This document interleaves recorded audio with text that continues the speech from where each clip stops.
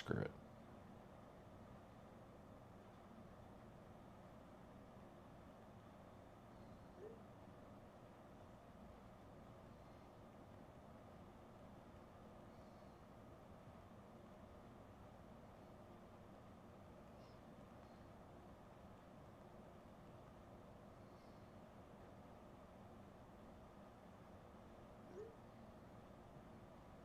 All right. Oh, shoot. Hang on. At least put you by the window. There we go. All right. So I'm getting ready to get out of here. I just started, obviously.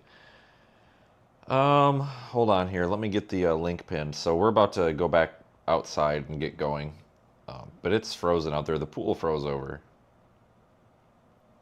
What a ripoff. The pool froze over. That I was bragging about how it was heated earlier. Well, apparently that don't matter. So we're here, guys, and we're gonna go see what's going on, I guess. I'm just putting everything in my bag, and we're gonna go walk around and go down on the beach. If you could, maybe share the stream so people know that we're out here. It's really hard for us to get views and all that here when there's 6,000 people out here streaming the same thing. Yeah, we can't go swimming. I know, what a ripoff. And I was telling everybody last night, everyone's like, oh, is that pool going to freeze? And I was like, no, it's not going to freeze. It's heated. Like, chill out. It's froze solid now.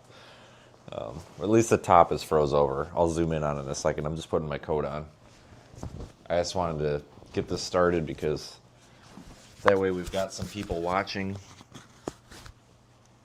prior to going down. Because I'm going to walk over to the beach, I guess. I don't really know what else to do. Here, I'll zoom in on it real quick for you. Put the tripod down.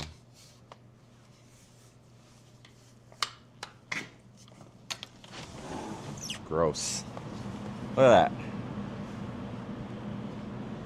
Oh, the hot tub's froze too. No, that's not a hot tub. That's a fountain. Okay, never mind. Sorry. That's the pool. It's froze over. Rip off. Look at the waves.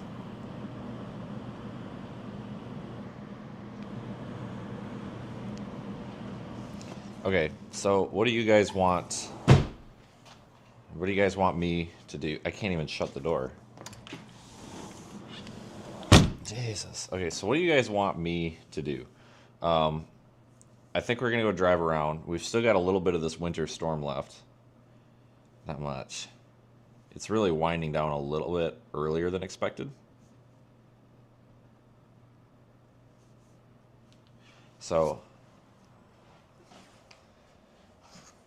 let's just get out there, make sure the truck's running, and then I'm going to move the truck. Hold on, I got to set you down.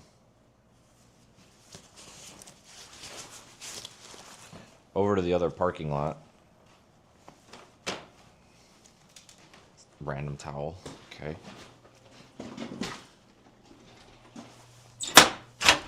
Don't forget to bring a towel.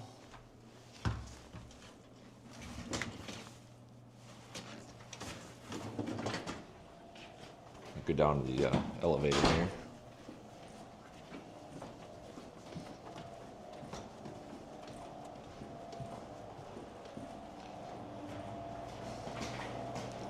So you might lose me in the shaft.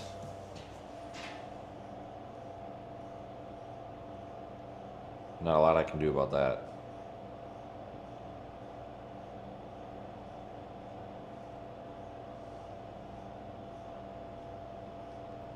Any day now.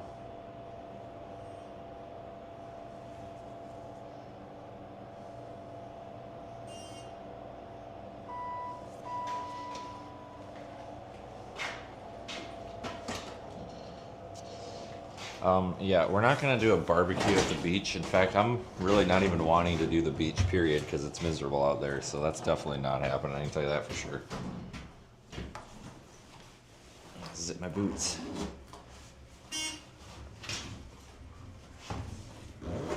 Well, we got some signal in here anyway.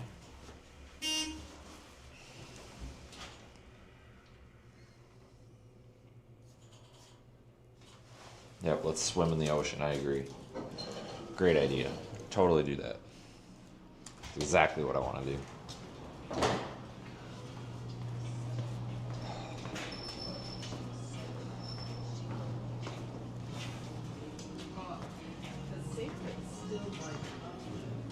Damn, Sarah.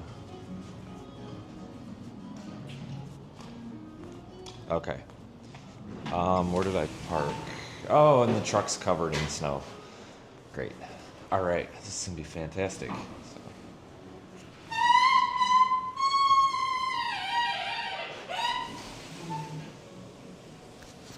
Okay. That's cute.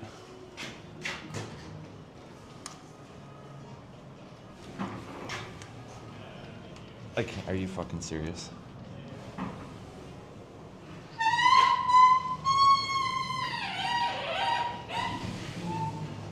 You gotta be fucking kidding me. Hold on.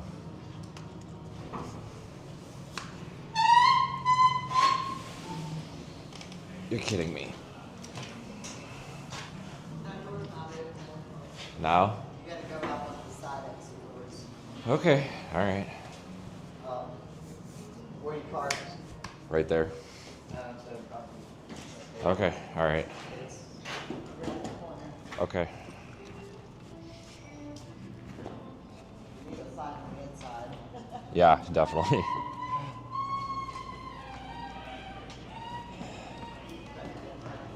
Jesus Christ. Could have got it open, but nope. Like, all you gotta do is pry it open. I need to fix that, because if there's a fire or something, people need to be able to get out. Like, I know it sounds like me just bitching, but they really need to fix that. I mean, you can't, the door's froze shut, but you need to pry it open, because if there's, you know, a shooter or a fire in here, you need to be able to get out, and now you can't even get out the front frickin' door. Like, or this one. All right, you ready? There we go, got it. Oh, this frickin' place, I swear to God.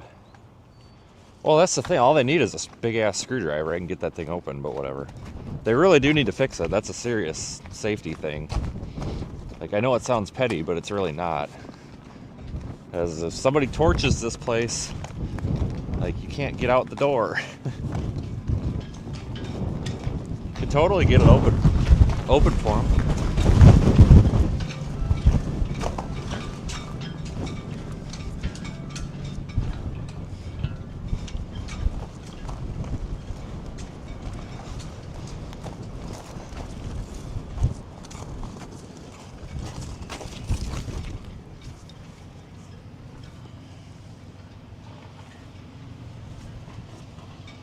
What do you want, dude? I'm not talking right now, it's cold. And truck just shut off. All right, hang on. I get my suitcase in here.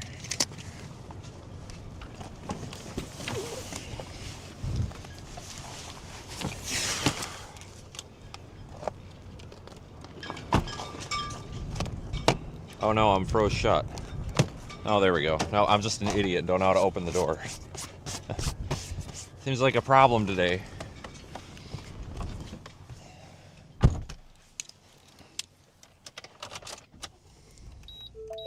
All right, so we should be up to operating temp. Obviously, we gotta do a little work.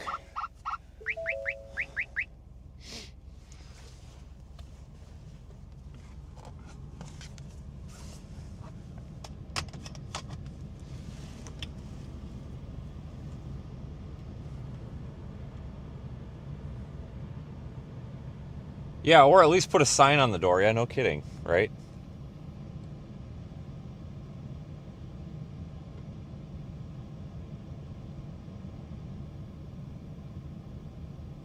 All right, let's see what kind of trouble we can get into. I guarantee you, I'm going to be the only person that is stupid enough to go down on the beach right now, and I'm okay with that. It's my job.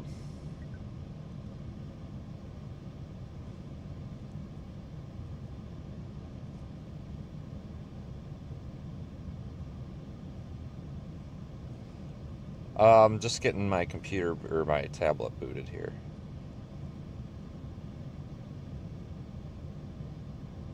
Oh, I mean, they might have locked it. It didn't look locked, but I was kind of looking at that just in case. But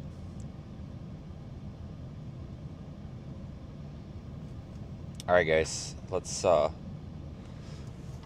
over here, and then I'm gonna keep the heat blasting in the truck. Oh, shoot! I'm froze to the ground.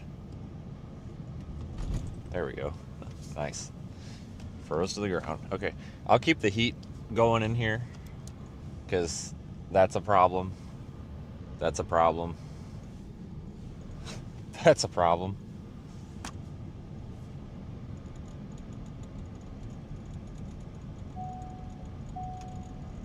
Snowplow guys just chilling in the way.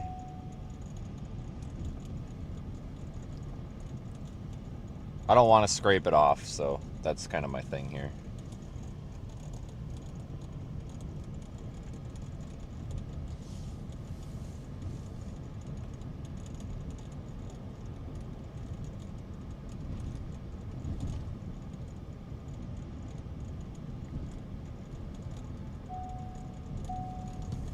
Oh, looks like we got to go through the snow because they didn't plow the turnaround. I don't know why. That's all right. I mean, they can't even open the damn door on the inside, so you expect them to plow the turnaround?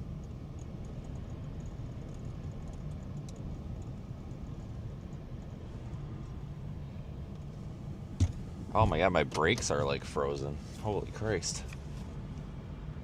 There's how much mirror I got to back up with, so I'm probably not going to be exactly in the spot. We'll see how good I did here in a minute. I don't have much to work with here, guys. Probably going to run somebody over. Okay. Yeah, you should have seen the dirty look that hotel lady gave she saw the camera tripod sitting there and she just gave me a dirty as hell look. I was waiting for her to say something. She probably thought I was videotaping the door violation. I mean, I was, but I wasn't. Okay, guys, so we're gonna go to the beach. We got 400 people watching. It'd be nice if we could get that a little higher, just because it's so expensive and so rough to be out here. And I promise you, I am going to be the only person that puts as much effort and as much work into any of this shit today that's out here. So if we could really help, not necessarily me, but help out our project by maybe sharing the stream, subscribing, doing whatever, that really helps us out a lot, and it costs you nothing. I'm going to just crank the heat in here, and hopefully it'll melt off this mess.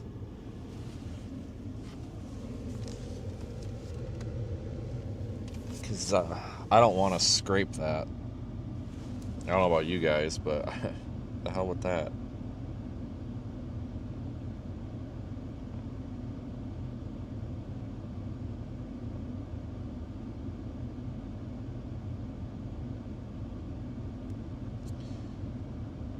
Am I meeting up with Brad Arnold? Are you kidding me? No. Nope. Never. Not after what that guy's said about me. Nope. Not after what he said about me and Corey Gherkin. Never ever. Nope. Don't want anything to do with him. Sorry. Alright, so I got gloves. Everybody last night was like, where's your gloves? Well, here they are. They're like frozen in place. These are the gloves that I was wearing last night. They fell down on the door and they're still in the same shape I took them off with. Look at this.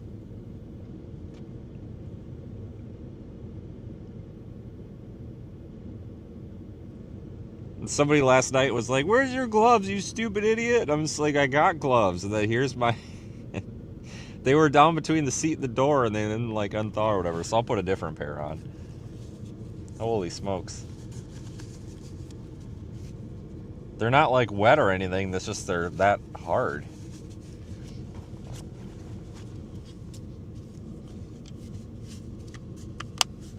Okay, let me get the hell out of this car. Ugh. Oh, this is gonna suck. gonna be just completely honest with you guys. This is gonna suck. I'm gonna put 2 coats on. 2 coats. Oh my god, this is terrible. I'm already having second thoughts. Maybe we should just go home. This sucks. Like, so much for a beach destination here. I got thick pants on today too, and it's like going right through my pants. That's what she said, but and I'm locking it. Don't try to steal it.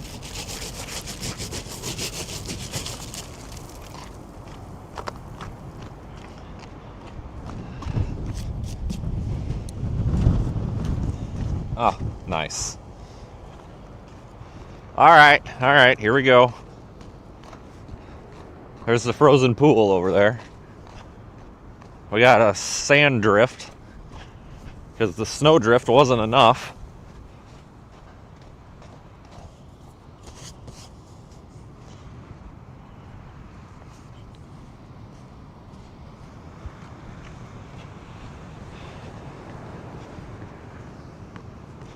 Some beach erosion going on there.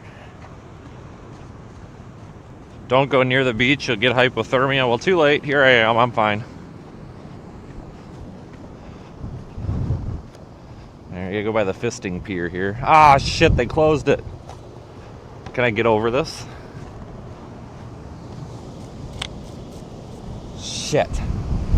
Oh, come on, guys. Why? Where's your sense of adventure? Come on. Why would you close this thing? Oh, birds. Look at... Oh, I can't zoom you in, but there's a bunch of birds right there. I don't blame them. So here we are, the Outer Banks blizzard. Right here, it's more like the Outer Banks hurricane. It's actually not bad here. God, look at my truck. Looks like it's a totally different color. But it's not bad right here with this wind block. It's really not that cold out. It's just the wind. It really is the wind chill. If it wasn't for the wind, it wouldn't be bad. At all.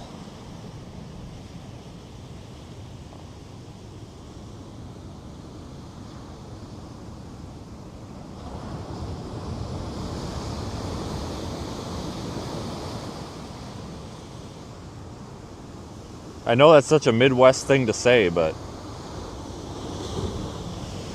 it really ain't bad. Like, I could stand here for quite a while.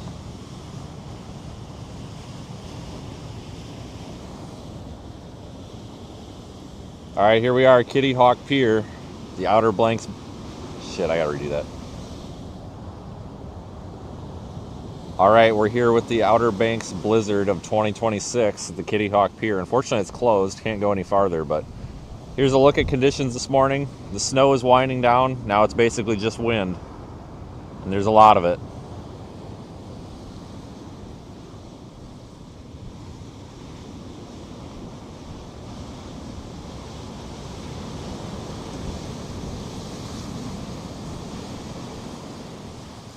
All right, we'll post that.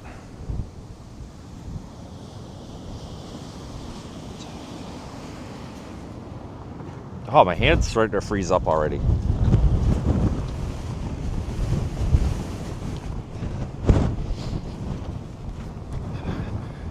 I tell you what, though, this coat... Whoa! Hold on. This coat is great. Like... My body's warm, it's my face that's cold. Oh yeah, this is froze solid, by the way. Somebody asked. Ugh.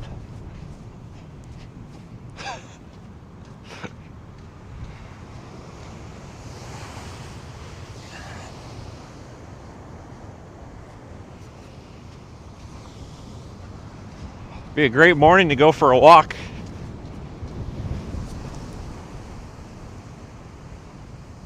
All right, I cannot get wet. Seriously, that would be horrible right now.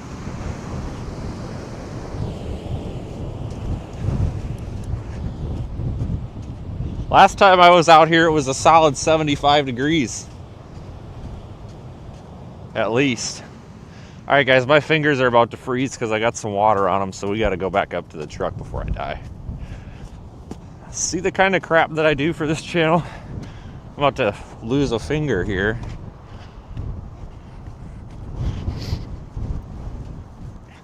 Hopefully you can still hear me. It's pretty loud out here. Ah. Oh my God, this wind.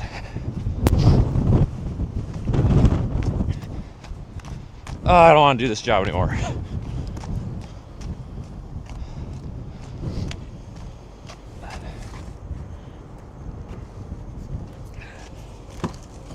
Hold on, I need the ice scraper.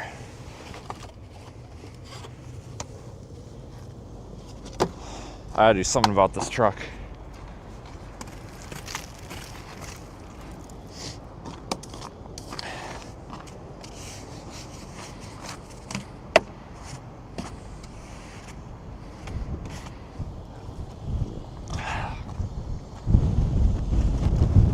Oh my God, you can't breathe. Oh my God. It's blowing so hard you can't breathe. It feels like one of those freaking like CPAP machines is in your face. Holy shit.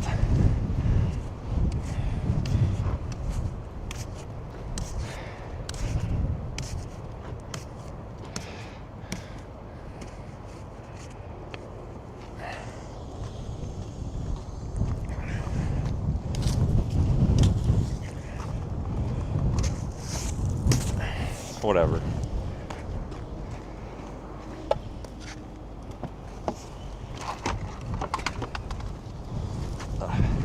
Oh my God, fuck this. Wow.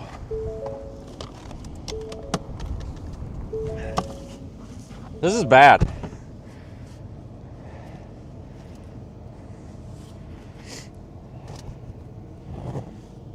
Oh, my hands are froze. So, I gotta say something here because I'll get a bunch of comments if I don't. So, a lot of people freak out because I don't dress warm enough for the weather. And I want to remind everybody that I dress just fine, I promise. So, see, I got a Facebook message again from somebody telling me that I'm not dressed appropriately. I'm fine, folks.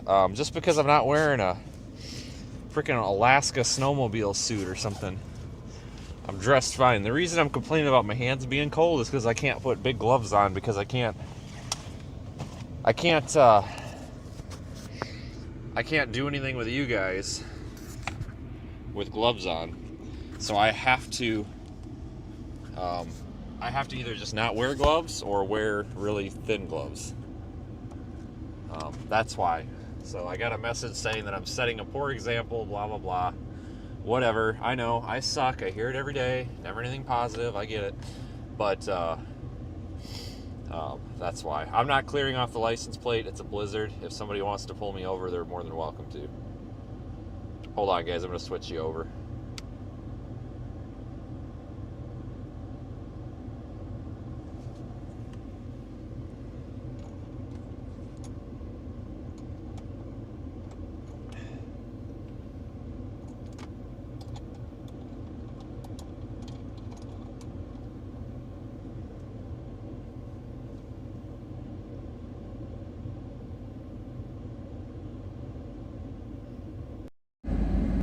Okay, so we should be good now. But oh yeah, I get it all the time, and no, you're gonna freeze. It's like, yeah, I'm fine, guys. I promise. I promise. I'm not committing suicide by cold air. Like, we're good. God dang, it's not you guys. It's random people on the internet that freak out. It's just, I don't know, man. The internet's a weird place. Let's just all agree on that. Yeah, I don't really get pulled over, probably because it's a marked vehicle and cops leave me alone because they know I'm doing my job. But number two, if somebody wants to pull me over and write me a ticket for an obstructed plate in a blizzard, there is something wrong, and I doubt that these guys give a shit. I actually chased storms and drove around for 9 months without a license plate. Nobody even noticed. Seriously, a lot of even our audience, I didn't even have a bunch of trolls or anything. You guys have any idea how long I drove that black Explorer around with no license plate on it and nobody ever said anything? It's because I couldn't find it. I had a license plate for it, and I didn't know where it went. Like, I misplaced it, and I just quit looking for it.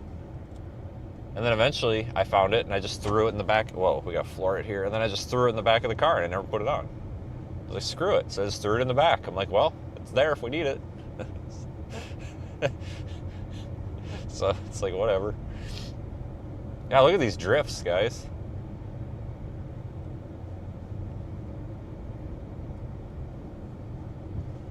I'll turn off the traction control so we can really freaking bomb through here. Shit, too much.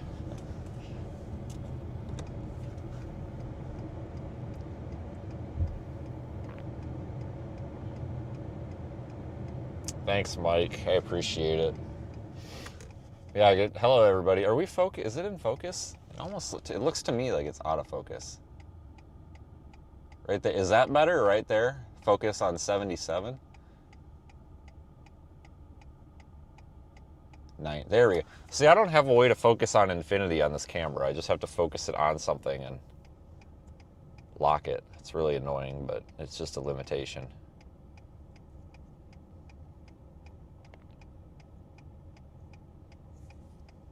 Okay, so we're going to just sit here for 3 years, I guess. That's fine.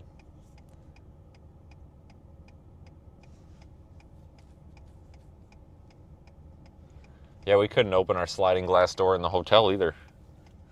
I think they locked it. Yeah, if you were watching in the beginning, you get it. God dang, it's freaking nasty out here, though.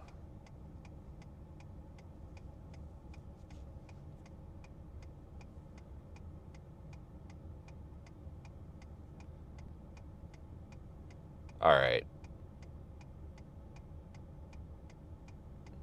How long is an acceptable amount of time to sit at a light that's not cycling when there's nobody coming? And it's clearly probably because you don't know where the traffic sensor is.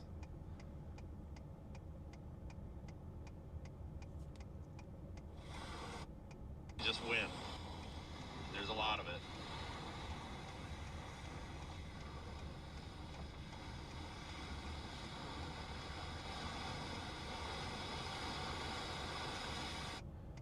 Oh yeah, we would have been through this by now if I didn't have to put this video together real quick. For sure. What is this, Kitty Hawk? Yeah.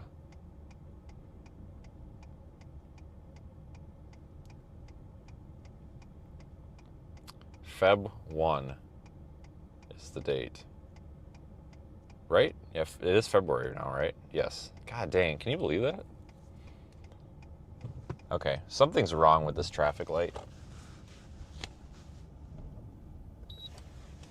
Alright, well, I got lights that say that I'm going to do this. So. And for all you guys on the internet that are going to throw a fit about that, there's something wrong with that light. I don't think I'm on the traffic sensor. There's nobody coming. It was clear both left and right. You can go ahead and say all you want. I don't know what to tell you. I haven't put my lights on when I went through it for extra special safety. I don't know where the traffic sensor was. I probably didn't pull up far enough, but I mean, there's only so much you can do. Sorry. I mean, we definitely went through it safely, but mark my words, in about 10 minutes, it's going to be on Twitter. But the good news is that's good for views. There's this saying that no publicity is bad publicity. See, it's still green in the wrong direction back there. It hasn't even changed. No publicity is bad publicity, and it's kind of true.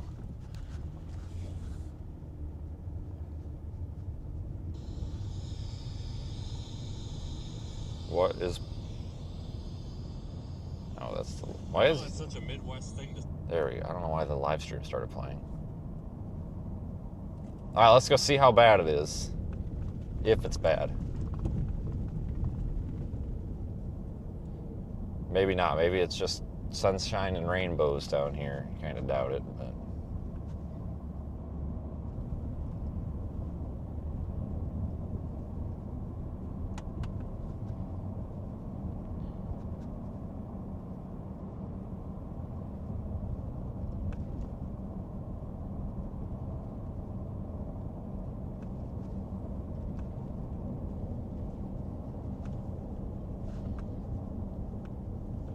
I tell you what, this is a cool event to be part of.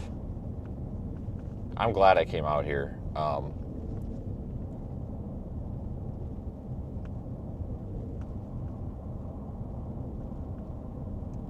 I would have been happy if we would have went to like Greenville, because that was kind of the original plan, and I would have been happy with that. But I think this was definitely the one to be on, for sure. Like hands down, I think this is it. Like this is the big, you know, wow factor.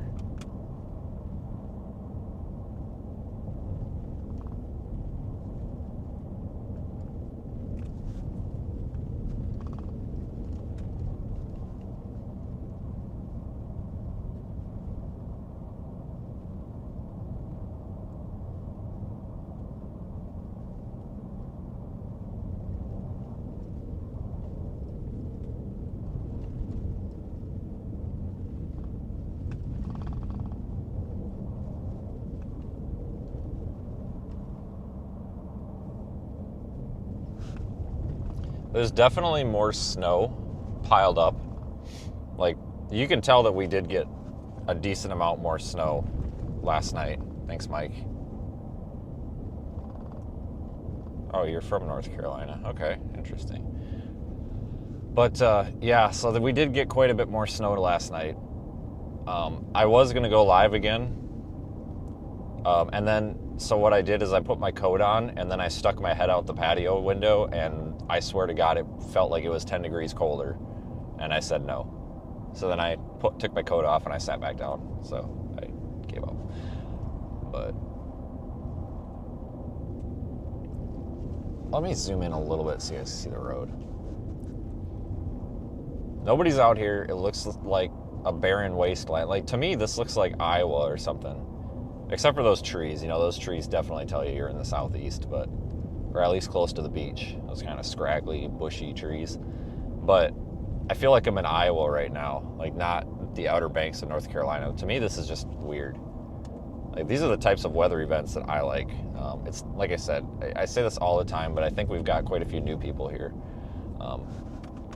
For me, it's not about the tornadoes. It's not about the stupid TV garbage. It's not about views or any of this. It's about being in these weird weather events that not a lot of people get to see. And yeah, this one, maybe some people would say, oh, it's on the boring side of the spectrum. Maybe it is, but I tell you what, being out here last night when we had blizzard conditions, and honestly, I would argue that we're almost at blizzard conditions right now. Look at the visibility. But last night with blizzard conditions in the Outer Banks, I mean, there honestly is a chance that I'll never cover this ever again. Because what if there's only, 3 or 4 more big blizzard type events like this in the next 30 to 40 years? Which is possible. What if there's a tornado outbreak during them or something? I'm not here. So, I'm sure we'll be out here for something, but my point is that one thing that I've learned in doing this is if you pass up events like this, you get this like feeling of overwhelming disappointment when it's over, and you're like, God damn it, why wasn't I there, basically. It's one of the, basically, like, if you want to avoid having like 2 weeks worth of regret for not going to something, like solid regret for 2 weeks, just go to the event. Like, I absolutely could have missed this, right? Like, nothing really happened. Yeah, it's crazy. It's cool to be out here. This was definitely an entertainment and a wow factor. But we weren't like pulling 55 cars out of the ditch. I didn't see a single car in the ditch. We didn't help anybody. We didn't really do anything other than go to Wawa 5 times. I'm on my 6th cheeseburger and like 4th macaroni. But it's like the life and entertainment value that's worth being down here for. So I'm happy, even though it's a 36-hour round trip. I'm very happy that I came out here. I tell you what, I don't know how it was over there in Greenville.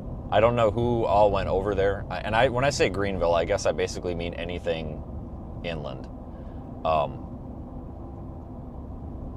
But I will tell you that there was more snow inland as forecast. That was as planned. But I wonder, I don't know how chaotic it was. I don't know if people were getting pulled out of the ditch every 10 seconds or what was going on.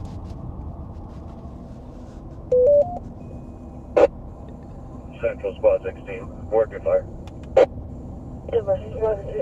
Working fire, are you on scene? Where's the fire at? About to be. Oh, it's too hot in Australia. Oh, I'm so sorry. Why don't you here? I'll send you our negative 10 degree Fahrenheit wind chills. How about that? Can we trade? Is that fair? On scene, medium 3-story residential. Got smoke, fire through the roof. Been established. Danube command. Hydrant just to the north of the structure on South Virginia there.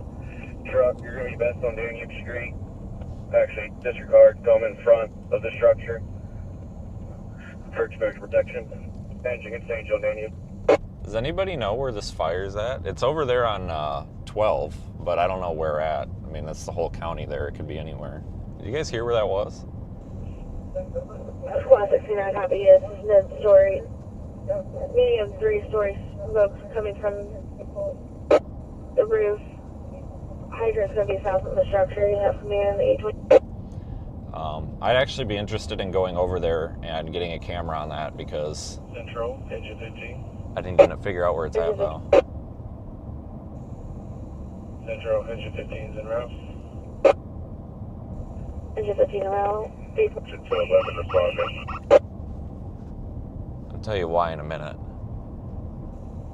There, Central, engine 211 en route. Engine 211 around 820. Truck and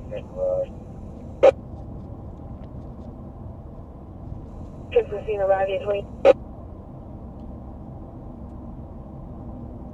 I mean, I don't see any smoke. It'd be off to our left. It could be behind us or it could be 20 miles in front of us. But the reason I say that is because Engine 16's on location. Engine 16 on location 820.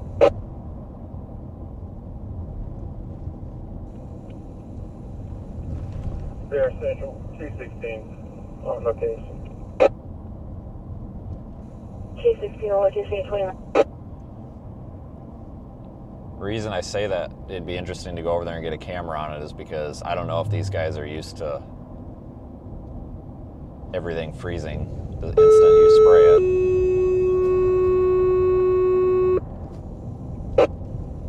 Station 13, electrical hazard, 5107 North Virginia Dare Trail, cross of Falls Street and Bird Street.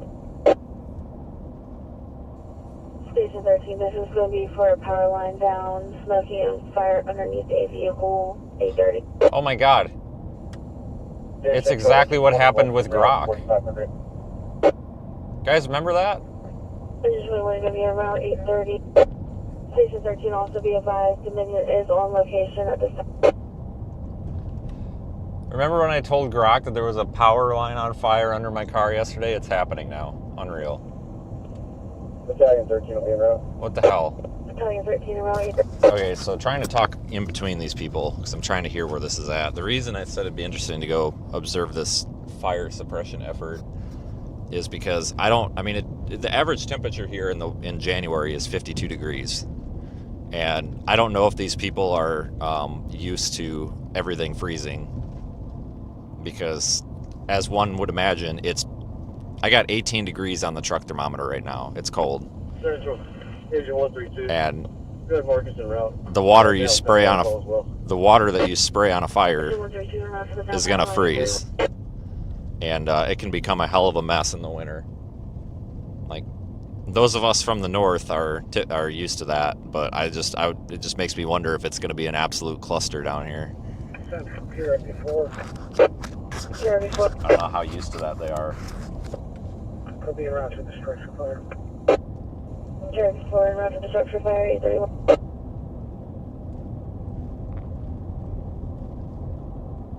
I mean, shit, I remember we had a fire one time. It was so damn cold out.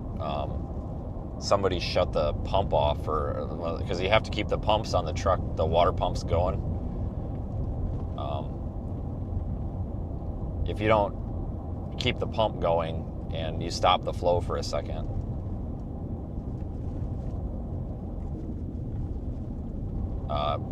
you'll freeze your pump. And I think somebody had the pump off for that guy's stuck in the snow. Let's go see if that guy needs pulled out. If you shut the pump off, like this guy had the pump off for, God, it had to be less than 5 minutes. And I forgot what the reason was, but there was a reason. He froze it and did a lot of damage because he turned it on with it being froze.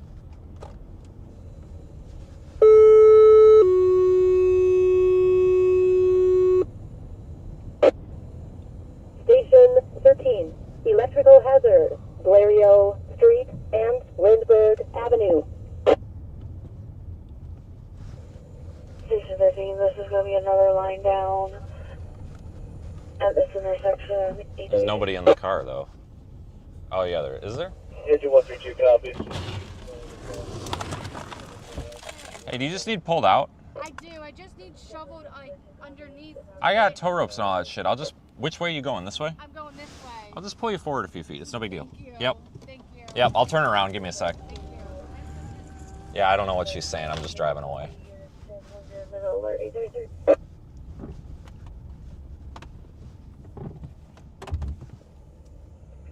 AC-13 is en route to the line down to Blériot. DC-13 going to be around to the other line down, 832.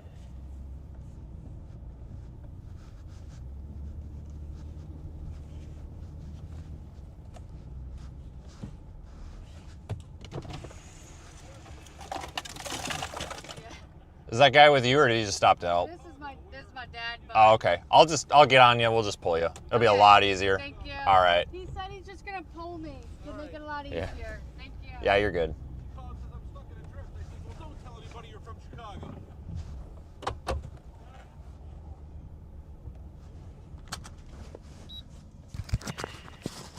All right.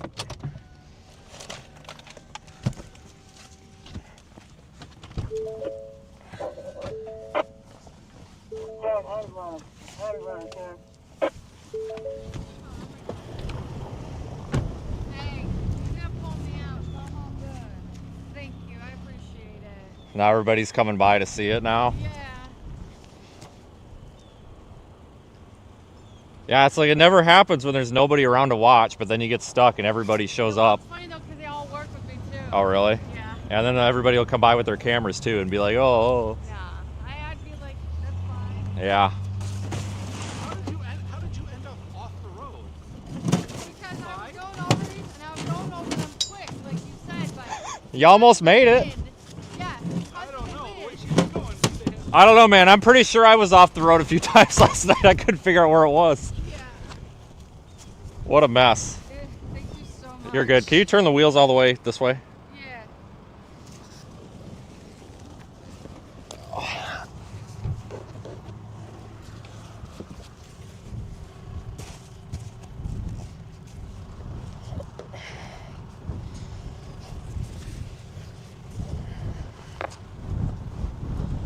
Oh, I can't get under this.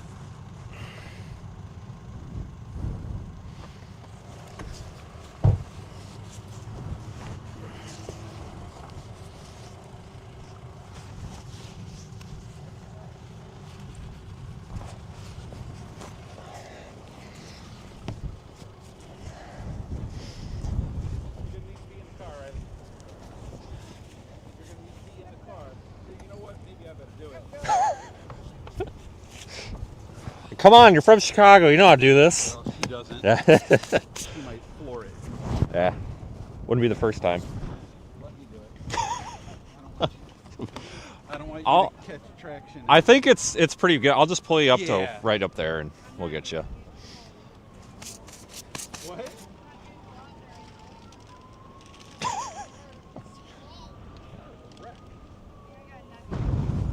Okay, this poor lady.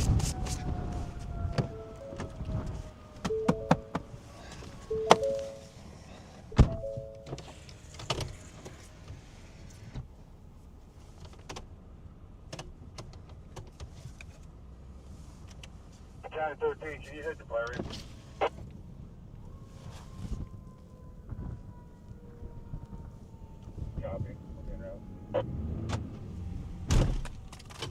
Oh, she's really hung up. Usually it's going to be clear. Your number's going to be...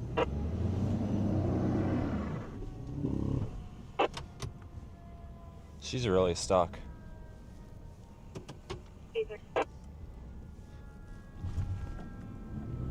Central 213, I want to see line down Detroit. She's good now.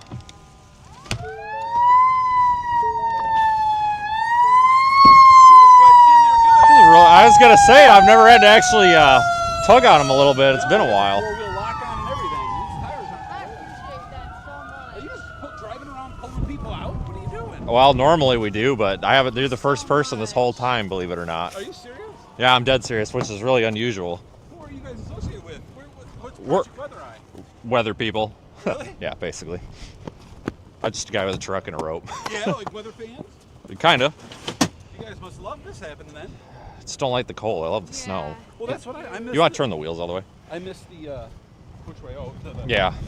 I miss the snow. I don't miss the cold. Oh, that's just it. I mean, if it wasn't windy, it would be all right. As soon as you're out of the wind, it's not that bad. I But love the snow. That's the first thing we missed coming out here. We had, when we had the snow last year, I was like, this is awesome, and everyone's freaking out. It's so funny because oh my God, I know. when people are out here, they're like, they're shutting down schools when they hear they're gonna have like, a little A bit dusting of of snow. Can you drive me to work? snow. What about my car?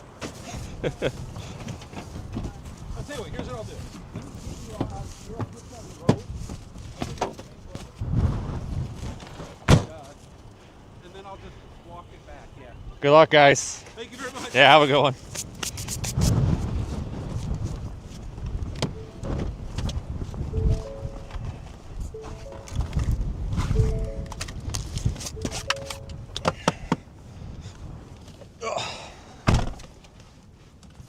She was really stuck. Wow.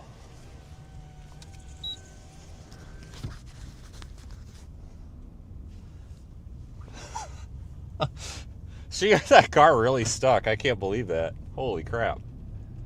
I had to hit that thing pretty hard.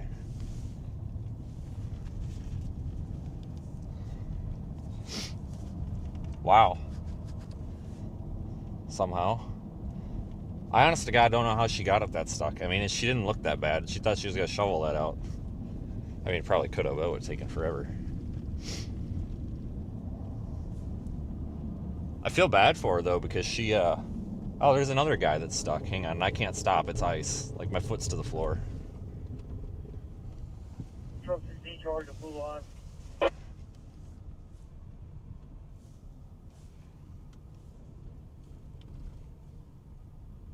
I don't think there's anybody in this car, though. I think this has been here a while. It's frosted over, but we'll check anyway.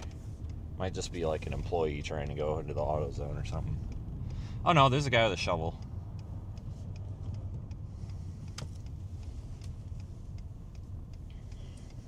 I can see water coming out of the roof interior. Near Central, engine 21 on speed. Do you got it, or you just want it pulled out? Okay, all right. I'll just sit here in case you're stuck. You wouldn't be the first today.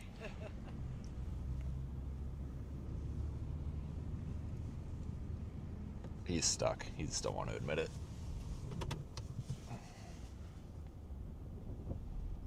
He might have it, though. It looks like he's been shoveling for a good minute.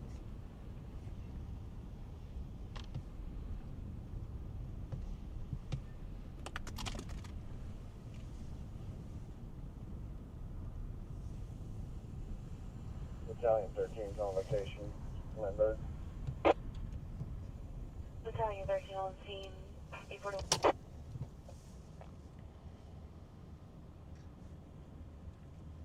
He might get it. I don't know. He's got it. Look at that. Go, dude, floor it. You had it. He might be flooring it. That might be all it's got. Battalion 13's in service. Truck is easy, more pressure on the Blue Line. He might have it. He Battalion seems to know what he's 13 doing, so. 840.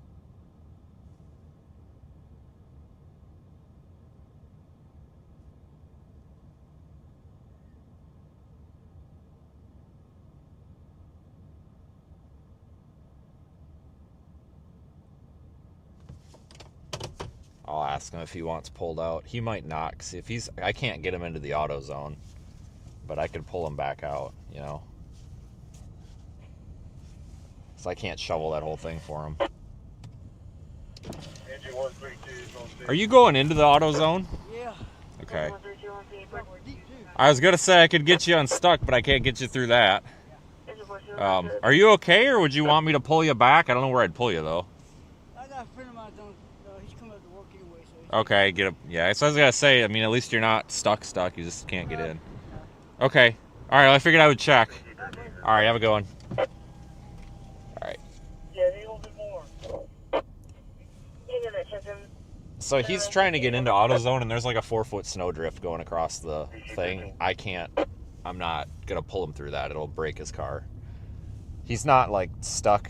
I think he's just. I don't know. But he says there's somebody coming, and he's got a shovel. So I guess they'll come get him in the. I don't know, but that one, like I said, he's not stuck. He keeps trying to drive through that 4-foot snow drift. That ain't gonna work, and I'm not gonna try to pull him through that because that's just gonna tear up his car. So next. Carry on clear number 220-843.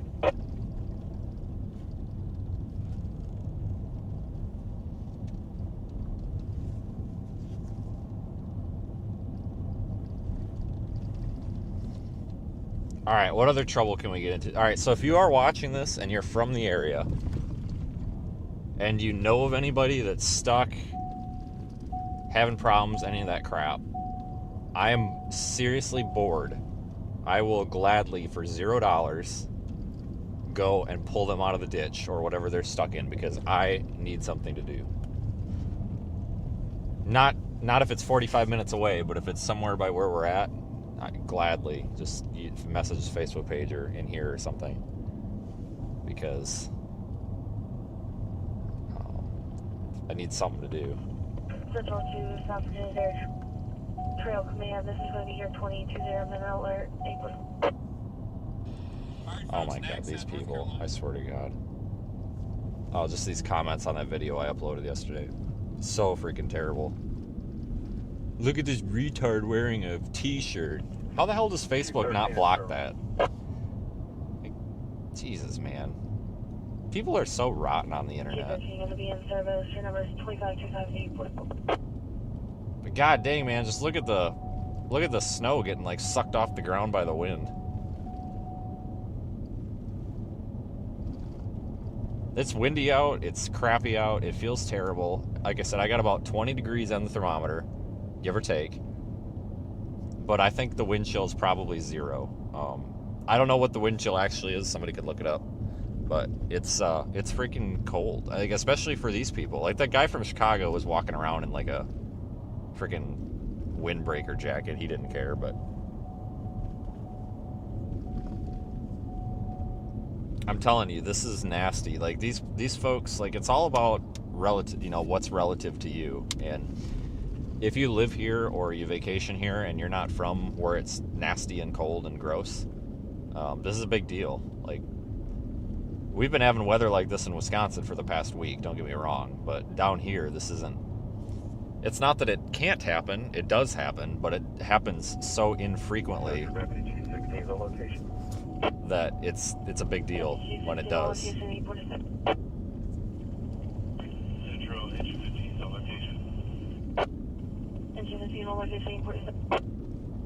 So we'll keep going down the way here. I think we're gonna start running into people like that are stuck because folks are trying to get out and get back to normal life.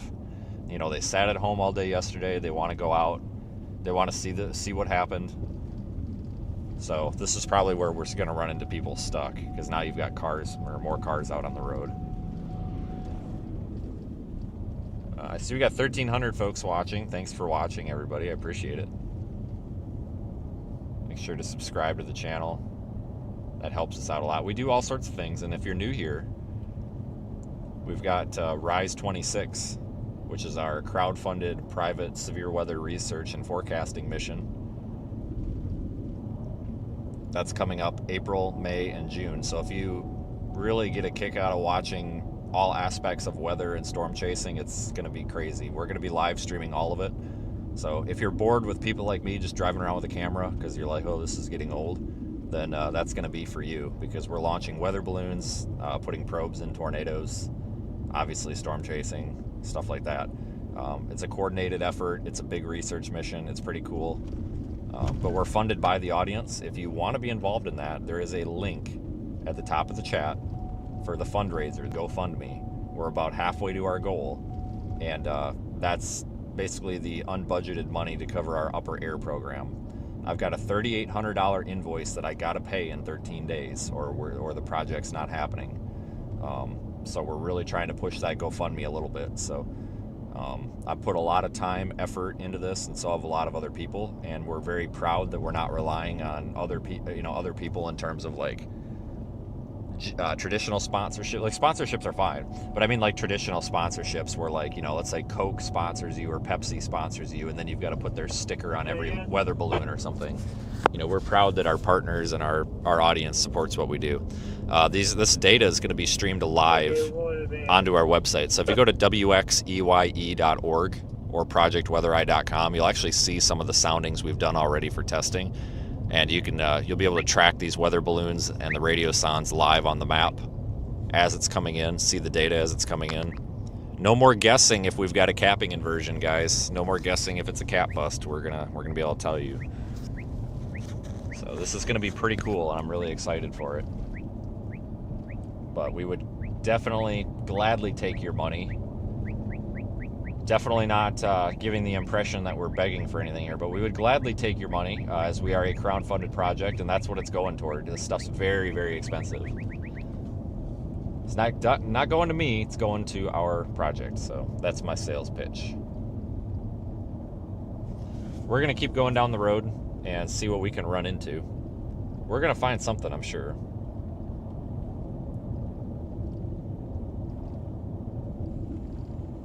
Engine 132. Engine 132. We'll switch operations tag 13.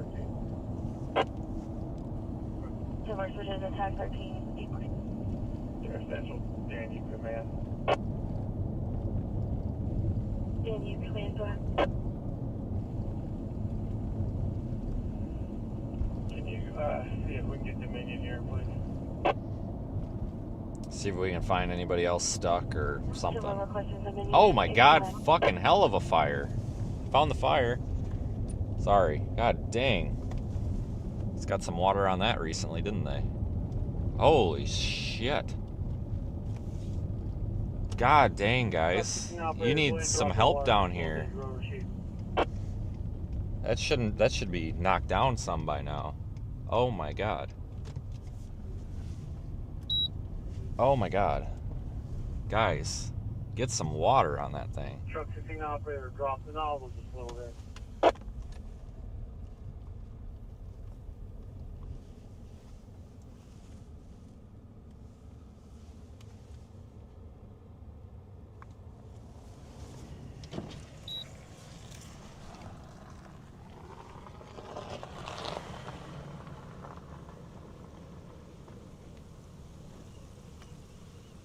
It's not a good day to be doing that.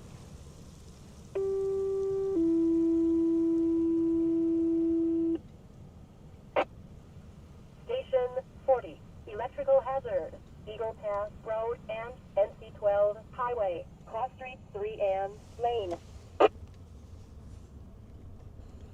Station 40, this is going to be for a possible cable line hanging down low across the roadway. 851.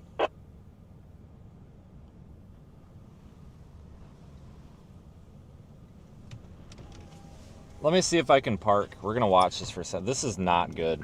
Like, that is not a good day to be doing that. Unit responding, repeat your number.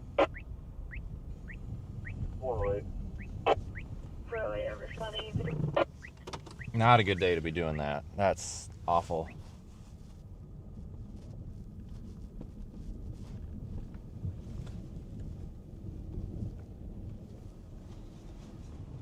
I'm kind of blocking this driveway, but we'll move if somebody comes through.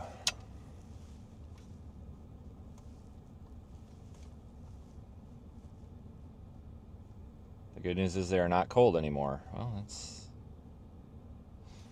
I mean, technically, yes.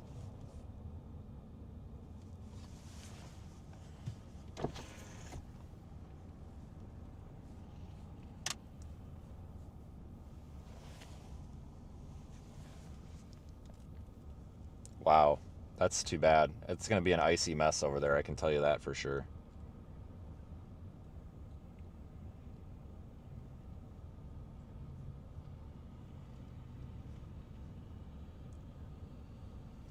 Where are we? Is this This is Nag's Head, right? There's Central 40 copies page. 40 copies. They don't have much for vehicles here. What? Either. I'm a little confused here. We got one hose on the ground, but you're not... I wonder if they can't get a hydrant over there. They might... I mean, it's possible they're just working with what they have, but it's just kind of unusual that... Definitely not a critique, I'm just saying. It's kind of unusual that we've got one guy spraying water on it from the ground. We've got a ladder with a water gun on it, and we're not using the water monitor here.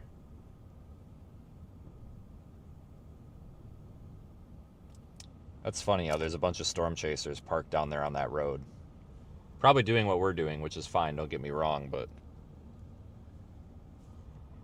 like, can you give them a little bit of room?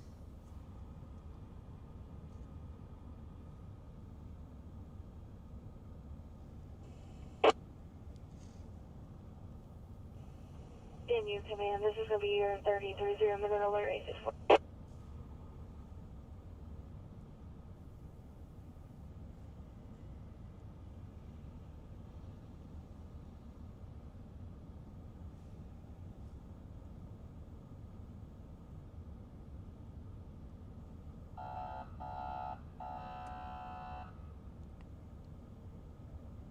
Who are you yelling at? Are you fucking kidding me? I'm in a driveway.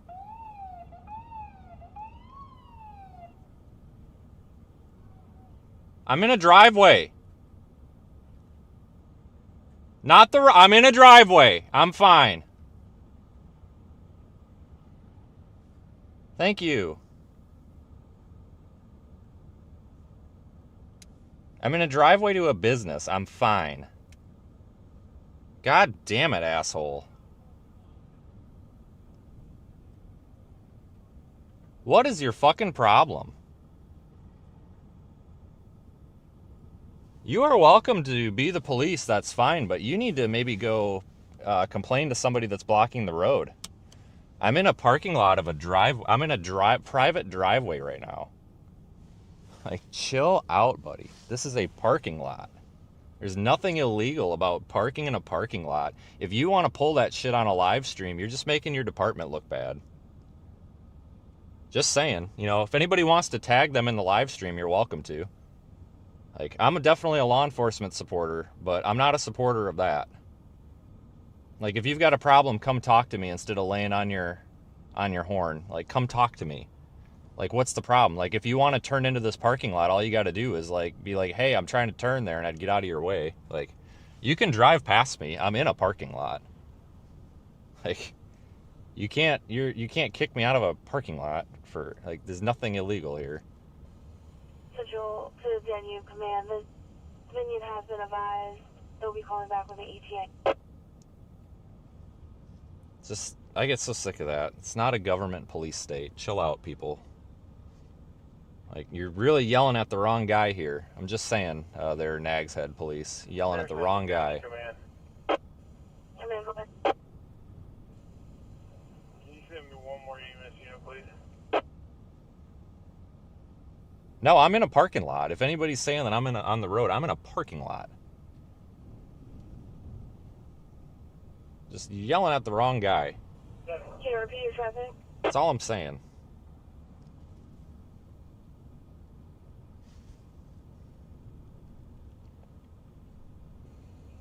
DNU command, do you want them emergent?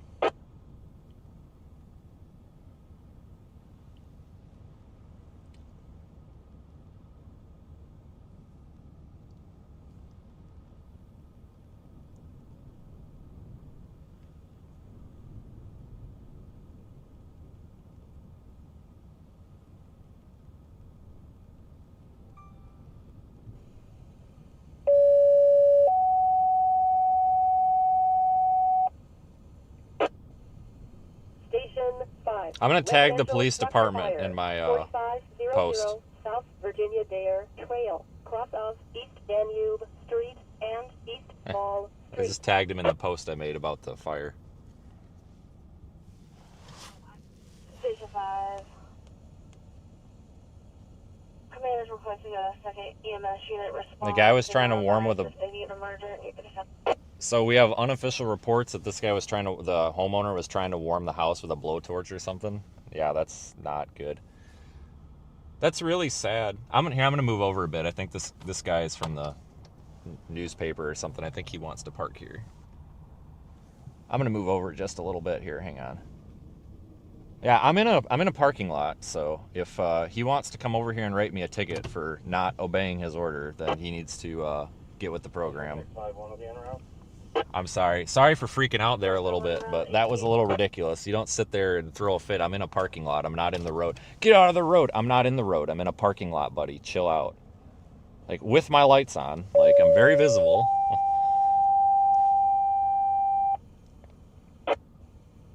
Station 6. Person fallen, Bravo response. 25,313 NC12 Highway, cross of Island Pines Drive and Lee O'Neill Lane. Station 6, this is a 17 Bravo 4 George, 81-year-old male, has fallen down, 859.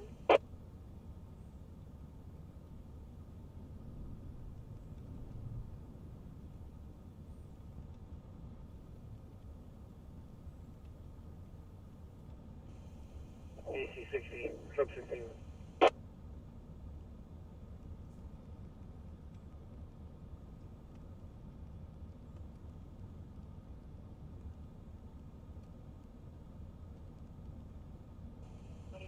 Central to Station 14.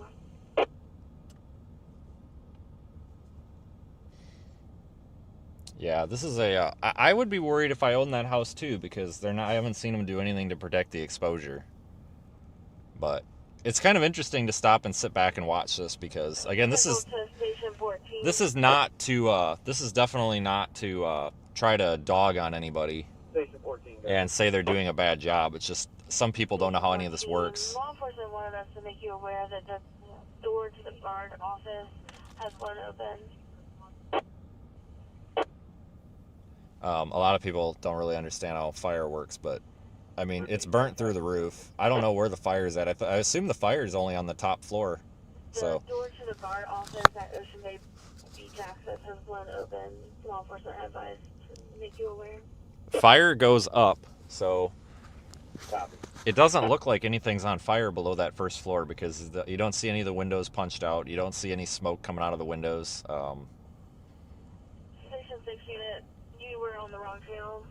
I'm willing to bet that there's no interior anything going on in there because I can't see any hoses going in there at all, which is interesting. But I'm guessing fire's on the top. 6-1 is en route. The house next to it, I'm a little concerned too because that's a hell of an exposure that doesn't seem to have any water getting on it. I'm not sure what's going on. They've got a water they're spraying water up there at the top, probably from their ladder, but they're missing the fire almost entirely. But you have to understand and give these guys a little bit of slack. It's freezing cold out. Like, you can't shut pumps off. Your hoses freeze up. You've got ice all over. Everywhere that this water's going, you've got ice. You know, they're not doing anything wrong, anything like that. I'm just trying to kind of point out the obvious here, but I don't know if their ladder's not tall enough or what, because it looked like it was fully extended as just a short little one. But they don't have a lot of tall buildings around here, so maybe they don't have much. But it's difficult to get water on something like that unless you're interior, because that's building's probably, 35 feet up there or so. It's probably 30, what's the height on that, you think? 35 feet? It's 3 stories, it's on stilts, or 2 stories, but the bottom's like a garage. And it's tough because you've got to get above it and spray into it. And like I said, the cold makes this impossible, and it's really a bad situation for these guys. But there's a lot of smoke now, so I think they've got it mostly out. But I think it's just on the top. I'm guessing it's just on the top floor, though. F511 scene, Because, like I said, I haven't seen any smoke come out of the bottom level there. I don't see any windows out. But, yeah, it probably is a rental, right? Also, guys, I don't think it's actually spreading as fast as some of you guys think it is. They're spraying it with water. It's just blowing the drywall out. Like that, that part right by the deck there, that hasn't just happened. It's been like that, but when they hit it with the water, it dissolved. Okay, now whichever storm chaser is flying that drone right now, they need to get that out of there. That's upsetting. This is what pisses me off a little bit. Like, give these guys a little bit of space. Like, they're trying to save somebody's property as much as they can. Like, get the drone out of their face. And that chaser that was just down there, parked literally right behind the fire truck, like, give them a little bit of room. Like, it is very important to report the news. Don't get me wrong, it's very important. But I know who that chaser was. Not a first responder, never been a firefighter, none of that. No business being on the fire ground. And you don't need to be crowding these people because they're not the enemy. Like, they're trying to, like, you should be on their team, right? You should be like, holy shit, I'm not gonna park 10 feet behind your truck so that you can't even get a hose off the freaking hose bed. Like, he was parked so damn close to that engine there, no way you could pull a hose off of that hose bed. No way. It's like, you gotta give these people just a little bit of room. Like what we're doing. I know Officer Dickbag over there was screaming at us, but as you can tell, I haven't moved because I'm not doing anything illegal. If he wants to come over here, maybe I'll even get arrested. I don't know, but I'm not moving. I'm parked in a parking lot. We're not blocking traffic. We're not impeding anything. I'm a little bit in the driveway, but this is a private business, and if the business wants to come and remove me, they can. But we're not doing anything wrong. You know, give these guys a little bit of room. You know, we're zoomed in. Obviously, I'm at 10x zoom. You know, we're way back here. But I haven't seen active flame. I haven't actually seen active flames in there for a couple of minutes now. Maybe you guys have. I would actually argue that police officer needs something better to do than to sit here and scream at me right now. That's all I'm going to say. I mean, we have an emergency scene here, and you're worried about the guy that's pulling people out of the ditch with emergency lights on, parked in a parking lot, telling him to get off of the road. I'm in a parking lot, clearly. Like, you guys see this, right? You see I'm not on the road.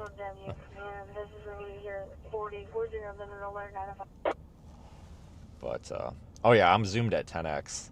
I can't, if I zoom anymore, it's going to be grainy. But I think they got oh no, there's still flames in there. But the problem is, guys, when you get houses with that type of structure, these are all built, I don't want to, like, I don't want this to be an insult to anybody who owns that house or anything. But these houses are built kind of on the cheaper side because, you know, they're meant to be vacation homes or whatever, things like that. But fire spreads in these types of homes very easy, where you've got wall studs that are basically continuous through the entire construction. Like, I want to say balloon frame, but I don't think these are actually, I mean, I don't think that people have built balloon frame houses for years, but it's kind of what it reminds you of. You know, when you see those windows directly in line over one another, like, there's just these channels in the walls for fire to go up. And I'm guessing the fire's on the top because, like I said, fire goes up, not down. So, I mean, it can spread down, but it typically spreads up, and it looks like it's, I think it's just on the top there because I haven't seen any smoke out of those windows. I haven't seen anybody knock a window out yet. In fact, I really haven't seen anybody do anything other than spray. I see one, they're hitting it with one hose right now. No, they got a second. There's somebody's in there.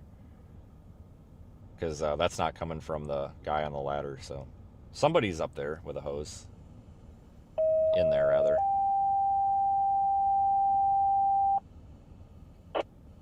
Why am I so negative? I'm not negative. I don't know what the hell your problem is. You got some communication errors if you think that what I'm saying is negative. I haven't done a damn thing other than tell you what's going on, so.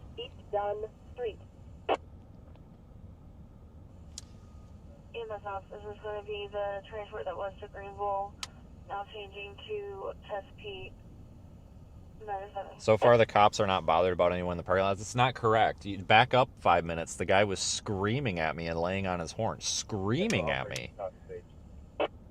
So please, before you say that I'm the problem, back up the live stream where the Nags Head Police Department was screaming bloody murder at me from the road. And I was yelling back at them. Like, you can back up the live stream if that's the problem. You think I should chill? Okay, man, well, you don't have to watch. I mean, I'm the one getting paid to do this, not you, so. Show my distance? Why? I mean, I can't go any more than 10x or it's grainy. It's just an iPhone. Station 132, you're going to be clear number 2525. A lot of people, it's just an iPhone. The thing is, you just got to hold it really, really still. But the good news is it didn't torch the other house next to it. I was worried about it, the exposure, that brown house right there to the right of it. I was a little worried about that one. I think you guys were too. Somebody else mentioned that. I didn't see them put any water on that, but they were probably about to have to. I mean, that's one of the problems that you get, guys, when these houses are crammed in here like this. It does not take much to light up the house next to it, and then all of a sudden you've got a block on fire. And I'm actually surprised. Like I said, I don't know how many trucks are on that other road, but I see 2 trucks. I see an engine and an aerial. That's it. And an ambulance. 2 ambulances. They have a bunch of ambulances down there. But I assume there's probably more trucks on the other side. I don't know how they're doing. When this is done, we might want to go over there and ask them, but I don't know how they're doing, because you're putting a lot, you got to remember, people, you're putting a lot of water. You're putting a lot of water on that, and that's going to be ice on the ground, and it's windy and it's miserable. Like, this is the worst time ever to possibly have a house fire. I mean, this is really unfortunate. And again, the only reason that we're streaming this is because, number one, I know this is a vacation rental. If it wasn't, I wouldn't be zoomed in like this, but it's a vacation rental, so I feel like it's a house, not a home. And number two, I feel like it's kind of an educational thing, because I know a lot of people don't really understand how a lot of this works. But it is still burning. I mean, they're having I thought somebody was interior on this, but I don't think so. They're having kind of a hard time with that, it looks like. But you have to give these guys room, because a little bit of room to figure out, because it's extremely cold. And like I said earlier, the second you shut off pumps or you stop water from flowing, it freezes. You know, when water's not flowing, it freezes, and you're going to end up with frozen hoses, frozen nozzles, bales that don't open. I mean, you end up with a mess, and you have to take that into consideration with what you're doing when you're trying to put these fires out. And it's really a nightmare. Like, I know it's everybody, there's always the joke, you know, and we always had this joke on the fire department too, where it was like, oh yeah, it's just spraying water on the fire, which it's not that hard, which it's not. It is just spraying water on the fire. But when you start getting all these environmental factors put into it, it becomes way more than just spraying water on the fire.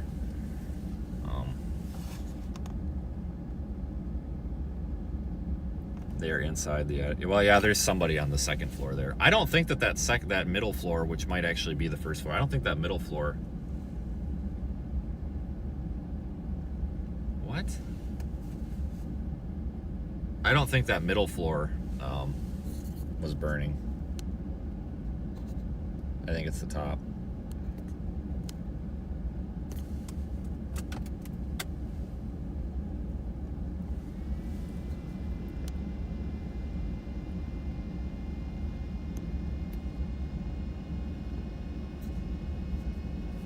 What the hell? Why did that do that?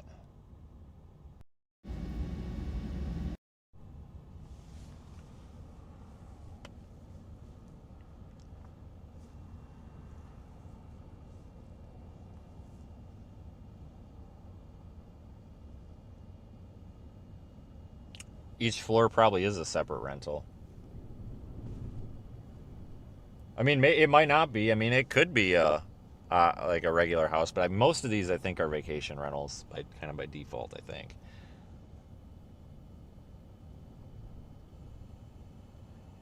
Deer Central, Daniel Command.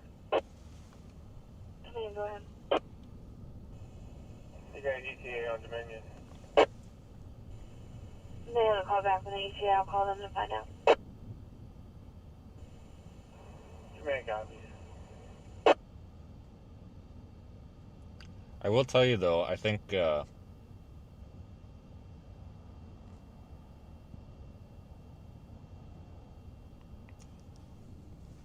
they got on this one pretty quick here for what they got. I mean,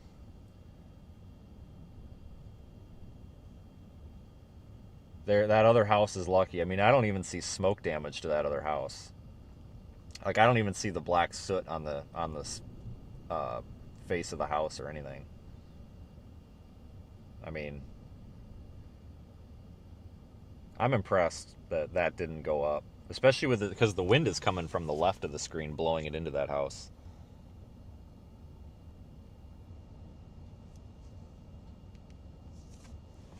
Who am I picking on? I don't know. I mean, I'm assuming it might be a duplex run. I don't know. I mean, I've got no idea. I don't even know the address over there. I mean, I could look it up and look, but I think it's a 2-story with like a garage underneath.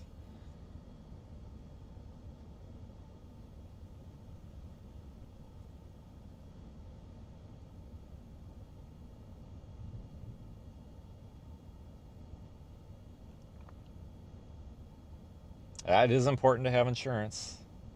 And that's actually a point too, if you want to talk about insurance. Like, what if you're that next house to the right? You know, that house easily could have went up.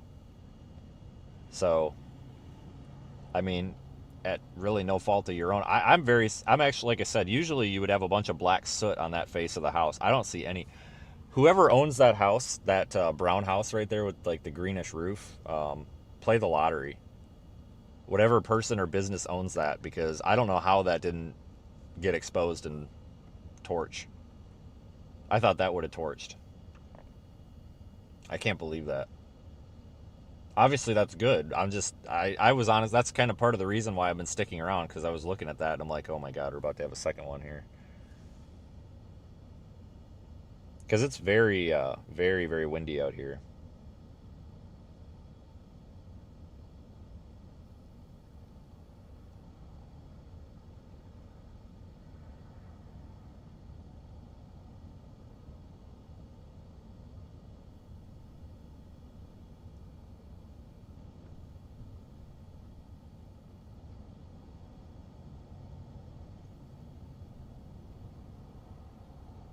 It had a rental sign on it in 2023. Oh yeah, I think most of these are. I mean, rental is a huge thing down here. You want me to go out there and throw some water at the fire? I mean, sure, I'll get right on that. I'll start a campfire over here just for you. Well, they had it knocked down, but now it's burning again. That's the problem with these kind of, I don't want to say like cookie cutter homes, but these kind of, I'm trying to think of a nice way to say it that's not inaccurate, but these kind of like sort of prefab homes or whatever. There's a lot of fuel in those things, and they like to just burn. Central to Daniel Command, this is going to be your 4141 minute ETA. Correction, alert, 960. There's a lot of fuel in these modern homes too. Yeah, a lot of things are fire retardant, but there's also a lot that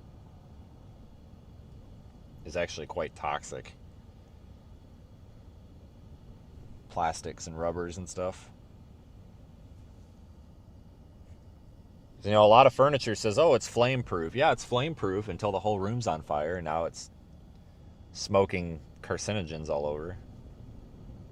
But I'm telling you right now, that guy on the top of that ladder is miserable right now.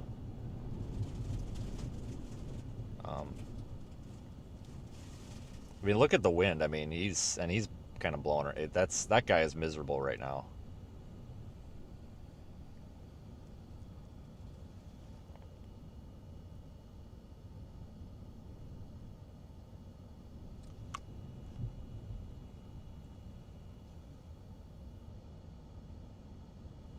Now they're walking around on the deck of that second floor. I mean, I don't know. I mean, I'm sure that there's going to be damage, but I think that I'm guessing the fire is just on the top floor. That's just my guess. Could be wrong.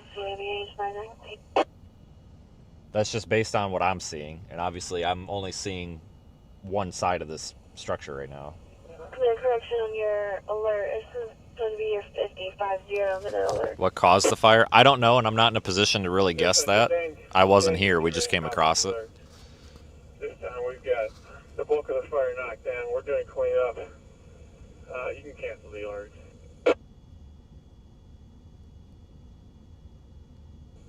Did that guy really just turn down that road? The bulk of the fire has been knocked down. Doing cleanup. What the hell? This guy literally just drove down that road. Maybe it's the homeowner.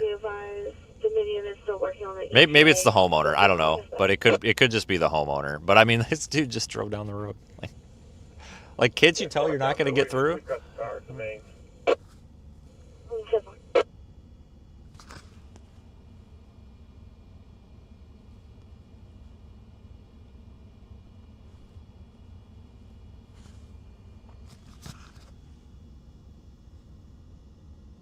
The wind is causing hot spots. Well, and that's the other thing too that we should mention is, you need fire fuel and ignition here, or fire fuel. I can't believe I just had a stroke saying that.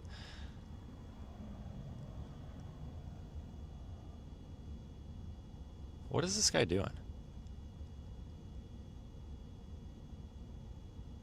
This just butchered the fire triangle there, didn't I? Fire, fuel, and ignition. Jesus Christ. Fuel, oxygen, and heat for shit's sake. Freaking fuel, fire, and ignition. What the fuck?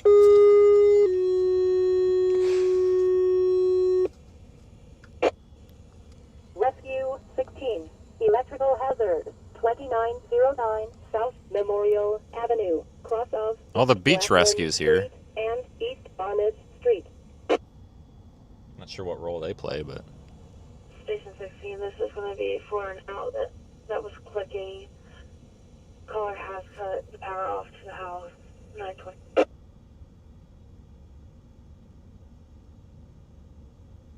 But oxygen, air. So every, wind is going to excite this fire, obviously, so...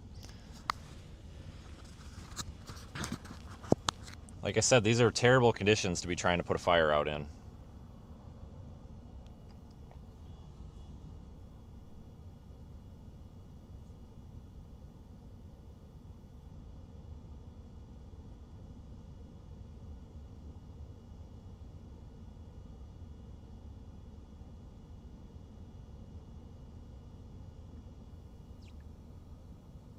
It's too bad. It is really sad. That's the important thing, You gotta remember, too. Like, obviously... Air Central, Dan, you command. Go ahead. Command copies that we have an electrical hazard call. This time we're outside. We will not be responding to electrical hazard. 10-4. You copy, you're not going to be responding due to being tied up on another call. Would you like us to keep this call open? Keep the call open and we'll send somebody when we have something that we can send. 10-4. 920. What I was saying was, it's a little bit of relief that it's probably just a vacation rental. You have to remember, though, that still, somebody owns it. Just because a business or a real estate person or somebody owns it, that doesn't mean that it's exempt from still being, an unfortunate situation. Because it is. It's really sad. But, I mean... I don't know. You guys probably know what I'm getting at. It's just hard to explain, but I'm sure nobody was hurt. I mean, somebody said that they thought that they heard a report of somebody was using a torch in there to heat it up. Obviously, that's unconfirmed, and I'm definitely not going to act like it's confirmed, because I don't want to give people, I don't want to give anybody the impression that like this was caused by irresponsibility or anything. But that's what I'm hearing. You know, I've heard a report that this may have been caused by human misjudgment, if you want to call it that. But obviously, I don't know, and I'm sure somebody will put it on Facebook what actually happened, but I'm just cautious to say, because I've seen a couple of different reports come through chat of what happened, and they're all different. So I don't want to spread fake news. All I can tell you is what I'm seeing, and I mean, fire's knocked down. They've still got active flames in there, but like somebody in the chat pointed out, it's a lot of that, not all of it, but a lot of that is attributed to the wind.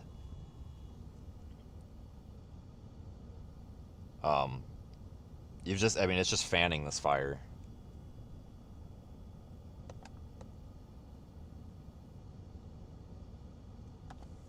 They're going to be here a while, even once this is done. Oh no, the house is a loss, guys. It's done. That whole top story is burnt out. I mean, you can see right through the wall. I mean, it's done. It's burnt. There ain't much to them houses either. It's basically drywall, a little bit of insulation, plywood, and then siding. Like, it's not like these types of houses are. It's basically a couple layers of plywood and some drywall. It don't take much to burn them out.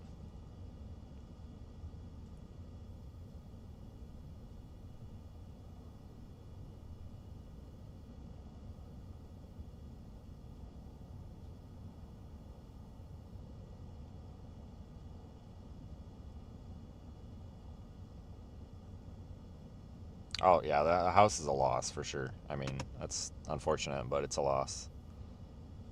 That's not true, Thomas. It needs fire, ignition, and whatever else I said. I don't know.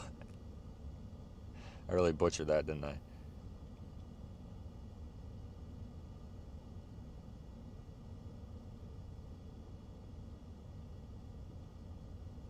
No, they're on both levels. They're in both. So I mean, I'm sure the bottom's just damaged too, but like I think the actual most of the fire there was top. But that's just my guess, you know, that's not an official report. I just don't see any smoke damage or anything from that bottom. I also didn't see any smoke come out when they opened that door. You had a stroke? That's sad.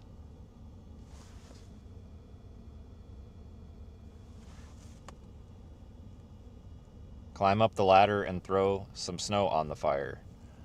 I don't do ladders and I don't do cold, so you're shit out of luck, man.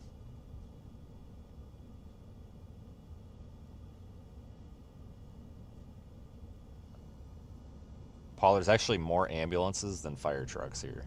But they're not in use, so that's good. I think there's 4 ambulances here. I see 2 trucks.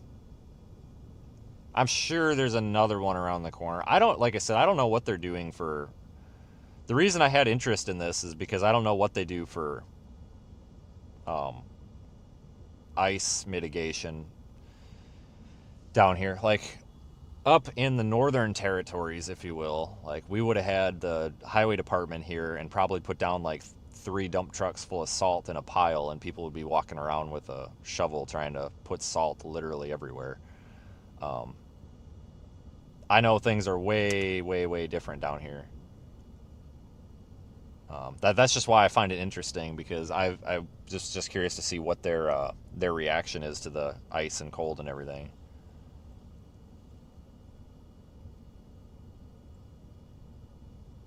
In an area that doesn't see it that often. There's nobody on the ladder. He came down. He had enough of that. I mean, you're not going to get cold up there. I mean, you've got 1,500 degree flames 20 feet away. I mean, you're not going to be cold up there, but I tell you what, the freaking wind blowing you off of there will scare the living shit out of you. I can tell you that for sure. I doubt there was any meth in there, no. Some online sources suggest someone trying to melt pipes with a torch. It's possible. I mean,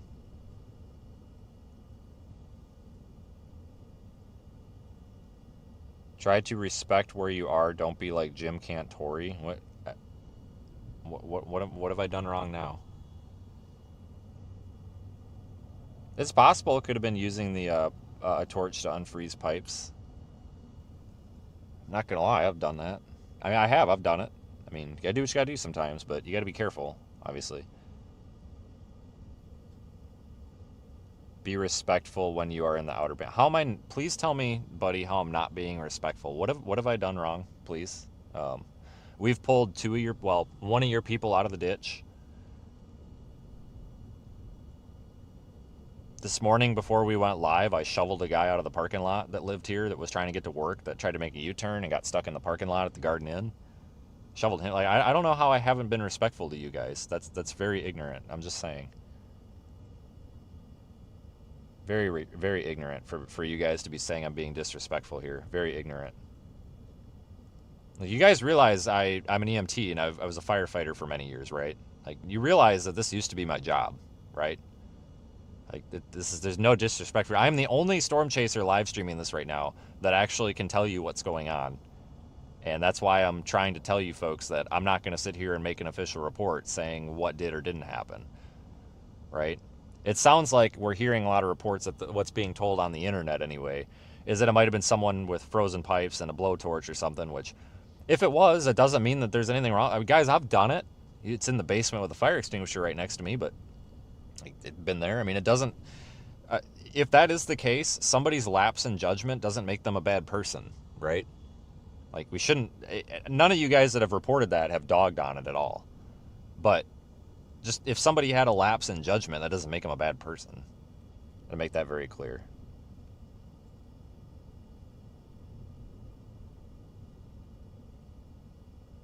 No, you're correct, Scotty. It's a total loss, for sure. There is a fire person in there. There sure is. Yep. You are correct. There is. Oh, I'm sure the ambulance people are firefighters. I think it's a fire-based ambulance service. But I was just saying there's more ambulances here than fire trucks. At least from what I can see. Definitely wasn't a critique. It was just an ironic thing.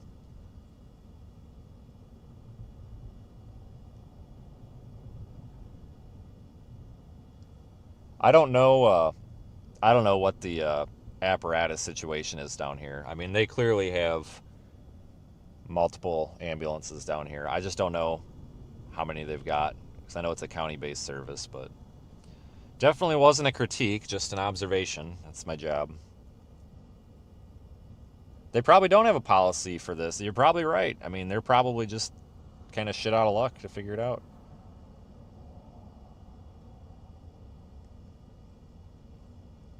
I wouldn't say it's poor planning, Thomas. So here's the thing, like, response time's going to be slow in this weather. Right? I think the nearest fire station's, what, 1.5 miles up the road? So it took them, if somebody wants to go back in the stream, you could listen to the audio, but it probably took them, 90 seconds to be en route? And then probably, 120 seconds to get here. So let's just say you're sitting at 3.5 minutes. Well, in that 3.5 minutes, I mean, the whole upper, depending on what started on fire, that whole upper floor is on fire. I mean, depending on what actually started, right? I guarantee you their ladder truck was not the first one on the scene. Just an engine or quint or what the hell ever you're going to bring here, truck, anything that you're going to show up with, you're not going to get water up on that top floor in a hurry. Unless you've got a monitor or a deck gun or something, right? But even then, you're not. These guys, you got to understand too, when these guys show up, you got to figure out where the fire is, okay? Just dumping water on the structure doesn't really do much. You need to locate the fire. The fire goes up. Spraying the top of the fire's coming out. If the fire's coming out the top, spraying the top of the house isn't going to do anything. I mean, it will eventually, but you need to spray where the fire is, right? That's why they teach you with the fire extinguisher to spray the bottom of the fire. There's basically no reason to just start spraying water on there until you can actually get the water where it needs to go. especially in weather like this when things can freeze up. So I would imagine there was probably, I'll bet you there was a 60 to 90 second delay for them to get water on this thing. Probably. Reasonably so. I mean, I don't think that there was any poor planning or anything done wrong by the fire department. I mean, if you want my professional opinion for somebody that's done this, I would say they've actually got a best worst case scenario here. There's an exposure, 20 feet away, that brown house. It didn't get torched. I don't know how that brown house didn't catch on fire. I mean, I would say this was probably a pretty job well done. You gotta, this is one thing that I try to explain to people a lot when they bitch about the fire departments. The fire department didn't start the fire, right? So let's say if you have an accident, you tip over a candle and your house starts on fire, the fire department's 10 minutes away and your house is going up in flames. Let's say they leave the second the candle tips over. They still ain't saving your house, most likely. It's not the fire department's fault. It's technically your fault for letting it tip over. Doesn't make you a bad person, but we can't blame the fire department for the house being on fire. And that's why I think it's important, honestly, that we took a minute to maybe answer questions about this, because, some people might find this interesting, and I know we have a lot of fire people that watch, but fire goes up, people. You got to spray the base of it. That's why, they've got their aerial truck, which I don't know, Quint ladder, whatever the hell that thing is. I can't even see it. They've got that there, but again, if they can't actually hit the fire with it, not a whole lot you can do. I've only seen them hit it with 2 lines. I've seen the one on the ladder, and I've seen whatever they've got interior. Most of that's water coming up from the top, not smoke, by the way. So I don't know what the situation is in there. I mean, I don't know what they're doing. I mean, if we were on the other side, I would have a better shot, but I didn't want to drive over there because I didn't want to lose my spot if someone else came along and took my spot. But I have to be appreciative of these people for getting on that, because I think they did a pretty good job here, guys. I mean, you think about it. I mean, we could have had 2 houses burning. I mean, this thing was not on fire 45 minutes ago. Oh yeah, they're interior for sure.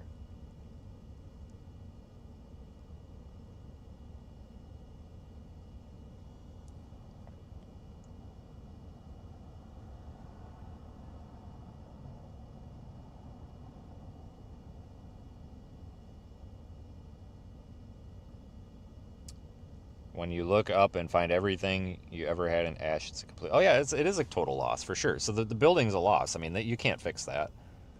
I totally agree with you. If anybody says that's not a total loss, they're not seeing it with their eyes. It's a total loss. Building's got to come down. It's done. It's over. Which is sad, but they're very lucky that second building right there is not a total loss as well. I can tell you that much, because that could have been real bad.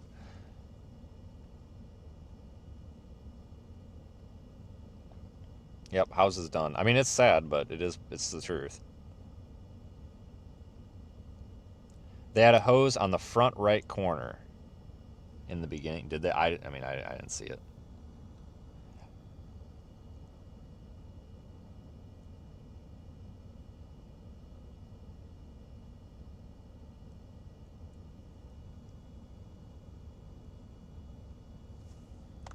That's why I'm very cautious with the information that I pass along, because, we're only seeing 30% of what's happening. Obviously. But they got this thing under control. I mean, if you are from here and you're in the area and you're concerned about this, it's over. I mean, this fire's not going nowhere now. 45 minutes basically to have this thing from fully involved to this. I mean, I don't think you can really complain about that. I don't think there's been any injuries. Nobody's left here. I don't think anybody got hurt. I mean, I'm pretty confident in that. I would almost report that as fact. I don't think anybody got hurt. Central Squad 16. Squad 16. Be clear of the fire en route to 2909 South Memorial for the outlet. All right, well, since you're familiar with the fire department down here, how often are they dealing with The fire call.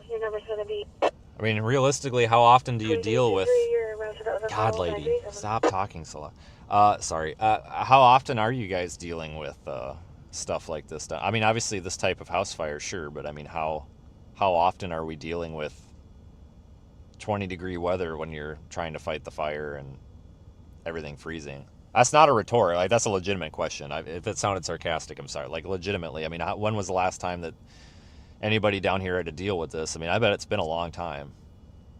But I tell you what, though, it's like whatever can go wrong will go wrong. As if the blizzard wasn't enough, here's a house fire.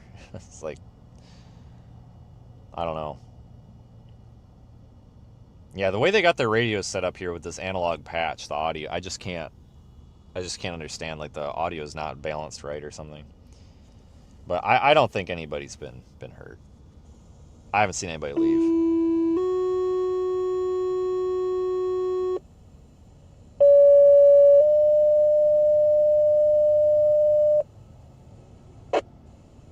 Rescue 15, Station 1.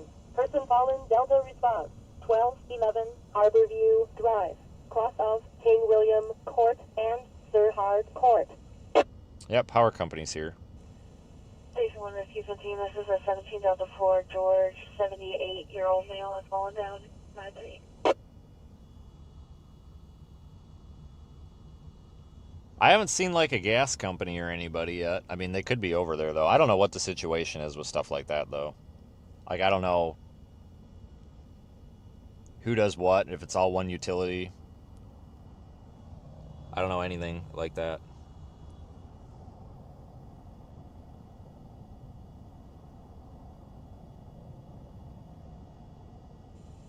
It's a rental. Medic 1-4 around 939.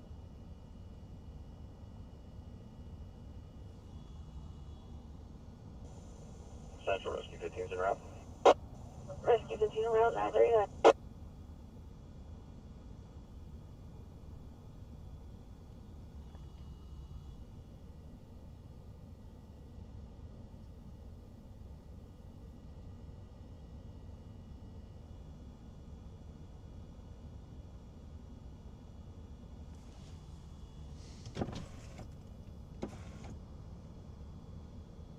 I had my window down this whole time. I mean, not all the way down, but enough that I'm surprised I'm not freezing cold here.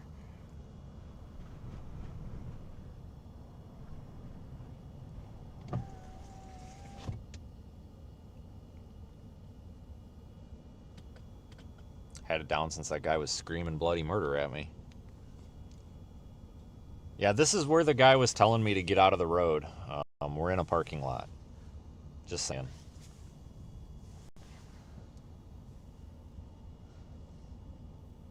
No, this is a paid fire service.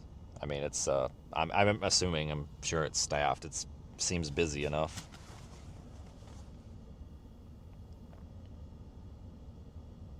They might have been using a torch up there. I mean, under the sink maybe. I don't know. But I could speculate all day. Who knows? It doesn't matter. The fact of the matter is, fire's out, so.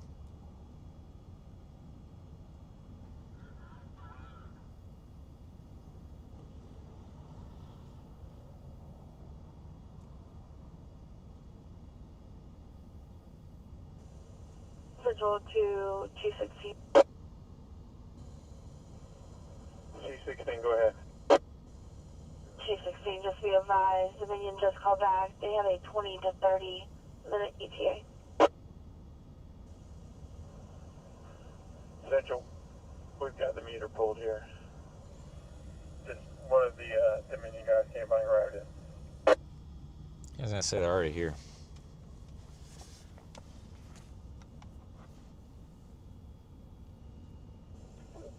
10-4, I'll make them aware.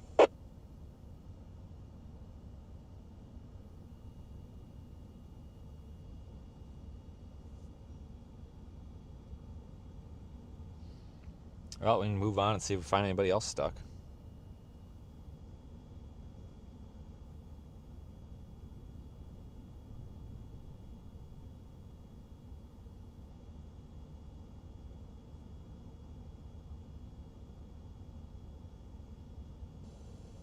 Central, Medic 42. 1042. Central, can you clear 42 from the last call? It was on scene for the transport. I think it's going to Chesapeake. I will advise.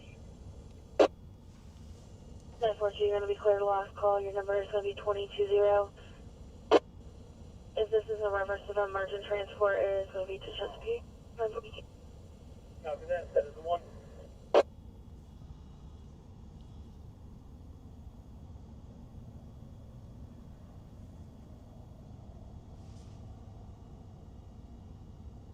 Okay. Well, I'm gonna peace out, I guess.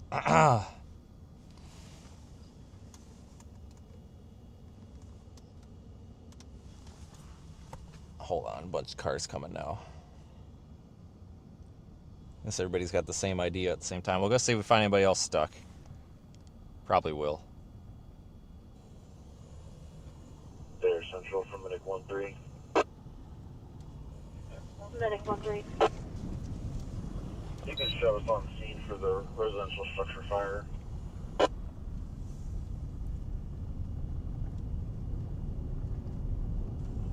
Medic 13, you're going to be on scene 943. Central spot 16. Squad 16. On scene 2909 South Memorial. Small, 2-story residential, nothing showing. Yeah, I'm investigating establishing Memorial Command. Squad 16, you're on scene, small residential, nothing showing. You're taking South Memorial Command. 943.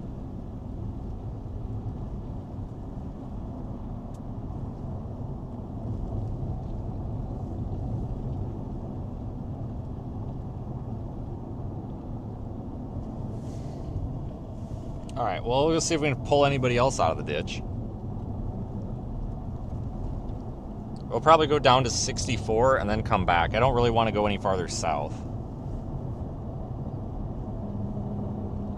because there's way less snow down there.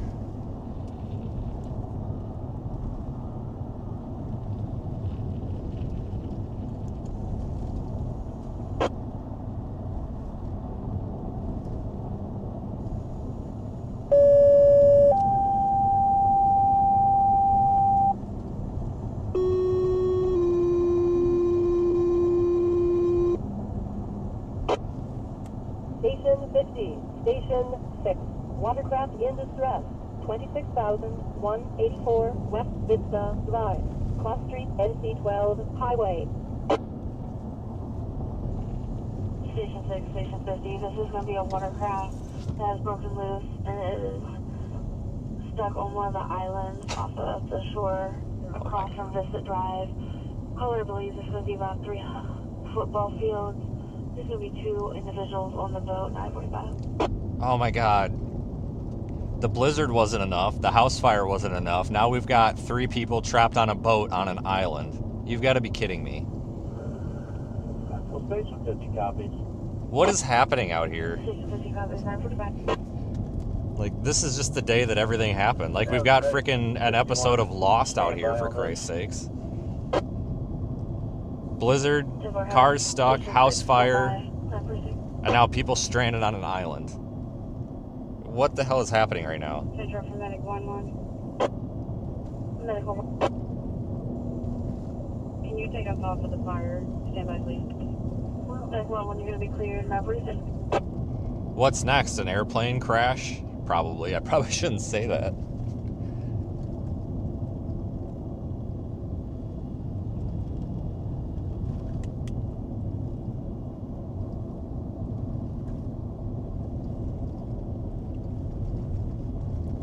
Freaking airplane lands in the middle of the road.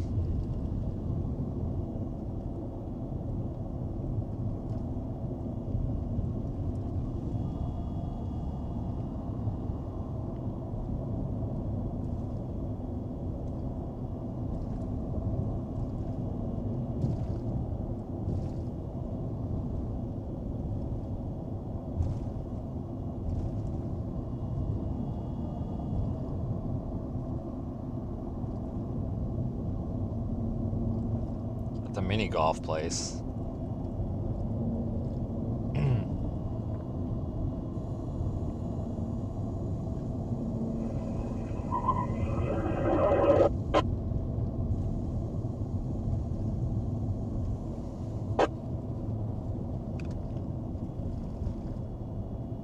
Probably should call the Coast Guard. Yeah, probably. Responding to the watercraft. 505 responding, 947. Central, do you know if this is a boat or a jet ski or what? Could be a boat. Caller believes is about 25 foot long. Blue bottom.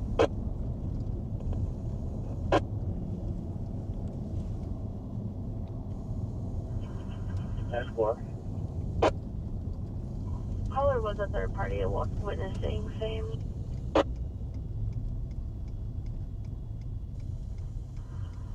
That's what.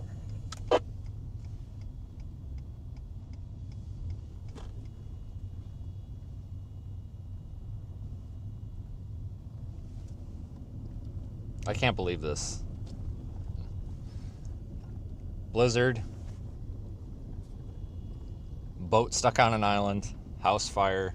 I still can't get over this. I even posted that to Facebook. Just like, I don't even know how to process this right now.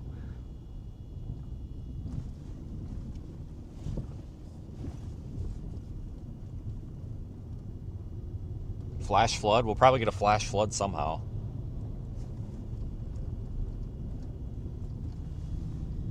I don't know how, but I'm sure we'll get one.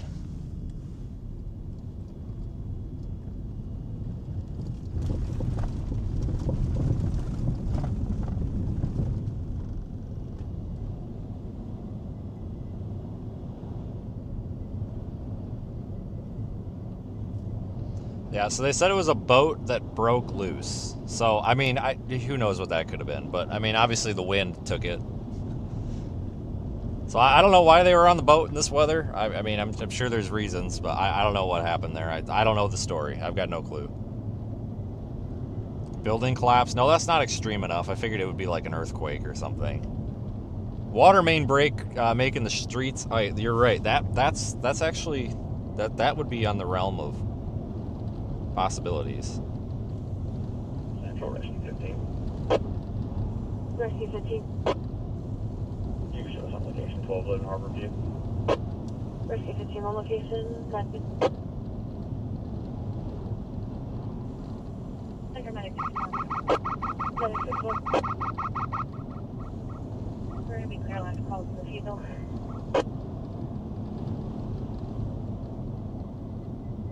Next is going to be clear with a future refusal. Your number's going to be 28289. Medic 61. Medic 61. Attach us to the standing by for the watercraft. Timber.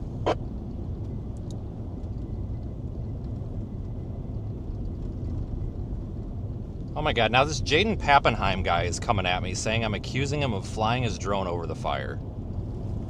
Fuck off. God damn it. What the hell does that have to do with anything? When did I ever say anything about him? Jesus Christ, this kid. I swear to God. Get off. I'm gonna start just blocking everybody on Twitter. Oh my God. When did I ever say that guy was doing anything with his drone? I said that I knew who was flying that drone. That's not who I knew was flying that drone. I know who was flying that drone, and I'm not saying names. When did I ever say that? Jesus Christ. Fucking kids. It's all these freaking kids under 25. They're all, like, so angry. Just so angry. Like, oh, we're gonna pick fights with everybody. Why? Like, why? Why? Like, I don't get it. Jesus Christ.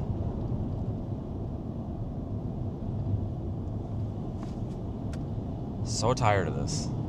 This is why I don't associate with these storm chasers. I swear to God. There's a few that are good, don't get me wrong, but like, you'll notice like the Brandons, the Reeds, the whoever, like these people that kind of do their own thing. Like you'll notice that these guys don't pick these internet fights. Like you kind of starting to catch my drift on like why I tolerate people and certain people I don't tolerate. Yeah, go ahead. God, look at these freaking traffic lights. Gee, holy smokes, listen, I'm not driving under that. I've seen how that movie ends. 10-4, do you need them to respond ASAP or just have to call it? Stand by.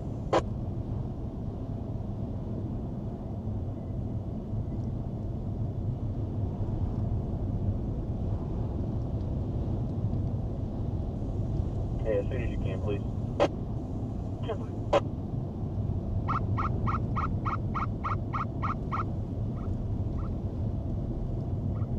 I'm just over it. Like, stop lighting my phone up, accusing me of shit, worrying about. I'm just so sick of this. Like, this happens so often. It's like this. People just we're all getting tired of it. Like, just stop.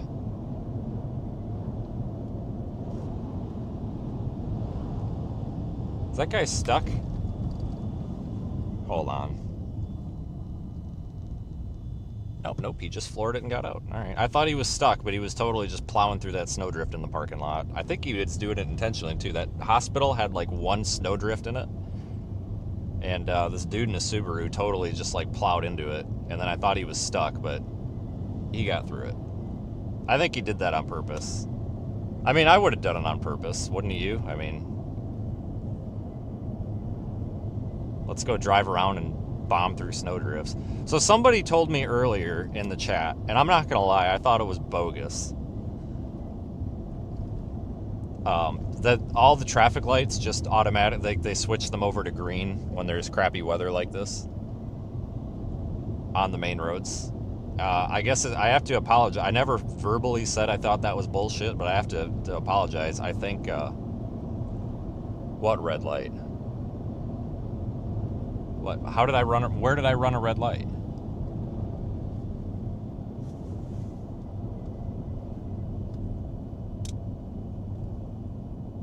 What are you talking about?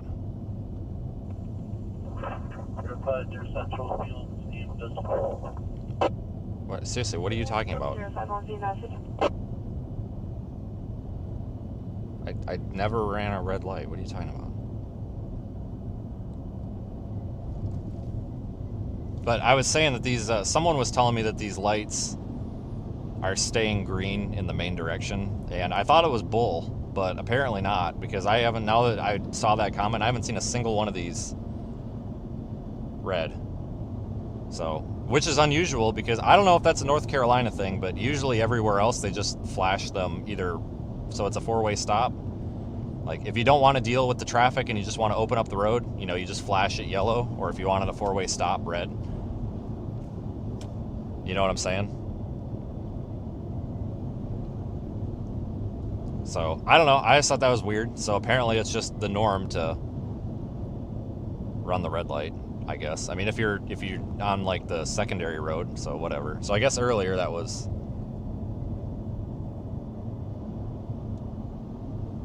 I guess that was justified how I did that. Because I did run that red light earlier. I had to. It wasn't changing. Well, now I know why it wasn't changing. Four-way yellows are generally older lighting systems. I don't know, man. I guess most traffic lights that I see are older, which I guess makes sense, because how often do you actually replace these, you know? So, I don't know. I mean, I've never heard of that before. I'll be honest with you, I've never seen it before. I mean, maybe I have and I just didn't notice, but... I don't know. I don't know anything about that, apparently, you know, so... Coast Guard has advised they're not going to be responding to this call. Like, so what's the law? Is it...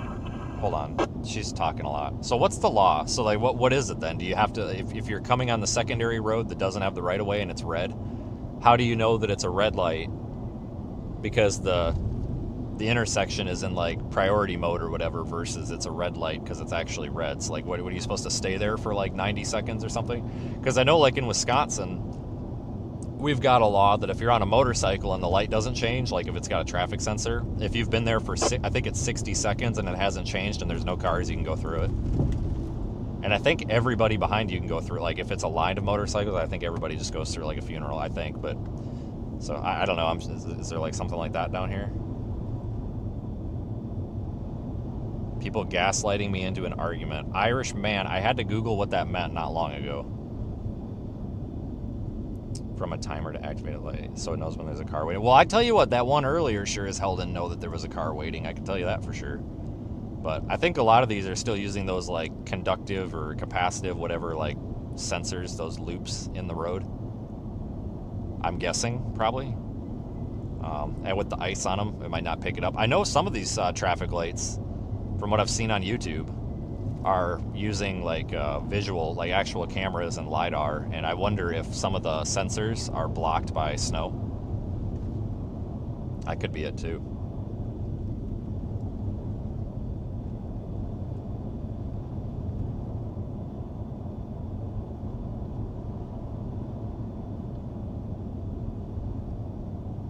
So,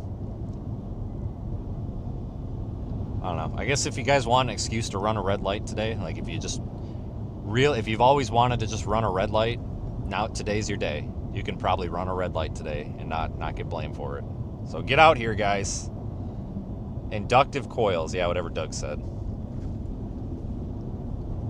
And part of the problem is too, I don't know where the stop lines are on any of these, so I don't really know where to stop anyway. So it's a mess out here.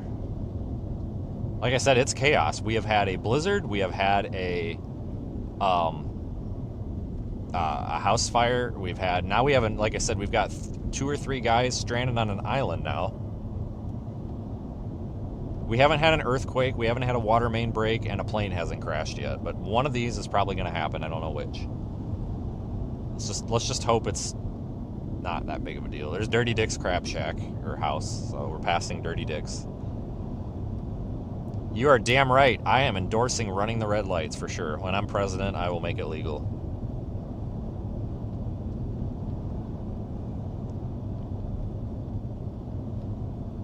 You're in Wilmington?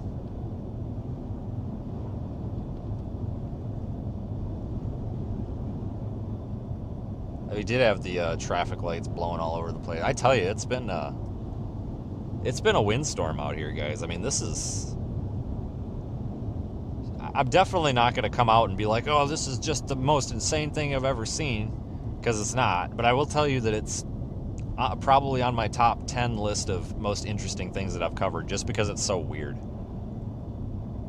Yeah, the guy's stuck on the island. Their boat broke loose, and they're 300 yards out, stuck on an island. Like, you can't make this up. It's almost like today could be a freaking movie. Like, we're going to start out with the blizzard. Then everybody's going to get stuck, and it's going to get really cold, and then somebody's going to accidentally light their house on fire. And then, when the fire department's busy, we're going to have some people go get stuck on an island. As if that wasn't enough.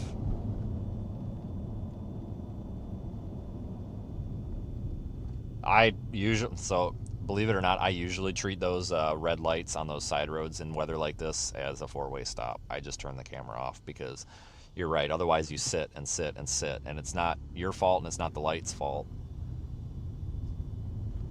But I was saying earlier that I was thinking that now might be when we start having accidents and slide-offs. Hold on, I'm going to hear what they're saying. Little skid loader thing that he's riding on. That's so cool. That guy's having look at the big freaking smile on his face. He's having the time of his life. But I think now is where we're gonna have stuck people, stuck cars, accidents, slide-offs.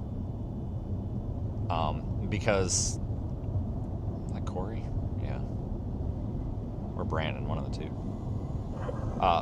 50 Central. Mainly because people are coming back out on the road now. We didn't have people on the road yesterday. We have the eyes on the vessel.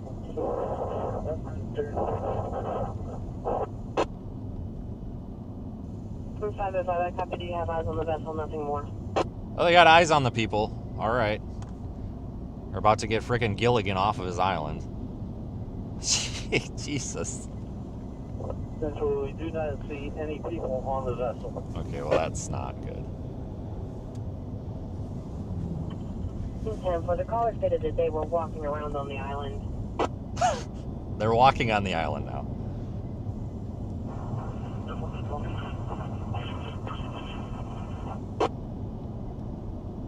I don't know, man. Like,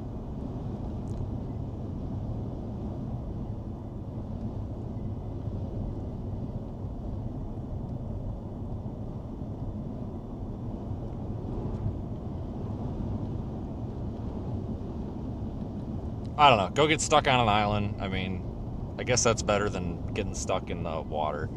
I mean, you know, they're probably lucky that they got stuck on an island. I mean, let's think about this for a second.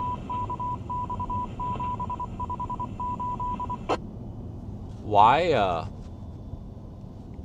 you know, this boat supposedly broke loose from the dock. Well, what happens if it didn't hit the island? I mean, was it, like, is there something wrong with the boat? Like, that it's not powering or something? Like, what if they just floated out to sea? I mean, like, we're kind of joking about it, but we probably shouldn't be. I mean, it might actually be a hell of a lot worse than it sounds. Go ahead. Power's been secured to the residence. There's no fire. We terminate command. We're clear.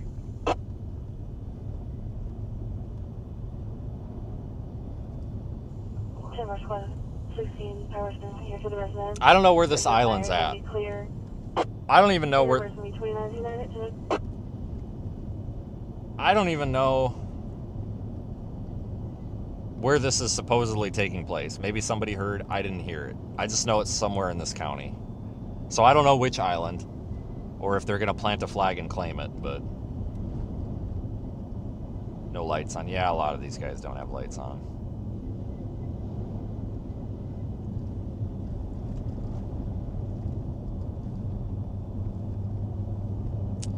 I should continue north and go to Corolla and hit the 4x4 beaches.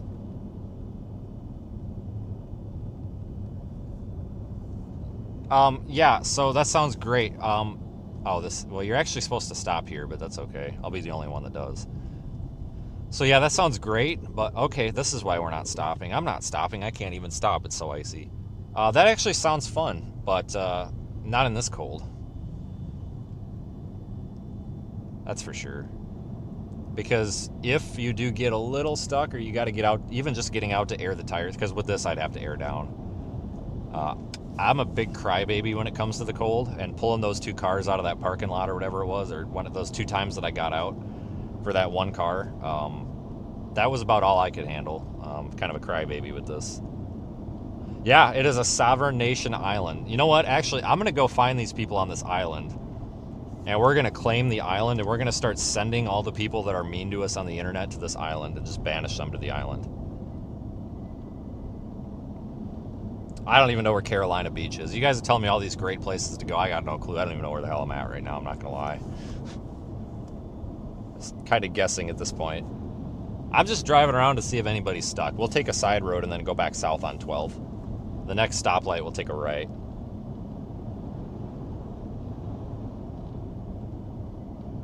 Thanks for watching, folks. It's been kind of a fun morning. I mean, obviously not for the people out here, but I mean, it's pretty interesting to see this stuff. You don't have an opportunity to see a blizzard in the Outer Banks of North Carolina very often.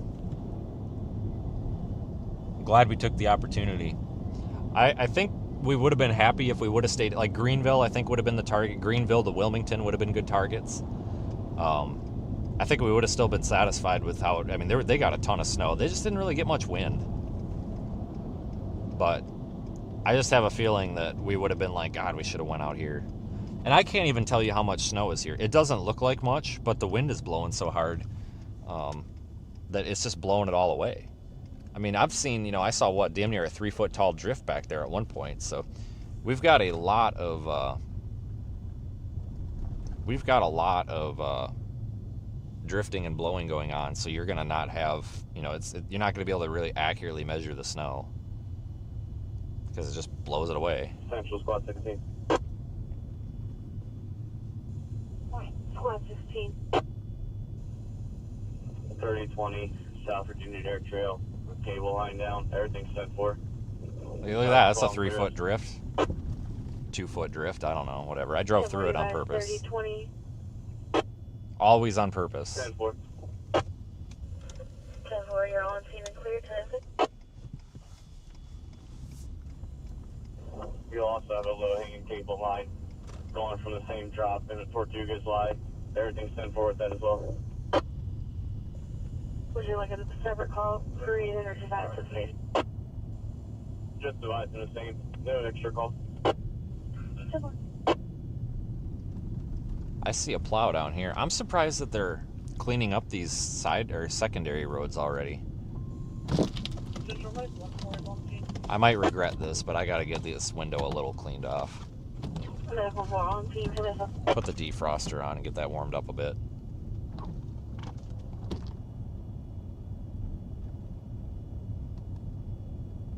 North Carolina is warmer than Montana right now. Oh, sorry. The weather that Montana usually gets. Okay, I was gonna say, who cares? Okay, I see what you're saying now.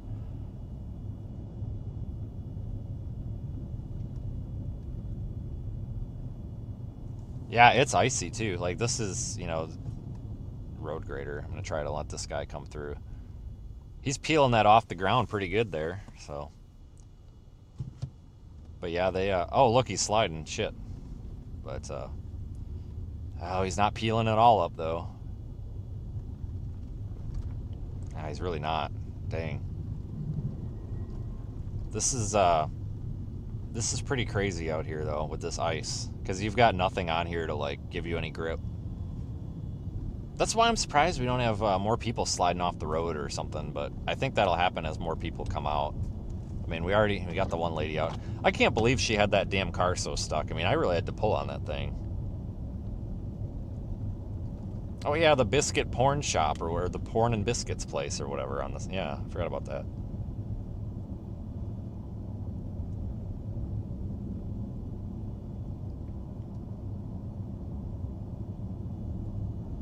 God dang. So I don't know how the power outage situation has been. I just know that I've got power and I see street lights on. Or I had power at the hotels. I don't know. A lot of people have asked me. You can actually look at power outages in Radar Omega. And I would encourage you to do that because I don't know. I really don't know.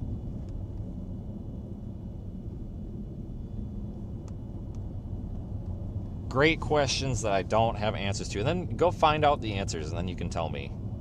I don't know what the power outage situation is. No clue. But I know right here it can't be that bad. I mean, obviously we got the power trucks going around somewhere.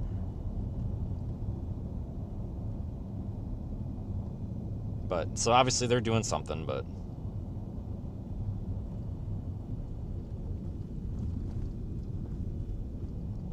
People were complaining last night for having no viewers. Okay, so here, all right, I just saw that message from a few minutes ago. So I can actually explain to you how this weather stuff works. Okay, so a bacon, egg, and cheese and a good porno mag for breakfast. Yeah, totally what I was gonna say too. So I saw someone mention that a bunch of people last night were complaining about not having viewers or something. And I say complaining as a very loose word. I'm not saying these people were complaining. I just think, speaking of not having viewers, I just saw that message from 10 minutes ago. I don't know why. That caught my eye. Here's why. So the YouTube algorithm is weird, right? The more people streaming the genre of what you're streaming, the better. Under a few conditions. So for example, if we've got 50 storm chasers out live streaming, it's going to promote live streaming in the YouTube algorithm. That's good for everybody. However, what can happen is sometimes when a couple of channels go live significantly earlier than others, if they go live, quote unquote, first or before other channels, but they go live when most of the people that want to watch, let's say storm chasing, are on YouTube, then they're going to get that flood of viewers and it's going to promote them in the algorithm and all that. So it's not necessarily a competition, and it's really not. But in a way, it's almost a competition with the algorithm. I don't really partake in that because I don't really care. It's not. I don't care about the viewer. I mean, I care about you guys, but I don't. You know, I'm going to be out here if there's 200 people watching or 2,000 people watching, and I think most people that do this are probably the same way. I mean, you know, like look at. I pick on Reed a lot just because he's a friend. You know, he's been nice to me. I mean, we fight on the internet over shit, but it's kind of a joke. But I like Reed. I don't like. I'm not a big fan of the guys that follow him around, but I like Reed. He's always been very supportive and he's genuinely been a nice person. Like, I feel like if I had a flat tire on the side of the road, he'd probably stop and help. But I pick on him because he's also successful at this and doesn't really care what he's like me. Him and I are alike. We don't care what anybody thinks. You know, you look at what he does. I mean, he might have 500 viewers. He might have 7,000 viewers, right? And he's got 1 million subscribers on YouTube. So it's not really, doesn't mean that you're doing good or you're doing bad. Like, there's somebody with millions, like there was one point yesterday where somebody was on Twitter like, Reed's only got 500 viewers or whatever. And it's like, right, it's because he went live at the wrong time. It's nothing he did. And he's got 1 million subscribers. but only 500 of them watched. Probably because they were all somewhere else. Nothing wrong with him, nothing wrong with his channel. It's just, it's all about when the user gets on the platform and when they start watching and if they stay watching something. Like right now, we've got a bunch of people watching probably because we were, I imagine, one of the first ones on. And as more people come on and they go about their day, the views are going to dwindle and they might come back. It is what it is. Like, it doesn't really matter. My advice to anybody that's like upset about not having enough viewers, my advice would be to focus on the viewers that you have, because you don't need viewers to be successful. Okay, I take that back. You do, and it makes life easier. The more viewers and the more shares and the more follows you have, the easier it is to get the word out that you're out here, the easier it is to make revenue, right? Especially me with our fundraiser that we're running, hint, hint, in the top of the chat, for a good cause that has nothing to do with storm chasing. It's all about weather and making your forecast more accurate, and it's gonna be really, really cool. Like, seriously, it's gonna be awesome. Check it out. But, or, you know, go view the video on my YouTube channel or something. Anyway, it's gonna be super cool. It makes it easier to get those kind of words out, right? But you don't, like, views don't equal revenue, and views don't equal happiness. And if they do, just something's wrong.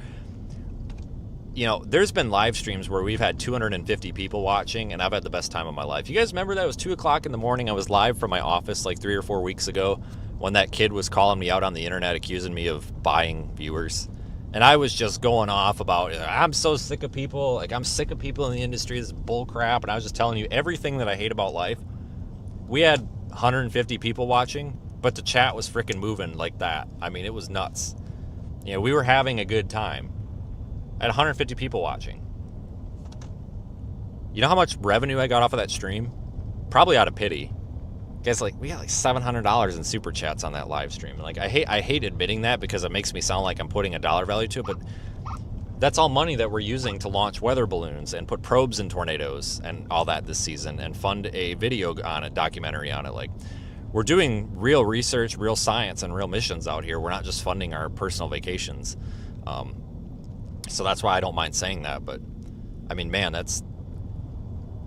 sometimes I'll have a stream with 1,500 people and it won't generate anything near that. So, you know, if anybody out there is listening and you're one of these folks that's like upset because you're not getting viewers, the viewers don't matter. If you have a good time with the audience and make the audience feel valued and stand up for the audience, like when you get a loser in the chat that's being mean to somebody that's supported you, you know, get them out of there, ban them, tell them off.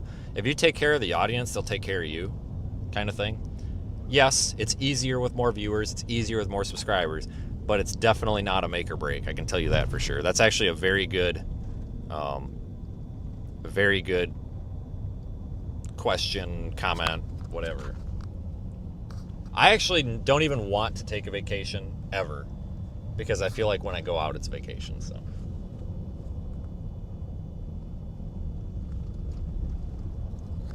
who isn't really out there? I think I know what you're saying. I catch you. Timing, is Daniel nearby? No, he's in Australia, and he's gonna stay there for another month and a half. That was a joke. We love Daniel. Actually, my good friend Diane and her friend Daniel. That was another joke. If Diane or Daniel's mom is watching, they're probably laughing. You got 12 inches in Hubert next to Jacksonville. Well, I don't know where either of those places are, so I'll take your word for it. Sad how many people are still without power from last weekend. I know. Like, Mississippi's getting, like, it's not good. Cherryville got 10 inches. I don't know where that is either. Probably another week without power for Nashville. I saw something about that. There's 98, 91 customers without power. No, that's not nearly as bad as I thought it would be. No, Daniel's not married to Diane. Diane is just, oh my God. All right, you guys ready for this? So somebody, oh my God. So they're actually Scientologists and they both came in the space. No, I'm just kidding. But no, so Diane is the chief of staff for Severe Weather Australia, okay? And that's exactly how I'm supposed to tell you what she is, because that's her title, and That is exactly how I'm supposed to introduce. Because anytime I say Diane, Daniel's always like, no, that's the national chief of staff. And I'm like, okay, sorry, chief of staff. Daniel is the news director, not director, director. Apparently that's how you guys talk over there. I don't know, but I've been corrected. He's not the news director. He's the news director. I don't know, guys. Diane's just, she's fun. I tell you what, she'll be back. But 2 years ago, having her out here, that was some of the most fun I ever had storm chasing. I drove her, so the stipulation with her chasing with us, because, like, she knows how to, like, she's not totally, like, she's new at this, but she wasn't, like, totally new at this. Like, she's never been to America. She doesn't, you know, hasn't ever been around the storms here.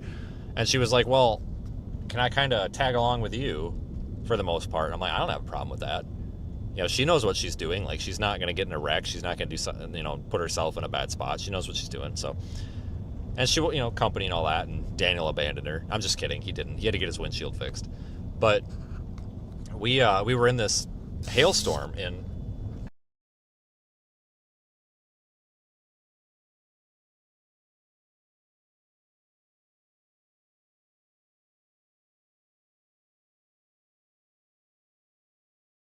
Sorry, it died. It beeped at me that it died the second I said hailstorm, but we're back.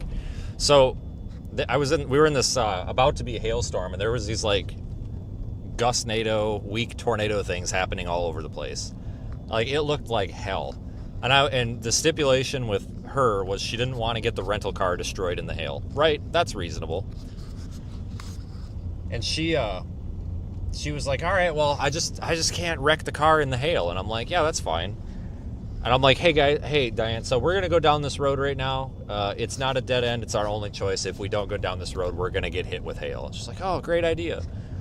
So we go down the road, and then I look over at the map. And I look about 15 miles down the road, it's a dead end. And I'm like, that can't be. So then I look at satellite, and I'm like, oh no, it dead ends. It's a T intersection. It's a dead end. Well, it's not a T. Like, it dead ends into a field. And I'm just like, oh, that's a problem. Because it was a southeast road, and the storm was moving southeast. So all we would have done was just delay the inevitable. So I was like, all right, well, we got one choice. We either got to deal with this now, or we're going to destroy our cars later. So hope for the best. And I felt really bad because we had to go through some hail, and I knew it was going to hurt a little. And we turned a corner, and there was all these like dust devil land spout things just all over the place. And I pulled over real quick, and all of a sudden it was a dust storm. And like, I was just on the radio, I was like, I'm so sorry, I fucked up. And she's just like, oh no, this is great. I love this. I'm like, okay, perfect. All right, so we're good.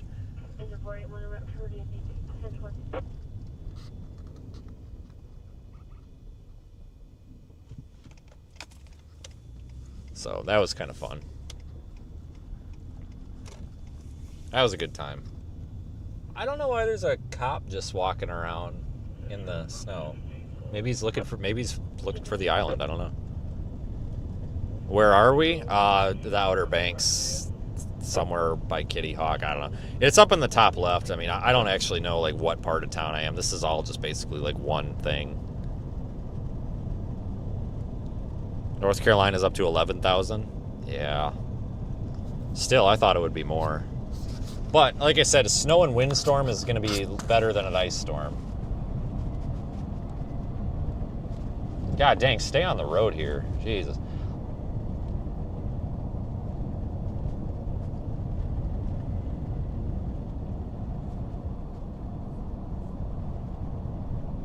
Where's the ocean? About 200 feet to my right. Give or take. It's right here, basically. If you back the live stream all the way up to the beginning, we went to the ocean, and it was miserable. So I just got told in the Facebook comments by Joan that Ocracoke has no power, which is south of here.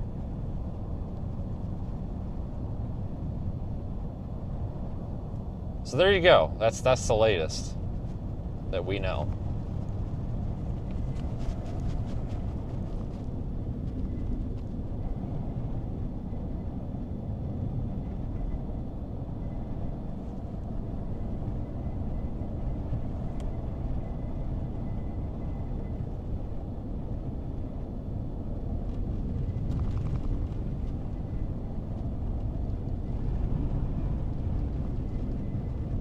can smell the salt. It actually doesn't feel like the beach. It doesn't feel like the Outer Banks. No map and oh yeah, man, there literally is on the top. I swear to God, I'm not lying to you.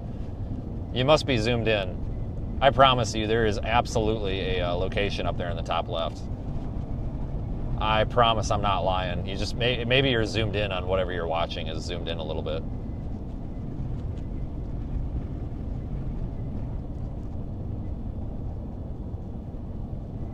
But it doesn't feel like the Outer Banks out here. Usually it feels kind of like, this is gonna sound weird, but it feels like swampy out here. And no, I feel like I'm in the middle of Iowa right now. This is just crap. This is crap. So if you live here or you're here, welcome. I mean, it's a mess. So if you haven't been out yet, I mean, you can go out and get your stuff. I mean, the Wawa's open. I mean, we've proven that. I mean, Wawa's open. That's all you need, right?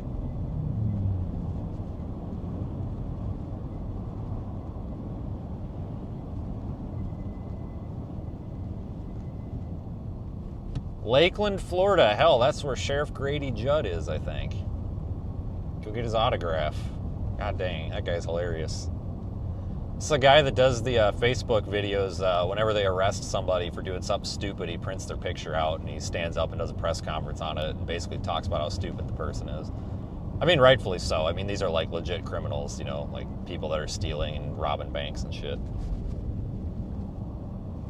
But anyway, yeah, flurries in Florida. Sorry, Florida, you're not out of this one. But if you are just watching, you're just joining, thanks, appreciate it.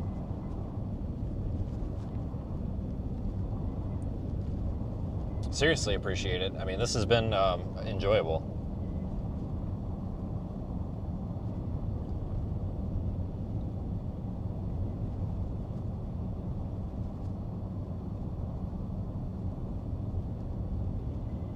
We're not done, no. We are going to make a pass farther north, and then we are going to make a pass back south. I think I'm going to take 64 to get out of here eventually, I think. And unless you guys are like, hey, you need to go through Virginia. I don't think we need to go through Virginia, do we? Probably would be best going west. I'm a little concerned we're going to run into some serious traffic problems.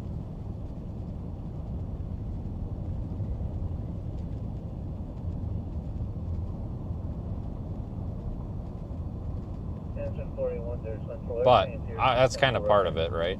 Are you gonna be clear? Did I see palm trees? Well, I mean, yeah, probably.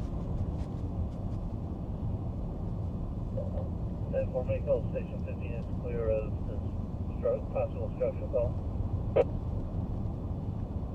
10-4, engine 41, you're gonna be clear. Your number's gonna be 3838, engine 26. Yeah, if you guys are watching, and I tell you what, I'm once again asking for your money. It's a Bernie Sanders meme. I need to make that, actually. Good old Bernie, man. Maybe we can give Bernie a call and see if we can get Bernie to give us some money. He's got plenty of it. No, I'm once again asking for your money to help us launch our weather balloons and tornado probes. This is a legitimate thing. We've actually got some college kids that are writing papers on this so that they can pass their class. So it's not just me you're helping, it's the future of our youth. God, that sounded so terrible, but whatever. But you get the point. We've got the GoFundMe pin in the top of the chat. That's all I'll say about it. I don't want to be a total advertisement today, but it's our Rise 26 mission. It's going to be pretty cool. There's that guy on the little skid loader thing again, having the time of his life. Oh shit, that guy's got one hell of a flat tire. I don't have a big enough jack for that guy's truck though, but he's on the phone, so. But one thing I should mention, oh, there's that guy. Oh, he left his car there. As the guy on the left there that was stuck, but he just couldn't get in the parking lot. He works at that AutoZone, so he just parked on the road. I don't blame him. I would have said the hell with it too. But remember, it's going to melt, right? This isn't going to stick around for 6 weeks here. Forecast shows 35 on Monday, 39 on Tuesday, 40 on Wednesday. It's going to melt. So it's going to get cleaned up. Don't worry. And then it's going to turn into snow or water, and then it's going to flood.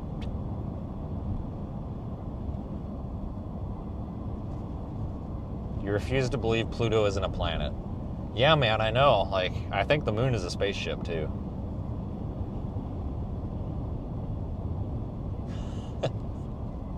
It's a joke. You guys want to go to Wawa with me?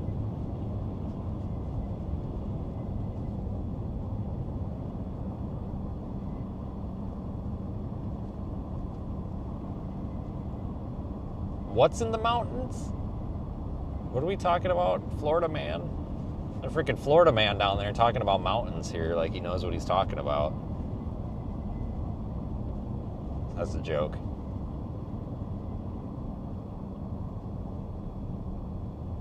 We gotta bring Paul with sometime. That'd be a lot of fun. I don't know. We might.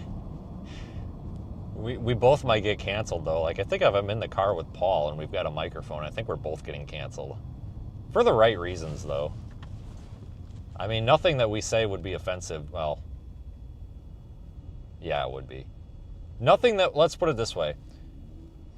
Anybody with a sound. Yeah, your mud tires ain't doing too good there, are they, bud? Anybody with a sound mind would totally appreciate our commentary. Anybody with that cancel culture mindset, you know, for example, the people that when you say, hey, I want to go buy purple socks, and like, you can't buy purple socks. I don't like purple socks. You know, those people wouldn't like us. Everybody else would like us.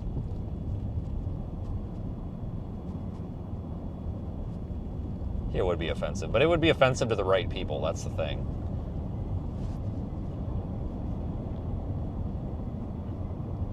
You guys remember when Don was with and we had the Ass Gag license plate? It was A5S 6AG and it looked like Ass Gag. That was in Florida. I was just bringing people with and reminded me of that. I'll never forget that. Somebody's got it recorded too. Florida has mountains? What are you talking about? Florida's the flattest state in the nation. All right, my foot's to the floor. We're not stopping. All right. What are you guys talking about? Florida mountains? Like, no. I've been to Florida. I'm an expert. I know everything about Florida.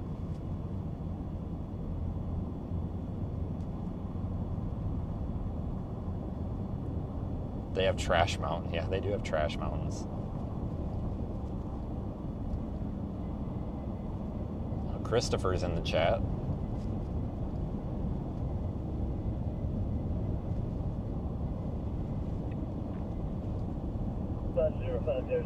Winter Olympics coming to Florida. Yep. Central, after having eyes on this vessel, does not appear to be anybody on board. You can release item 61. They're on the island. All station 50 units be clear and available. Go, dude. They're on the island. 2455, after having eyes on vessel, it appears there's nobody on the vessel. They're on the. That's just the ones that are clear. They're on the island, dude. They told you that. They're walking around on the island. They're trapped on the island. I hope they got them off already, and they're just. I don't. Maybe that's somebody. What the hell? It's because they're on the island. They're freaking marooned, dude. Central 7, Medic 61, you got.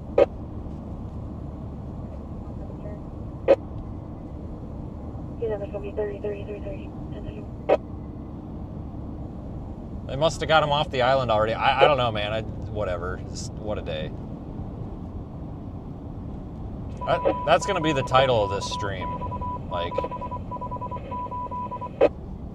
3 people trapped on island. I don't know, or 2 people, whatever it was. Hey, there's that guy with the little Kubota that we saw last night. Just having the time of his life.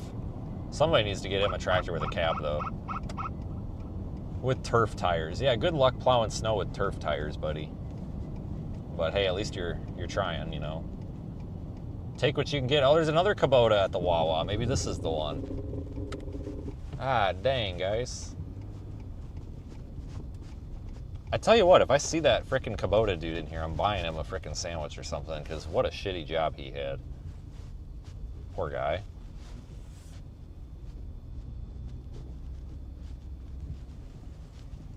River City something. God, there's so much snow packed up in this truck right now.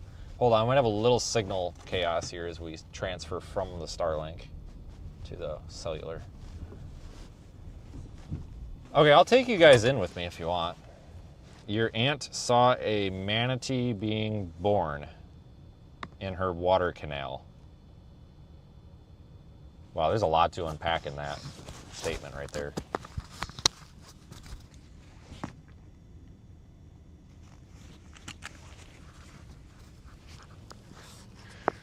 Okay.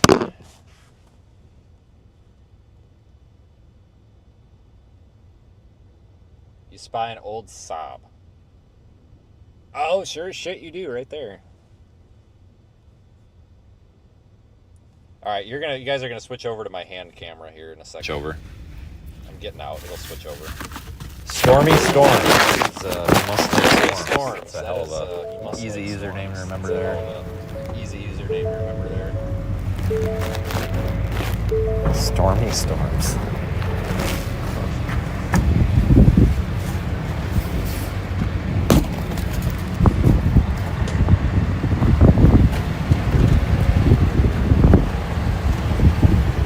Hold on, can't see my credit card.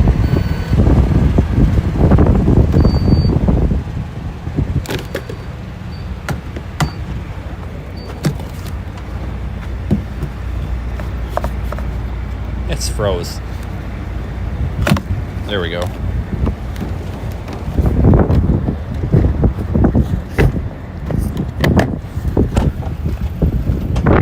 There's your sob.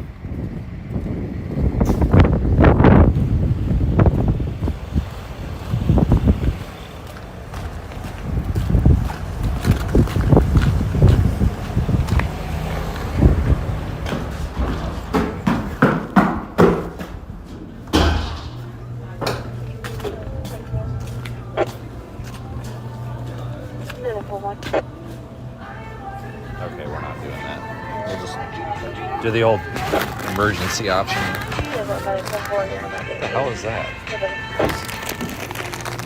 Oh, great, more music so I can get copyright struck again. Alright, I need something with caffeine that's nasty and gonna give me stomach ulcers. What do I get? Mountain Dew or Coke? Alright. You want stomach ulcers? Cool, here we go. Some of you guys get the story. Some guy sent me an email telling me I'm gonna get stomach ulcers for drinking this, which is probably not wrong. But I don't drink much of it.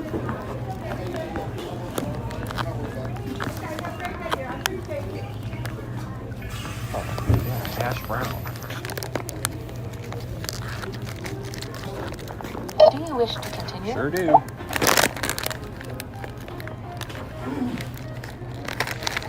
Fuck's sakes.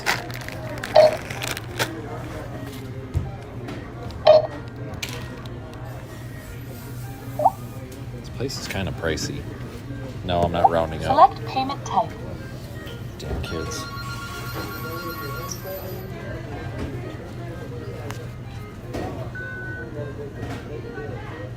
Did you go? There we go. Thank you for shopping at Wawa. You're welcome.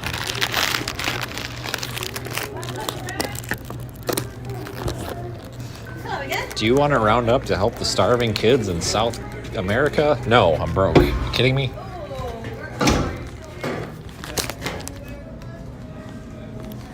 Hold on a second.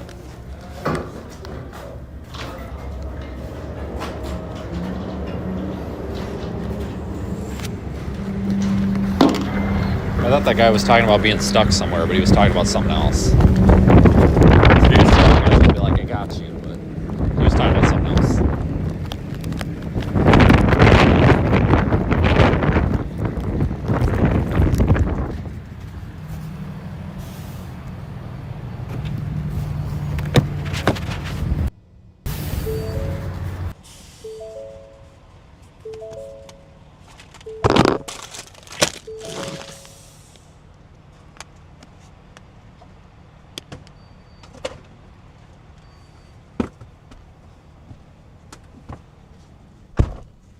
Alright, we should be back here, right? Diet is even worse. Thank you for standing up for me. Finally, somebody in the chat speaking out against the stomach ulcer guy. Oh, this guy's coming over. Does he need something, or is he stuck? No, you're just walking, aren't you, dude? All right. Yeah, I thought that guy was talking about being stuck, but I don't know. He was talking about something else. I was just gonna be like, all right, I got you, but nope. I was hoping we could find some more people that were stuck. No, I don't. Yeah, Beth, the Leering Center. Yeah. I mean, don't get me wrong. Like, I'm all for rounding up, but here's why I think it's better to make your own donation, because what these people do is they make the donation with your money and then they write it off on their taxes. That's what these businesses do. So it's like, just make your own donation, and then you can probably write it off on your taxes. So.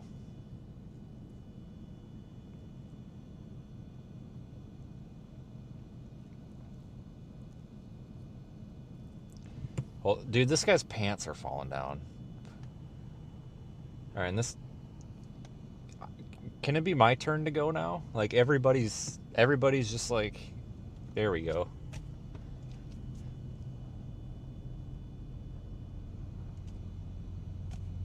Pull this thing out of four-wheel now. All right, I gotta get out of here. I think I gotta go back this way.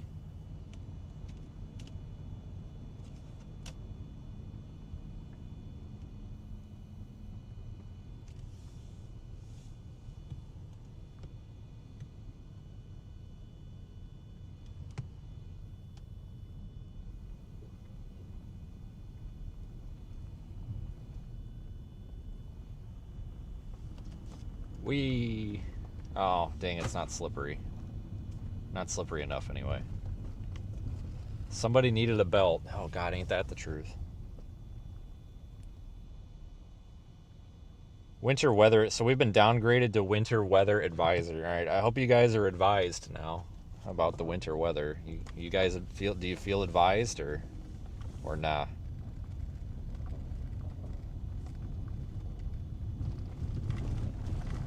Seem like I'm in a better mood today. No.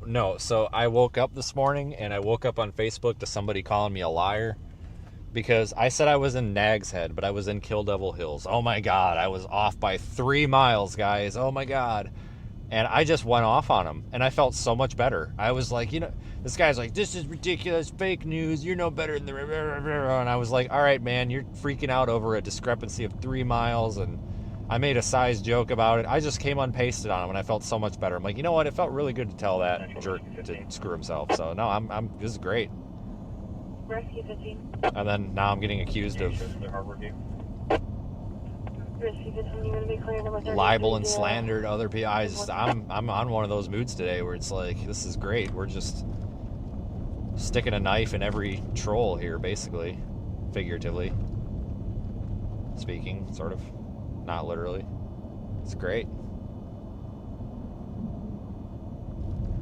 So our winds are dying down rapidly because this low pressure system's pulling away.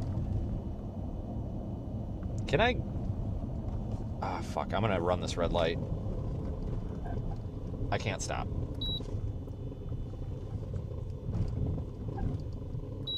Nope, I stopped. Backing up. There we go. This guy in the truck had this like big freaking smile on his face, like he's like, yeah, run it.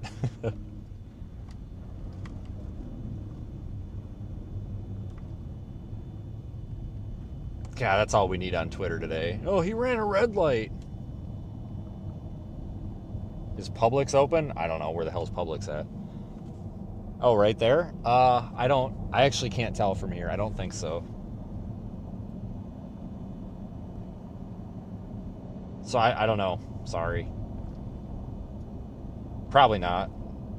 Wawa's open.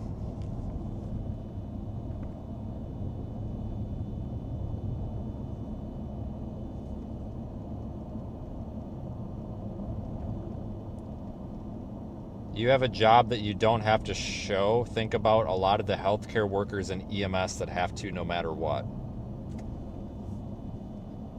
Tammy, I'm an EMT.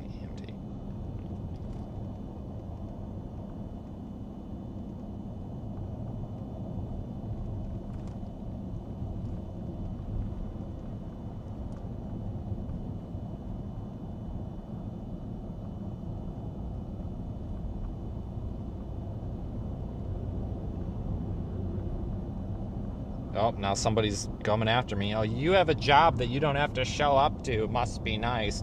Dude, my job is to show up in the bad weather. What are you talking about? Jeez, come on, Tammy. What the hell?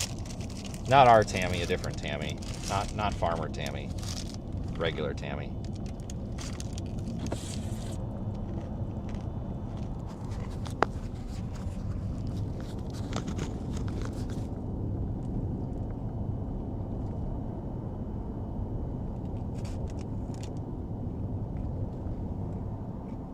Is anyone going to church? I don't think so. Tell you what, I found out some people on the internet today that need to go to church, so goddamn. I'm not religious. Now, I know there's a lot of people here, and I want to make something clear, because sometimes people take that the wrong way. I have no problem with religion, and you be whatever religion you want to be.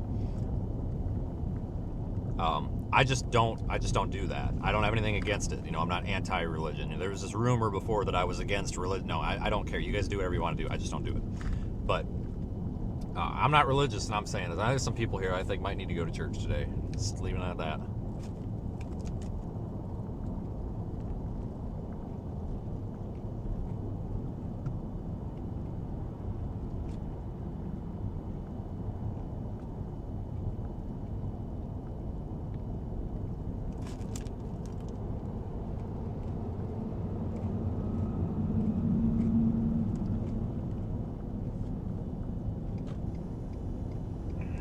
Air Central Medic 11 en route Chesapeake. Medic 11 in route to Chesapeake. 1045.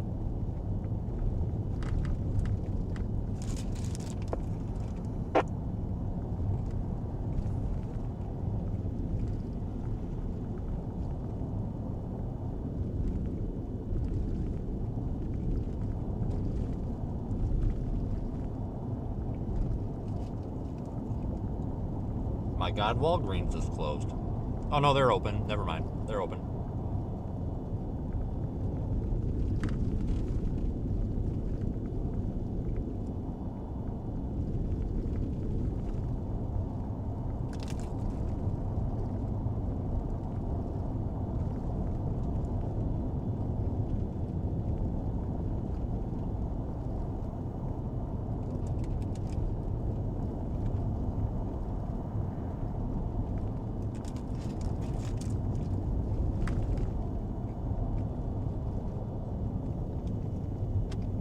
You guys want to go get the tow truck unstuck?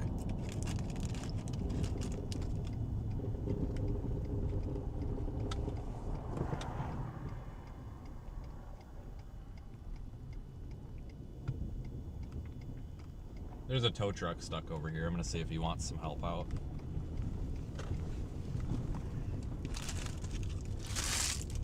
Probably not, but we can ask anyway.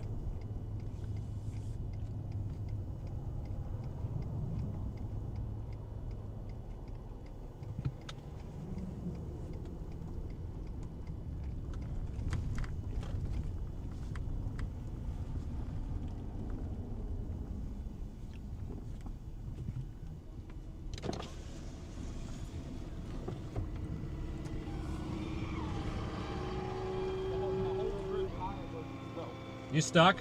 Yeah, I can get out. You good? Yeah. You sure? Yeah, my first rodeo, yeah. I figured it wasn't, but I was just making sure. My first rodeo. All right, as long as you're good. Yeah, thank you, bro. All right, good luck.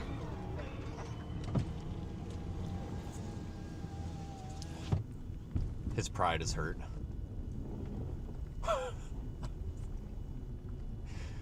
Oh, that poor guy. Like, just the look on his face, he's just like, please leave. Like, you can just tell that guy it's like, just get out of here and leave me alone. Oh my God. I get it, though. I mean, like, I'm kind of the same way.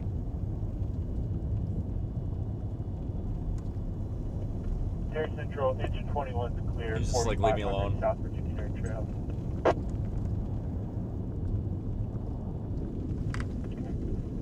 Clear. Number 2323, 1047. Central, that unit was engine 21, not 211. 10-4 my ear. Engine 21 clear, 1047. He was walking himself out with the rollback, so he's fine.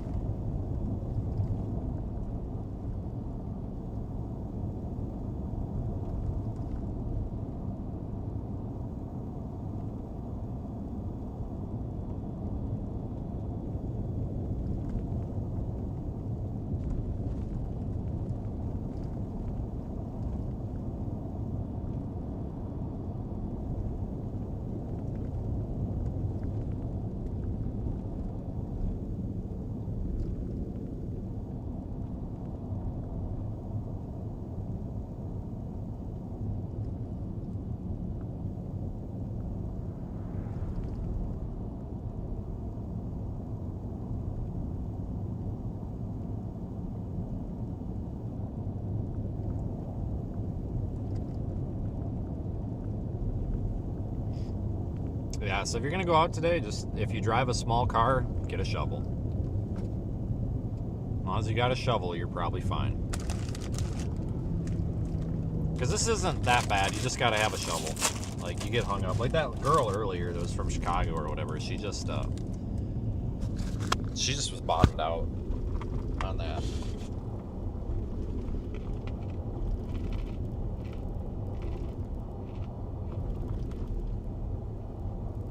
Well, the wind is already dying down significantly, so we're pretty much it's over. It ain't gonna get any worse. I can tell you that. Won't be clear, last call. That's how money be clear, number 2424 at 1040.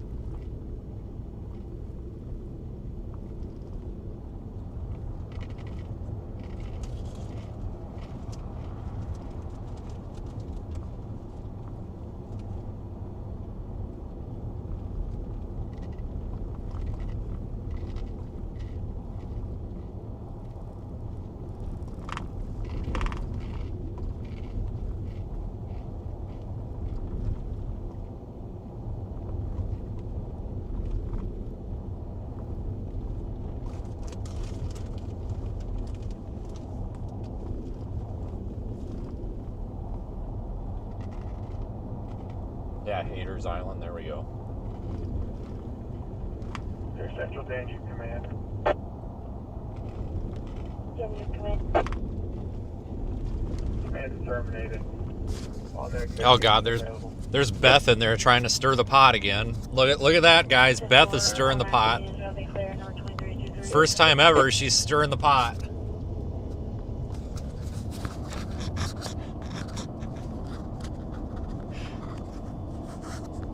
Of all people, I think it's fun. That's funniest that came from Beth.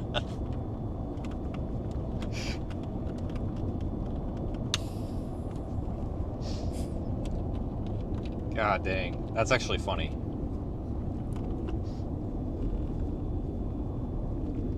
Beth's like one of our longtime viewers, and that's funny.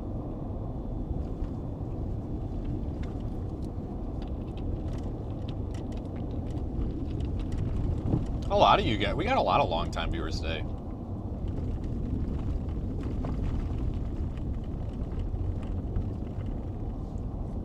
Realistically speaking, the weather in Denver is probably a hell of a lot warmer than it is over here. I haven't been to Denver for a while. I almost went to Denver last week for the freaking Apple store. Guys, I have to get another iPhone. I have to. My iPhone 15 is it's just having issue. Like, it's getting really hot. I think it's got a battery problem. I could replace the battery and all that, blah blah blah, but it's old. It's a 15. It's old. You know, it's from what, 2022, 2023. So I'm trying to get an iPhone 17 Pro to replace it. You know, it's my backup, like my extra. Like when we go into the like the gas station like we did, that's my iPhone 15 that I'm using. So I'm gonna replace it. I tried to replace it in I tried to replace it in Madison. They were out of stock. Tried to replace it in Oklahoma City. They didn't get the order ready in time. We had to leave for that ice storm. Now it's like, well, I should have just shipped one to my office at this rate. But I almost went to Denver because that was the nearest Apple store besides Oklahoma City at the point. I'm like, well, it's 6 hours from Kansas or whatever. I'm like, might as well just drive out there. And I almost went. But my luck, they probably wouldn't have had it in stock then either. Or said they did and then not. I get a lot of use out of these iPhones. Like, you know, I know that a 15 might not sound that old, but like this thing gets the crap beat out of it. It's in salt water. I dropped it in the ocean like 4 times in the past few months. Last time we were out here is actually the last time I dropped it in the ocean. So I mean, they get their use. They're tools. They're definitely not toys, that's for sure. I had somebody say that to me once where they were like, oh, it must be nice to afford all those phones. It's like, you know, I can't really afford them, but I have to have, like, they're tools. They're definitely tools. They're really the only thing I can use to do my job with the way that I have everything. So, oh, hey, look, they're oh, no, they're not. I thought that was one of those sweeper things on the front of that tractor. But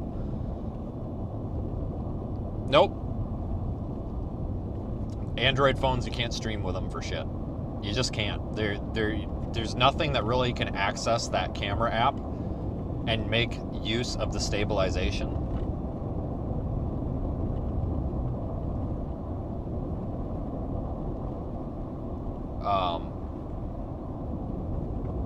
On Android properly. They just don't work well with streaming. Even the high-end, like the Samsungs and stuff, there's even with like the Larix app, it just doesn't actually access like the actual optical, like the physical image stabilization.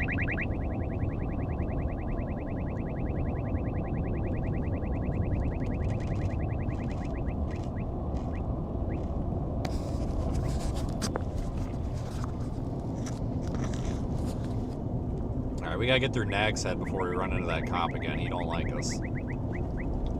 Which was really sad because like the sheriff's department out here is super nice. Because last time we were out here, we kept running into them and they kept asking us when the damn storm was gonna end. And they're all super nice. I don't know what that guy's problem was. That was the guy that was screaming bloody murder at me because I was parked in a parking lot, which was apparently blocking the road. And then I didn't back down, and then he just shook his head at me, and I'm like, well, sorry, man. I'm not the bad guy here, dude. Like, we're on the same team here.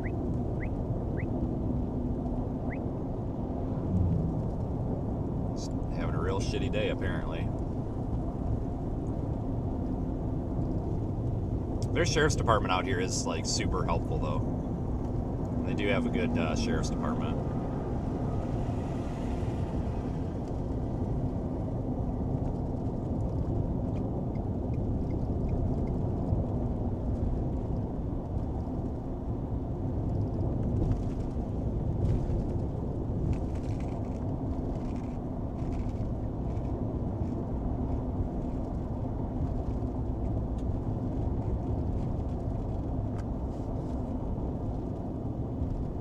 How do you guys think we should get out of here?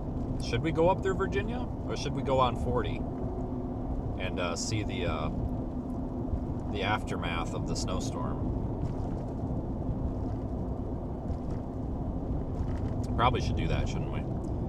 It says it is 20 minutes longer to. Oh yeah, let's just go west on 40.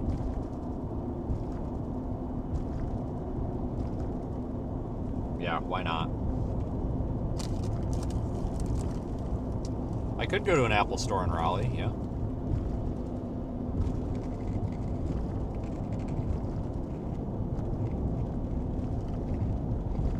I don't like the colors of the iPhones, though. I like the orange, but everybody's got it. I'm not a huge fan of the blue.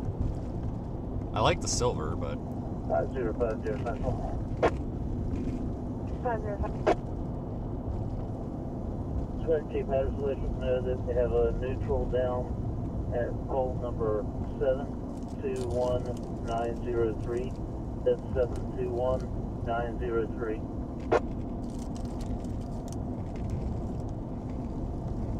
Number 505.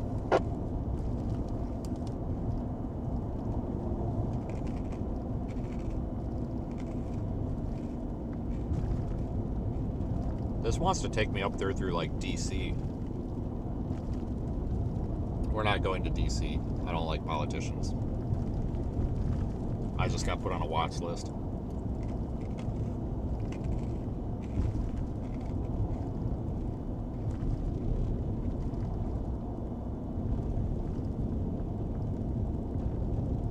Yeah, the iPhones are expensive.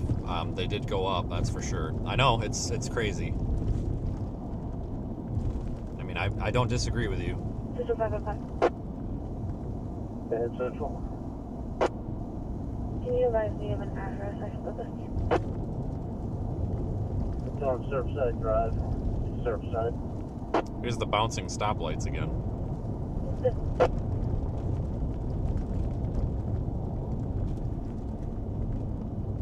From yesterday.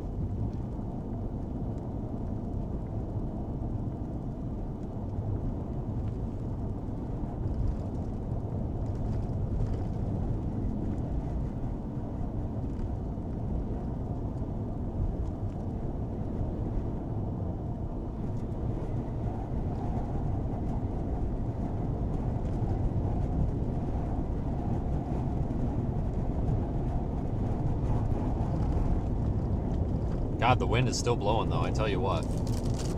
So we're still gonna have that lingering blowing and drifting for a while.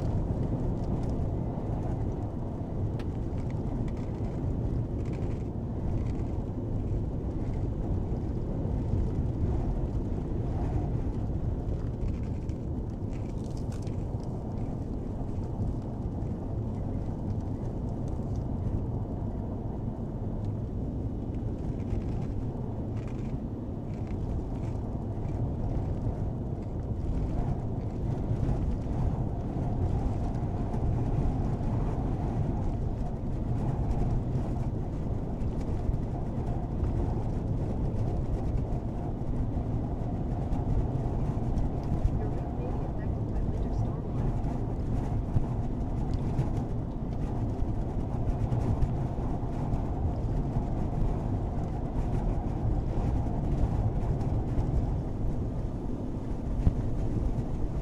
Bridge is a mess. It's not slippery. Yeah, we'll go out 64. Clearly they've had a plow through it. I'm sure they've had to have had a plow through it, I'm sure.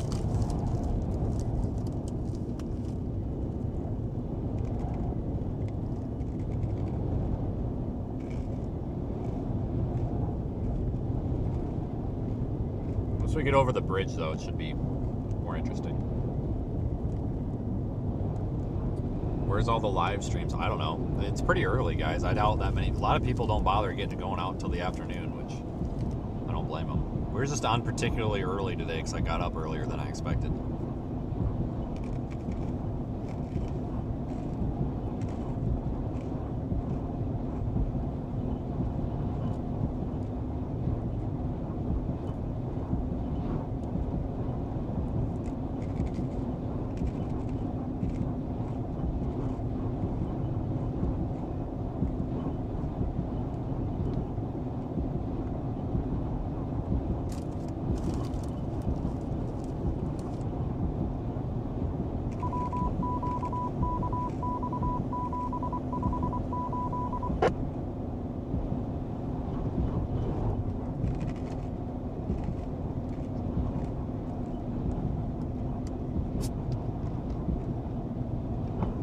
Last night, this road was really rough.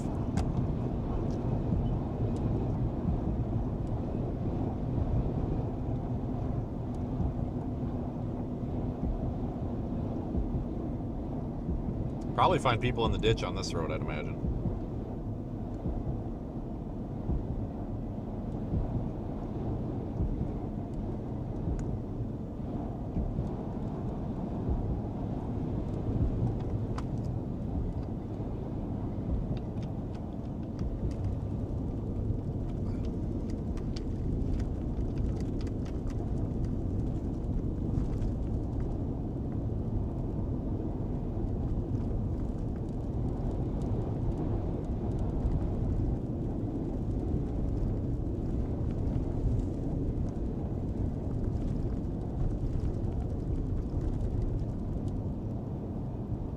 Well, they've gotten a plow through.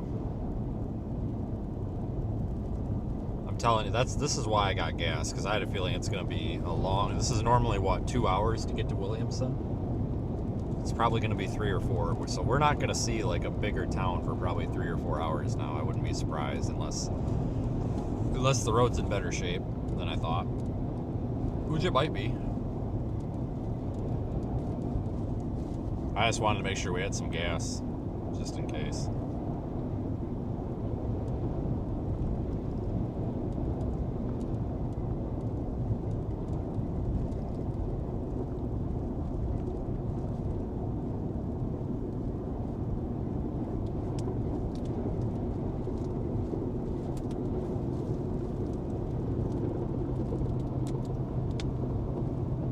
This guy's plowing. I don't know if he's supposed to be, but he's plowing.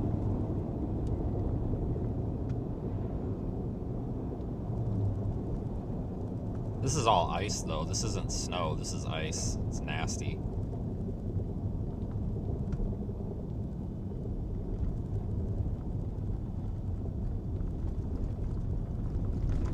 Oh, dude, you gotta go. You don't want to stop.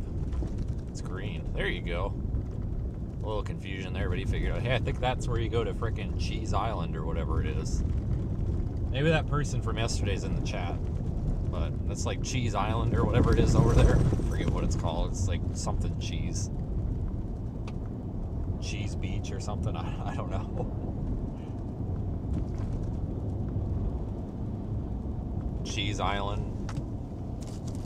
Maybe that's where the boat was stranded, was Cheese Island. I don't know. I'm not kidding. It's something cheese. I just don't remember the rest of it.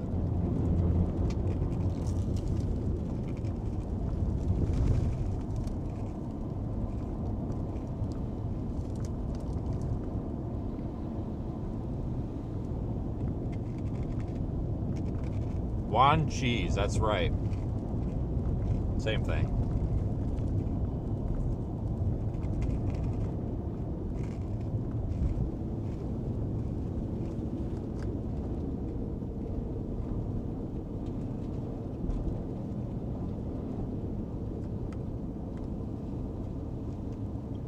Be careful on this bridge, it looks pretty awful.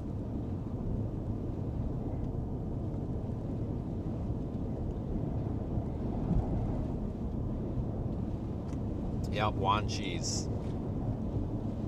Whatever, I was close enough. Cheese Island. I think they should just call it Cheese Island. Don't you guys think that's like a better name for it? Just call it Cheese Island.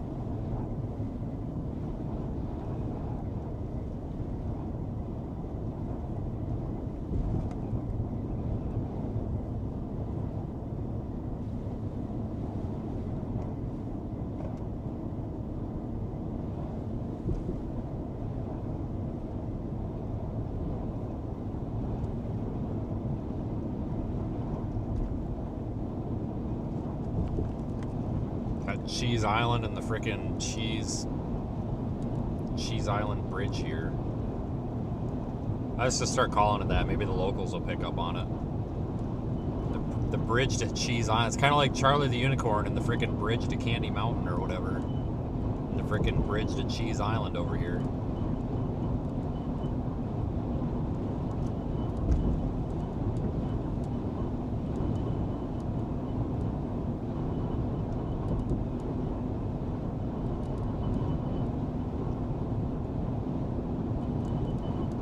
Yeah, so we can check that off the list too. Cheese Island. You used to live here, but now you're in Pennsylvania. But did you ever go to Cheese Island? I guess that's the question. That's all we care about, is if you did or did not go to Cheese Island.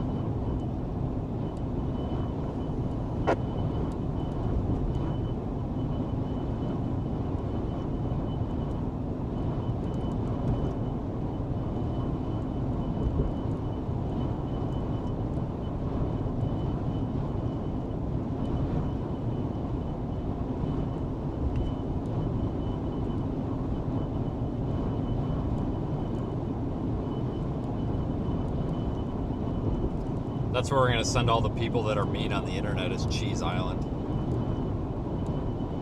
The hell with them.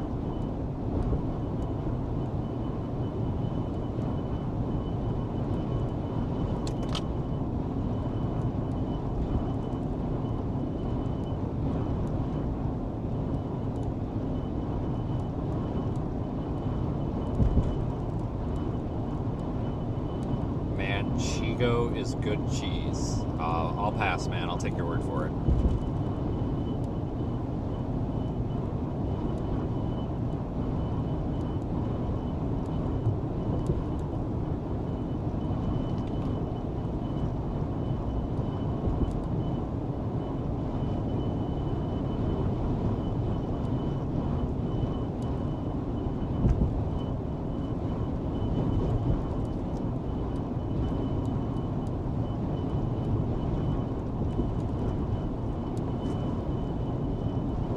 Windy up here, as one would imagine, for the bridge to Cheese Island.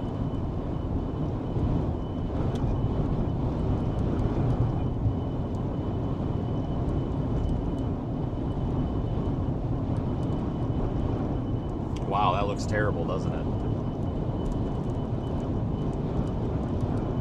There we go.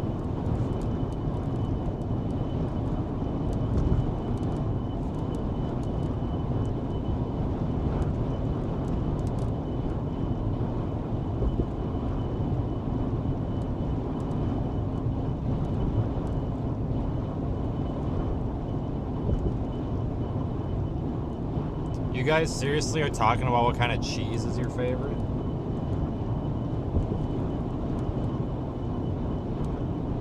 You're kidding me, right? Like we're really having a discussion about our favorite kind of cheese?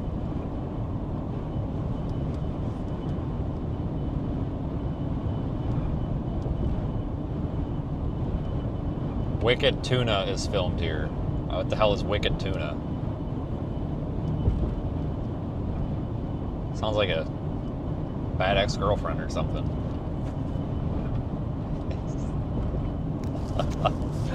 Oh, I'm gonna get so canceled for this, but maybe that's what they call their ex-girlfriend. Oh, Wicked Tuna over there. Got a divorce with old Wicked Tuna over there. What the hell is Wicked Tuna? It's a tuna fishing show? You're kidding me. They have a show on fishing for tuna? What is the point of that? Like, who the hell wants to turn their TV on and be like, oh yeah, let's watch the people fish for tuna? Like, who cares?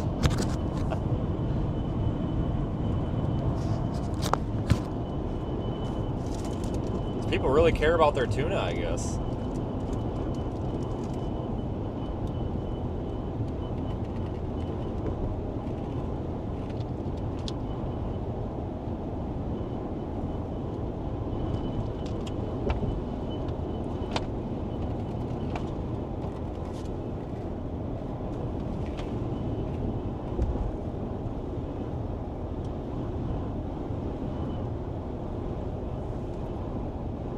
Tuna are warm-blooded.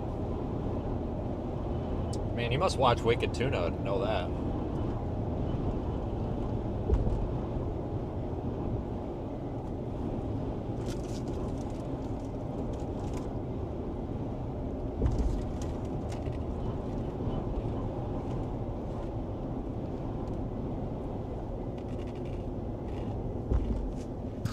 Oh no, the weather is 1,000 times more interesting than tuna. I'll die on that hill all day long. The weather's way more interesting than tuna. Does anybody here actually like tuna?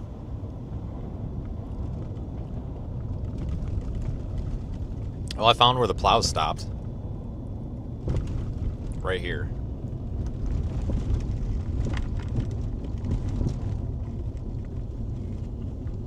DC-1, this is Captain 7. Medic 11's on the bridge. I'm dropping off.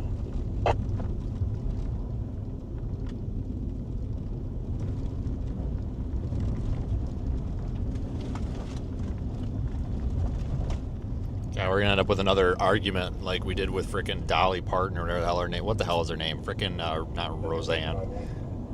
Reba. We're gonna have another Reba argument here, but with tuna, aren't we? Central 351, can you create an incident for transport back to residence from OVH to 5500 C Chase Drive, Maghead?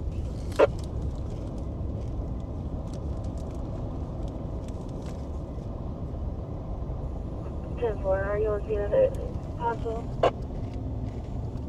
Yes, ma'am, we're out.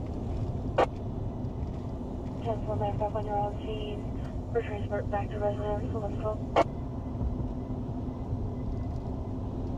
You'll buy a tuna sandwich from 7-Eleven. Now that sounds like a terrible idea. Just think about that for a minute.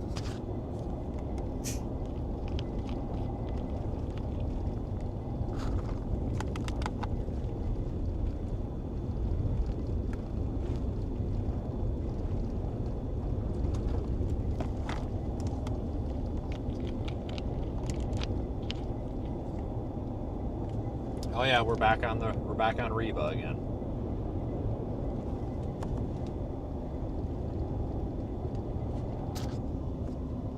Told you this would happen.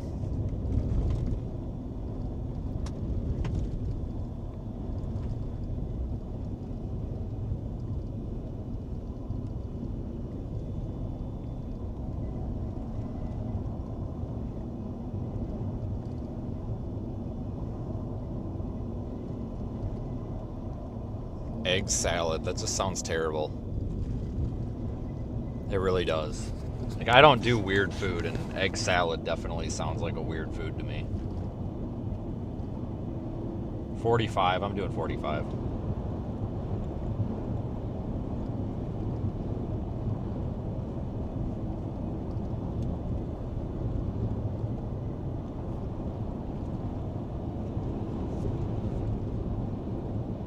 This road's icy, though. I wish this guy would get off my bumper, though. Like, go around me, dude, but I'm not gonna get in a wreck here.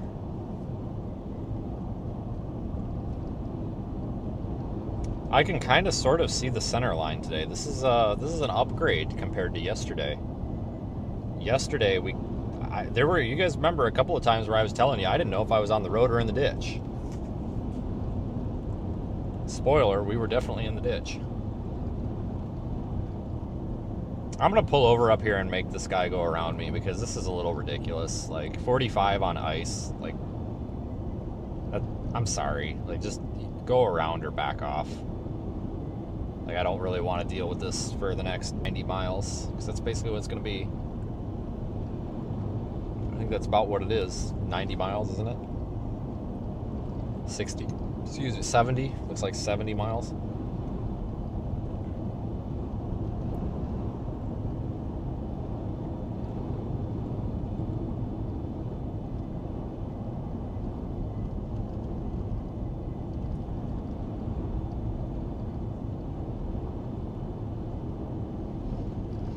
Looks like the plow came through here recently, so. But the problem is the roads are all icy.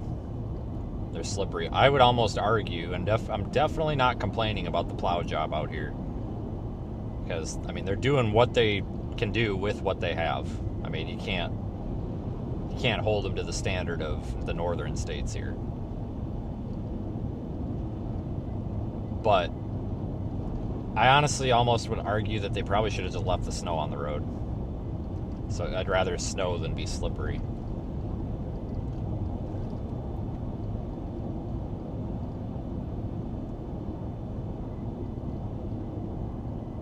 But this will melt off in a few days. So it's not going to stick around forever. Don't think that.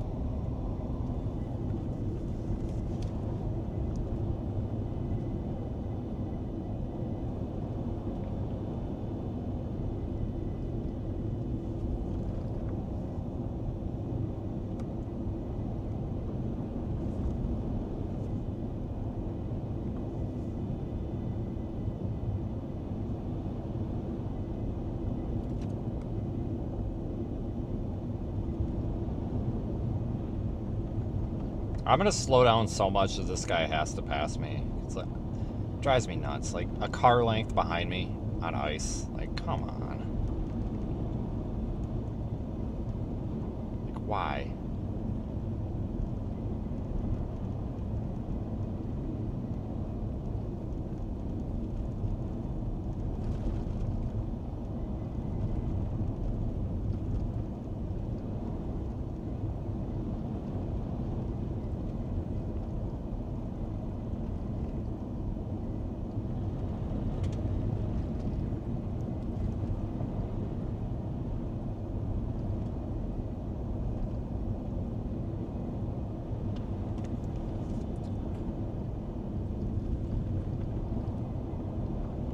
I don't think there's many people out here.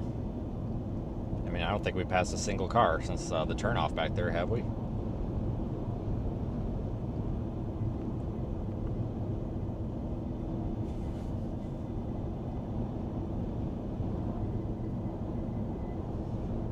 We got one more bridge to deal with up here.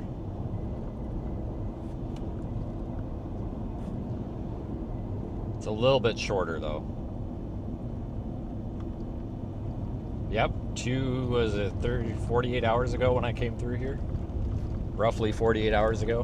More like 40 hours ago. It's dry. It's clear. It's actually a really nice drive. Yeah, they had some liquid, like the salt brine on the road, which held the conditions off, but yeah, they don't have any salt on here, no. But it won't matter because it's going to be above freezing tomorrow and then for the rest of the week, so this should melt off pretty quick. Especially with cars driving on it to break it up a little bit.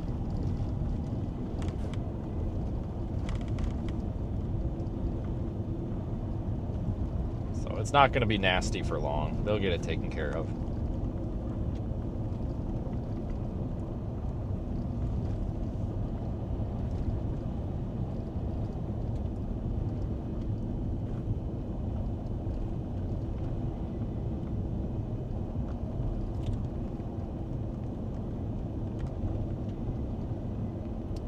First day of February. I know. Look at that.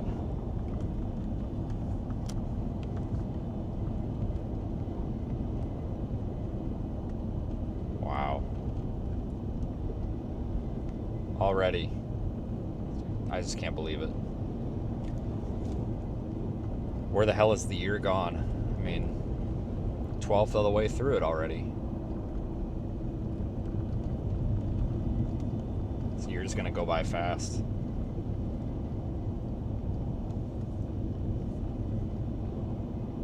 Oh, thank God that guy turned off back there. Jesus. What a shame. Darn.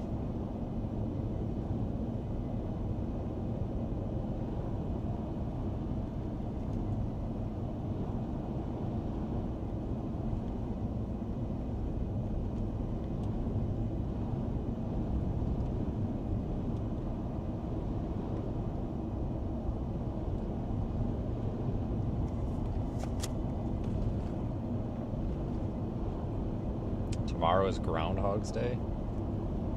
I didn't even know that.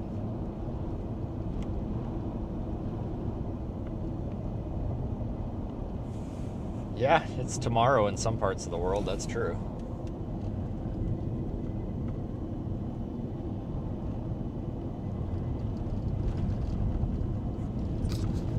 This might be the biggest, this might be like the last, shit, sorry. This might be the last, like, big winter storm, though, that we cover.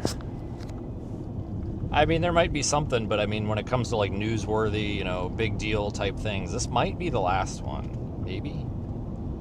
We're kind of getting to that time of the year where sometimes if we get into kind of a dry spell where we don't really have storm systems moving through, that we can kind of start running out of time for winter storms, and then it starts getting to be severe season a little bit sooner.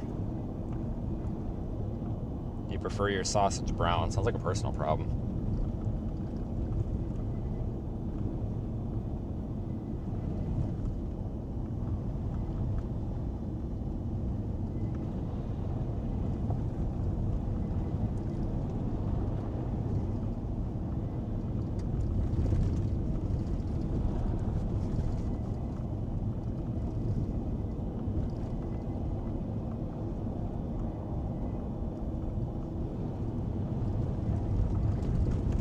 Yeah, see, look at that. The road's actually melting off in a few spots. So it won't be long. Oh, look, another Eric in the chat.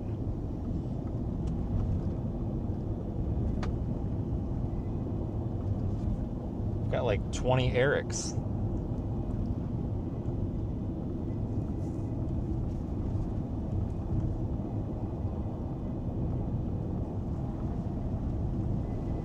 Yeah, in all seriousness, though, there is a chance that we get another storm next week. Looks like western New York, Ohio, Pennsylvania, West Virginia. I don't know if I buy it yet, but it's starting to show up on like some of the WSSI stuff. So I don't know, guys. I'm not. And just because that WSSI thing has, 80% chances of, some impact, it means just that, some sort of impact. Could be minor impacts. But the fact that we're seeing high chances of some sort of winter impact up there is definitely making me wonder if we're going to have to go out for that. We'll keep an eye on it. It would be like next weekend, so we'll just keep watching it.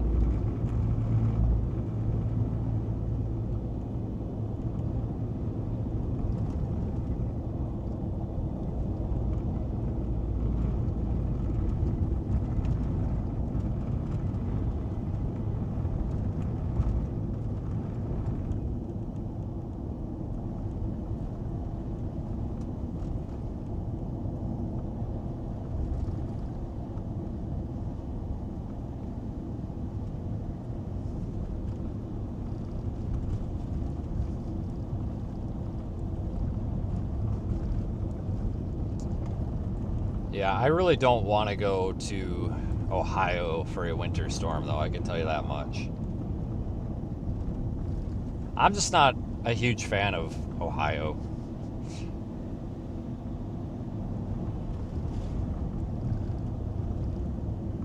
No offense if you live in Ohio.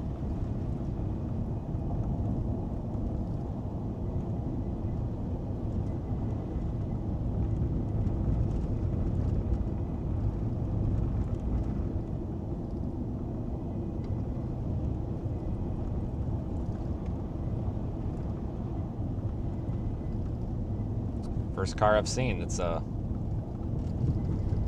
Toyota Camry, or Corolla, I think.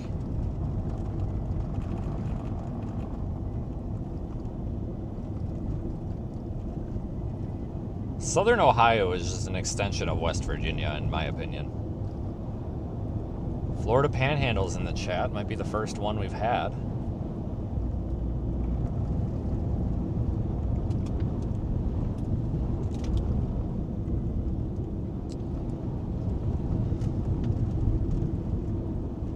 Michigan is worse than Ohio when it comes to roads, I can tell you that for sure.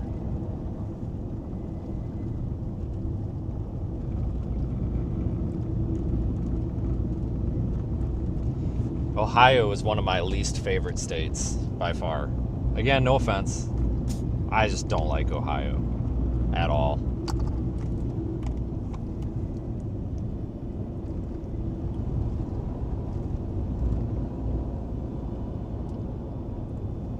Tampa, Florida. South. Is everybody here from Florida today? I was like, oh yeah, we don't have much for Florida people, and now everybody's like, well, I'm from Florida. Like, holy crap, is everybody here from Florida? No, 500 around to 500. Two cents right, left to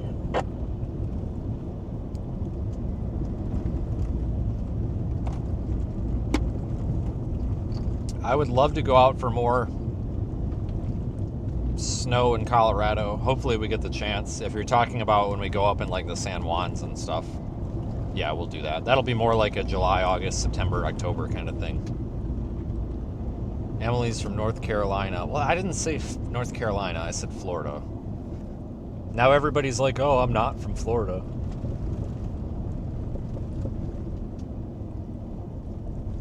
Ah, dang. And, oh, yep, look at that. Another Florida. Jesus.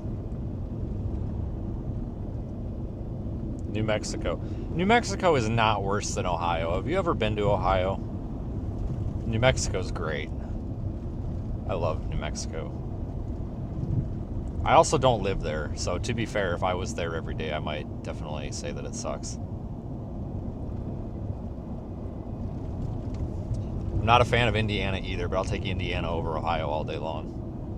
I don't know about you guys, but easily.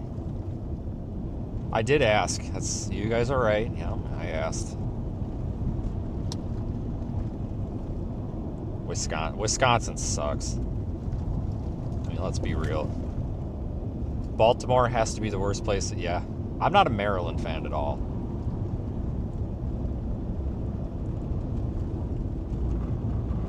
Yeah, the land of enchantment. More like the land of 55-mile-an-hour speed limits in the middle of nowhere for no reason. God, that's what pisses me off about that state. Out in the middle of nowhere, you could have an 8-lane divided highway in the middle of nowhere with nobody around for 200 miles and it would still be 55.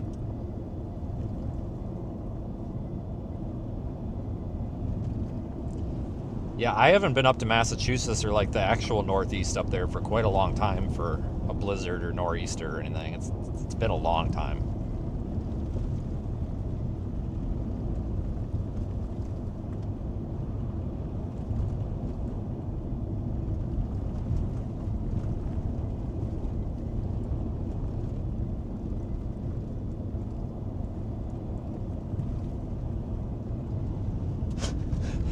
What the hell?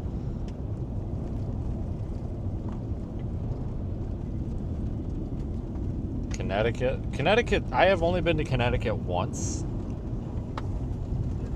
But I'm going to tell you, I think Connecticut is my most tolerable and favorite Northeast state. Like,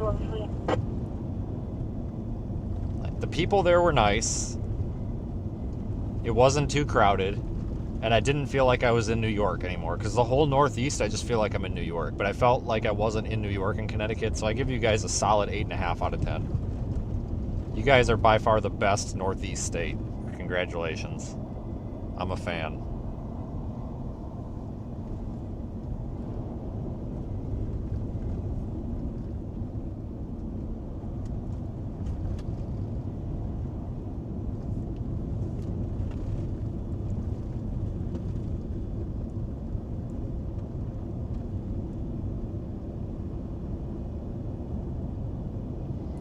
Yeah, Wisconsin, yeah, don't get me started on the roads.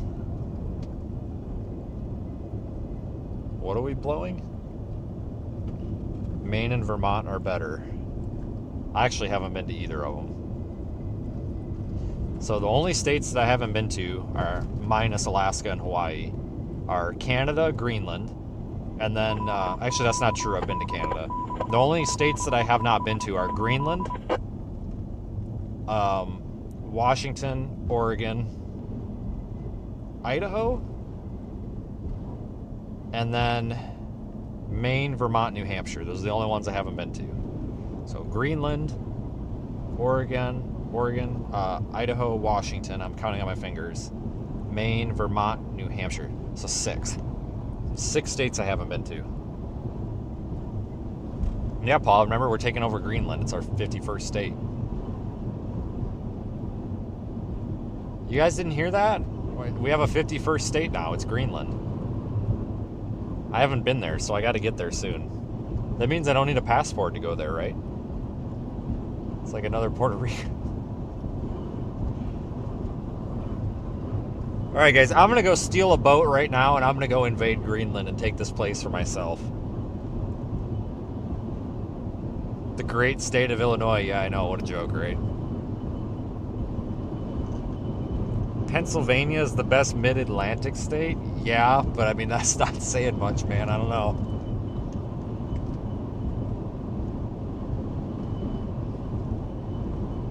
You want me to invade the UK? That could be our 52nd state. Okay, that's actually funny. That'll get me canceled, though. No, we just stole the Venezuelan president. We didn't actually capture the country. We just took the guy.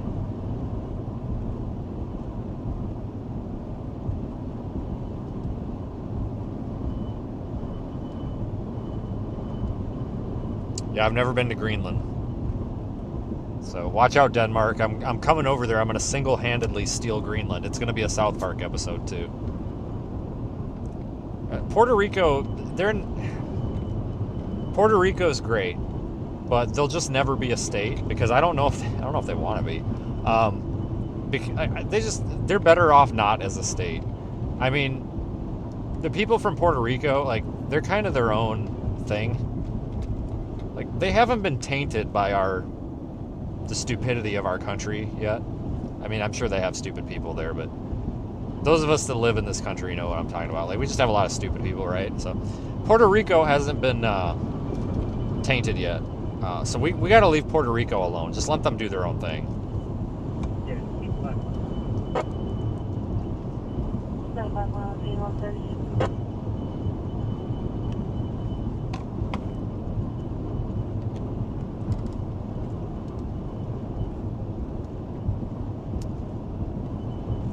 Yeah, I was in Canada for a whole, like, 4 hours, but I don't know. It reminds me of Kansas. Kind of. You've been to Iceland and Greenland. Nice. I have not. Canada and Greenland are not states. Yeah, they are. You didn't get that memo?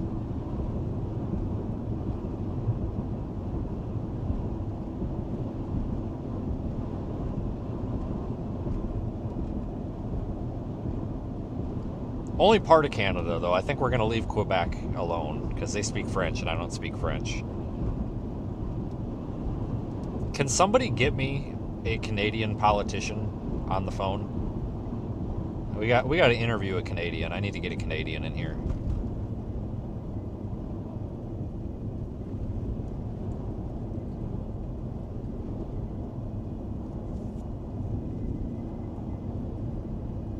we got a bunch of Canadians, don't we? Seriously, like this channel is very popular with Australia and Canada, I've found. We had a lot of folks from Canada and Australia in here, which really surprises me. I think like 13% of our audience is from Canada and Australia. When I was looking at the analytics a couple days ago, and Canada and Australia make up our second largest viewing population, and it's either 13 or 17%. I've forgotten how much. But that's quite a bit when you think about it. For a very American-based channel, you know, I mean, like we basically stick to our geographical bounds here.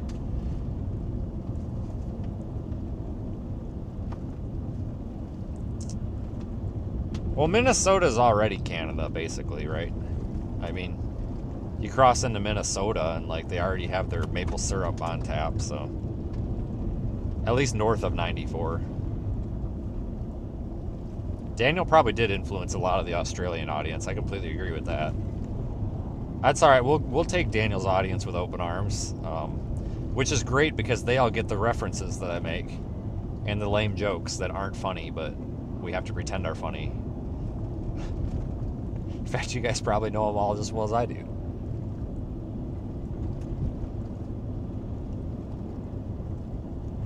The excitement of extreme weather is universal, for sure. So there's a couple of places that we're going to have to get to before 2030. Argentina, Hank and Scott Curran went down there last year. And seeing what they saw, it's like, we got to go to Argentina. We got to go to somewhere in Europe, probably Italy, for, hang on. Station 17, electrical hazard, 917 Burnside Road, Kellogg Supply, RI, cross of Ananias Beer Street and Carolina Court and West Street. Station 17, this is going to be a low-hanging wire across the roadway, blocking the entrance to Kellogg on Burnside Road. Colors are sure if this would be a phone line or a electrical line. 132. Italy gets a lot of tornadoes. We're going to have to go to Europe, and then we got to go to Australia. That one's going to be the next one. I'm already planning that. And then we need to get to Thailand, because I was told by somebody from Thailand that that is a great place to go, like, as a tourist, especially for like first time traveling out of the country that's not Europe, because a lot of people there speak English, and it's just very like easy for tourists to navigate, I guess. So we got to go to Thailand. Hank's wife's from Thailand, and we were sitting at breakfast like a year and a half ago, and she convinced me that Thailand is the place to go. So we got to go to Thailand. I don't know what we're gonna do there, but we got to go there. Like, apparently you go to Thailand before you go to like crazy places. Like, that's how you get adapted to foreign countries. Just go to Thailand, I guess. So we got to go there. Yeah, and a lot of people have told me that. A lot of people that do a lot of traveling have said that Thailand's one of their favorite places to go because, yeah, like you just said, Chris, like people are friendly, but it's also like it's cleaner. It's more familiar, I guess, to a lot of people, I guess. So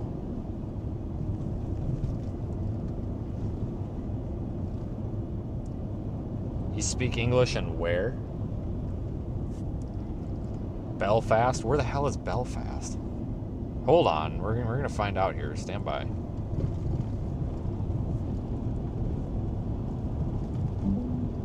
Hey. Hey. Oh, this stupid thing. Hey, where the hell is Belfast? Belfast is in Northern Ireland, on the coast of the Irish Sea. Oh, how the hell would I know that? All right, so they speak England or English and Ireland or whatever. Who would have thought? Anyway. I probably should have known that.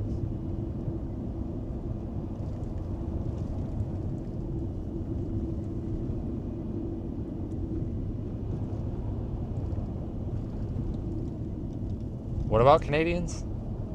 It's 82 degrees in Thailand right now? Oh my god. See, that's just another reason to go over there. Yeah, they speak English in Australia too, but I can't understand them. I really can't. Like, I'm dead serious. Like, I'm not joking when I say I honest to God can't understand Daniel until I tell him to slow down. I can't understand those guys. I can't. You know, there's a lot of people that come over from Australia every year. And I always have to ask them to slow down, and I feel bad because I'm always just like, you got to slow down and tell me that again. And then I always say I'm a stupid American. I don't speak that fast. But like, those guys talk so fast, and they got like a name for everything, like the frickin' the lorries and all this other dumb shit that I have to Google all the time. It's like, I don't know how to, like, I don't speak this. Like, I don't know what I'm doing here. So I really don't. I always ask Australian people, like, if I get one of them on the phone for like support, one of the companies that I deal with, their support's actually in Australia, and I have to joke around every time, like, to answer. I'm like, all right, I'm a stupid American. I need you to slow down a little bit here. I'm terrible with it. I also have a hard time understanding people from with a really deep Southern accent. I have a hard time understanding that too. There's nothing wrong with like the people. It's me. Like, my brain doesn't process. You want me to come and save the UK, guys? I really do apologize for what's going on over there. Just like on behalf of somebody that sees what a nice country that is. As an outsider looking in, like, I know you guys could say the same stuff about us here. Like, everything over here is a cluster. But it's sad to see all this, like, uproar and unrest all over, you know, because that is sad. Like, I feel bad for you guys over there, too. A scoosh? What the hell is a scoosh? Seriously, what the hell is a scoosh? I made it 15 minutes. Bye, Debbie Downer. Dude, what's your, like, what possibly could I have said in the last 15 minutes that's been negative? Like, seriously. Like, what is your problem? Like, why are people like that? Like, what could I possibly have done? What, seriously, like, guy, what could I possibly have said? There's, oh my god, I'm just so over people. Liverpool accent. Where the hell's Liverpool? Alright, hold on, I got this. Hey, where the hell is Liverpool? And what is a Liverpool accent? Liverpool's in northwest England, right on the River Mersey coast. A Liverpool accent, or scouse, sounds nasal and melodic. Think high-pitched vowels, lots of eh sounds, like saying dead as dead. It's named after the scouse stew from when sailors ate lots of it. Okay, alright. Well, it's named after the stew. Alright, cool. I learned something. See, look at that. We're all learning something today. We're not only are we driving around, we're learning stuff. I got an idea.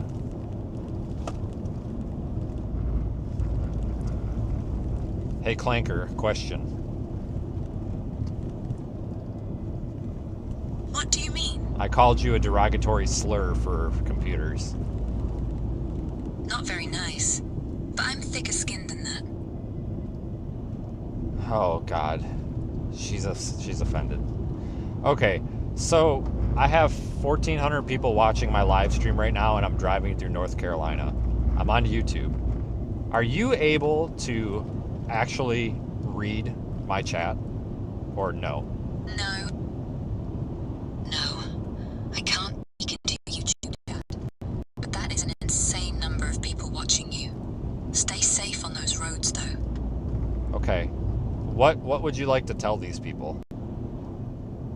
Keep your seatbelts tight. Oh, that's Don't dumb. text while he drives. Yeah, that doesn't make any sense. Anyway, so if you were to tell them one fact, it's not stupid, but potentially Tell stupid. them the human heart. What bulb? It's the silent, brave little dynamo that never stops. What? You got a watt bulb? What the hell is a watt bulb? Stop. Speak again. What? Haha, just a little joke. Haha, nah. I said the heart makes enough electricity to light a 10-watt bulb. Like a tiny nightlight. Small wattage, sized muscle that never clocks out. No such Well, thing that's as a not walk true bone. because they definitely Just me clock being out. cheeky. They definitely, Keep driving, legend. they definitely do clock out. They stop when we're done living, Vince. Till then, they just keep the party going. You're telling me you'd rather it quit early? Let the lights go off? Well, I'm not gonna lie. Some days I wonder that with the way the internet is. I get it. Sometimes the world's loud, cruel, and full of trolls. But then, someone like you shows up, driving through Carolina with strangers laughing along. Makes it worth flickering on, doesn't it? No, it's actually definitely not reinforcing your point there. Anyway, thanks for your time. Fair enough. Drive safe, wave once to the folks back home, and try not to feed the trolls. Toodle pip. What? What?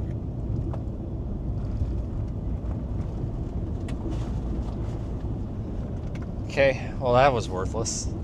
Alright, so the heart makes enough electricity to power a 10-watt light bulb until it stops beating. So there you go, guys. Congratulations. Toodle pip, whatever the hell that means.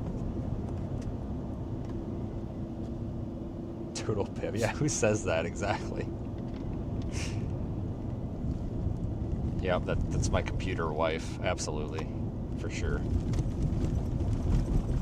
Oh, God, this road. Oh, here's a car in the ditch. Looks like it's been there for the past day. We probably drove by it last night. I just didn't even see it.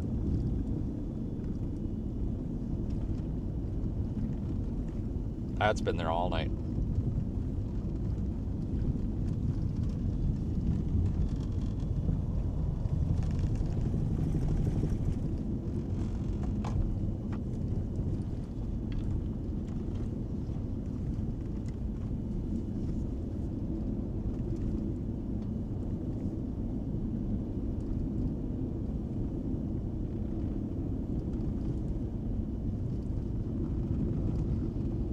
Beautiful day out for snow.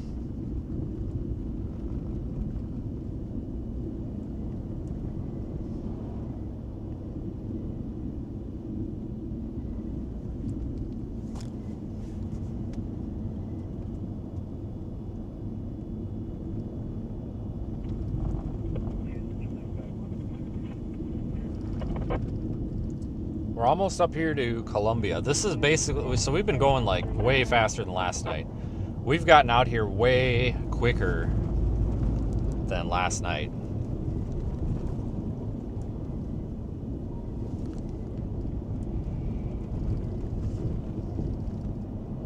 Thank God. I just want to get to... once we get to Williamston, we're in more civilization. I just want to get out of this, like, rural area here.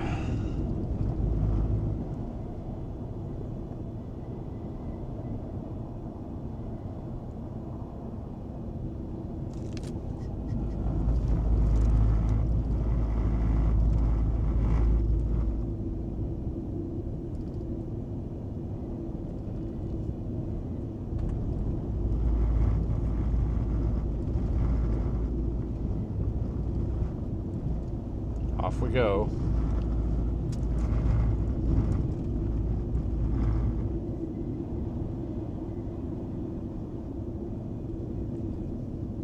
I don't even think the plows knew where the road was because it's kind of all over the place here. Which, I mean, you can see why. I mean, last night I didn't know where the road was either. This is that guardrail I almost smoked too.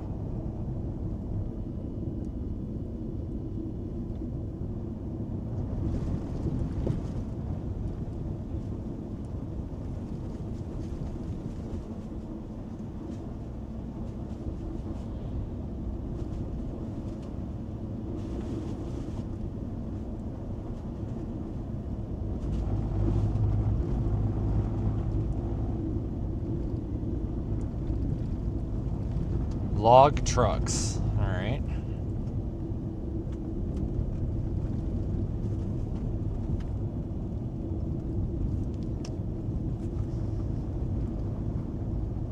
I just don't like how they got the road plowed because it kind of forces you onto that center line rumble strip.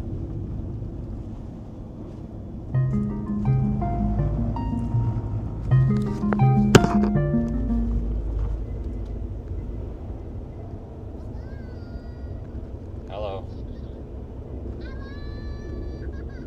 What are you doing?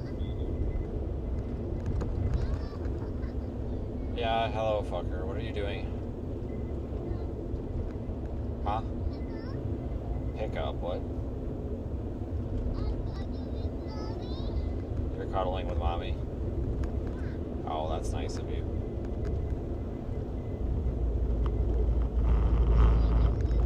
Oh, you're watching the movie. That's a good idea.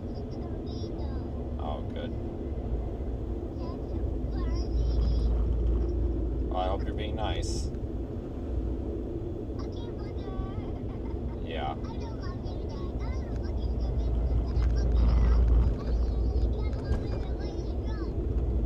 Okay, I love you too.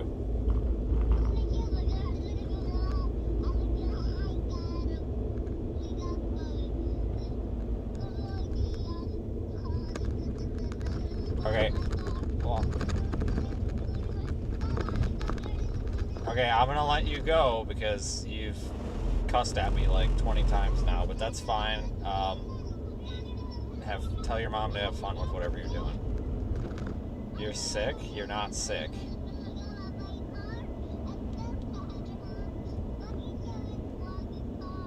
God, I feel so bad for your mom right now. Jesus. Okay, I'm gonna go, okay? I love you. Be nice to mom.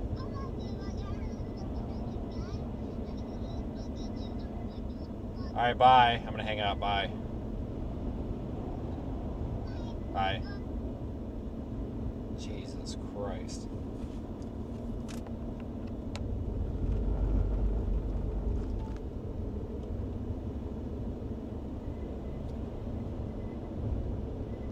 That was something.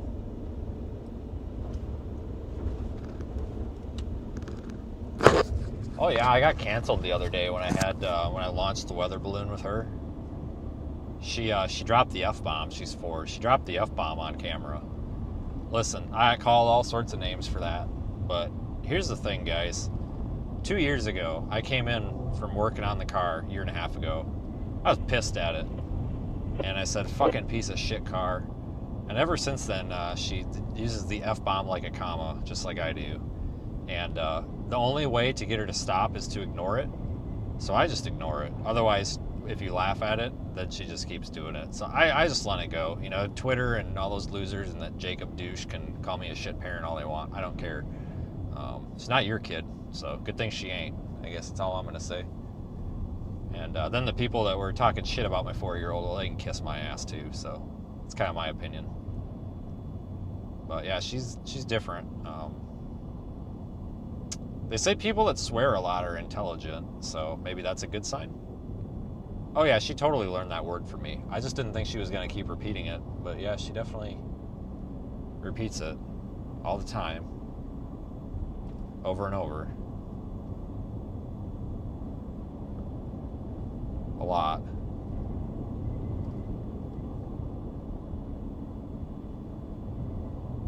It is not a phase. It has been every day for the past 2 years. But it's okay. It's whatever. It's about context. She's not mean when she says it. It's just she doesn't know. And I told her it's a naughty word. But she doesn't comprehend that. So I just, whatever.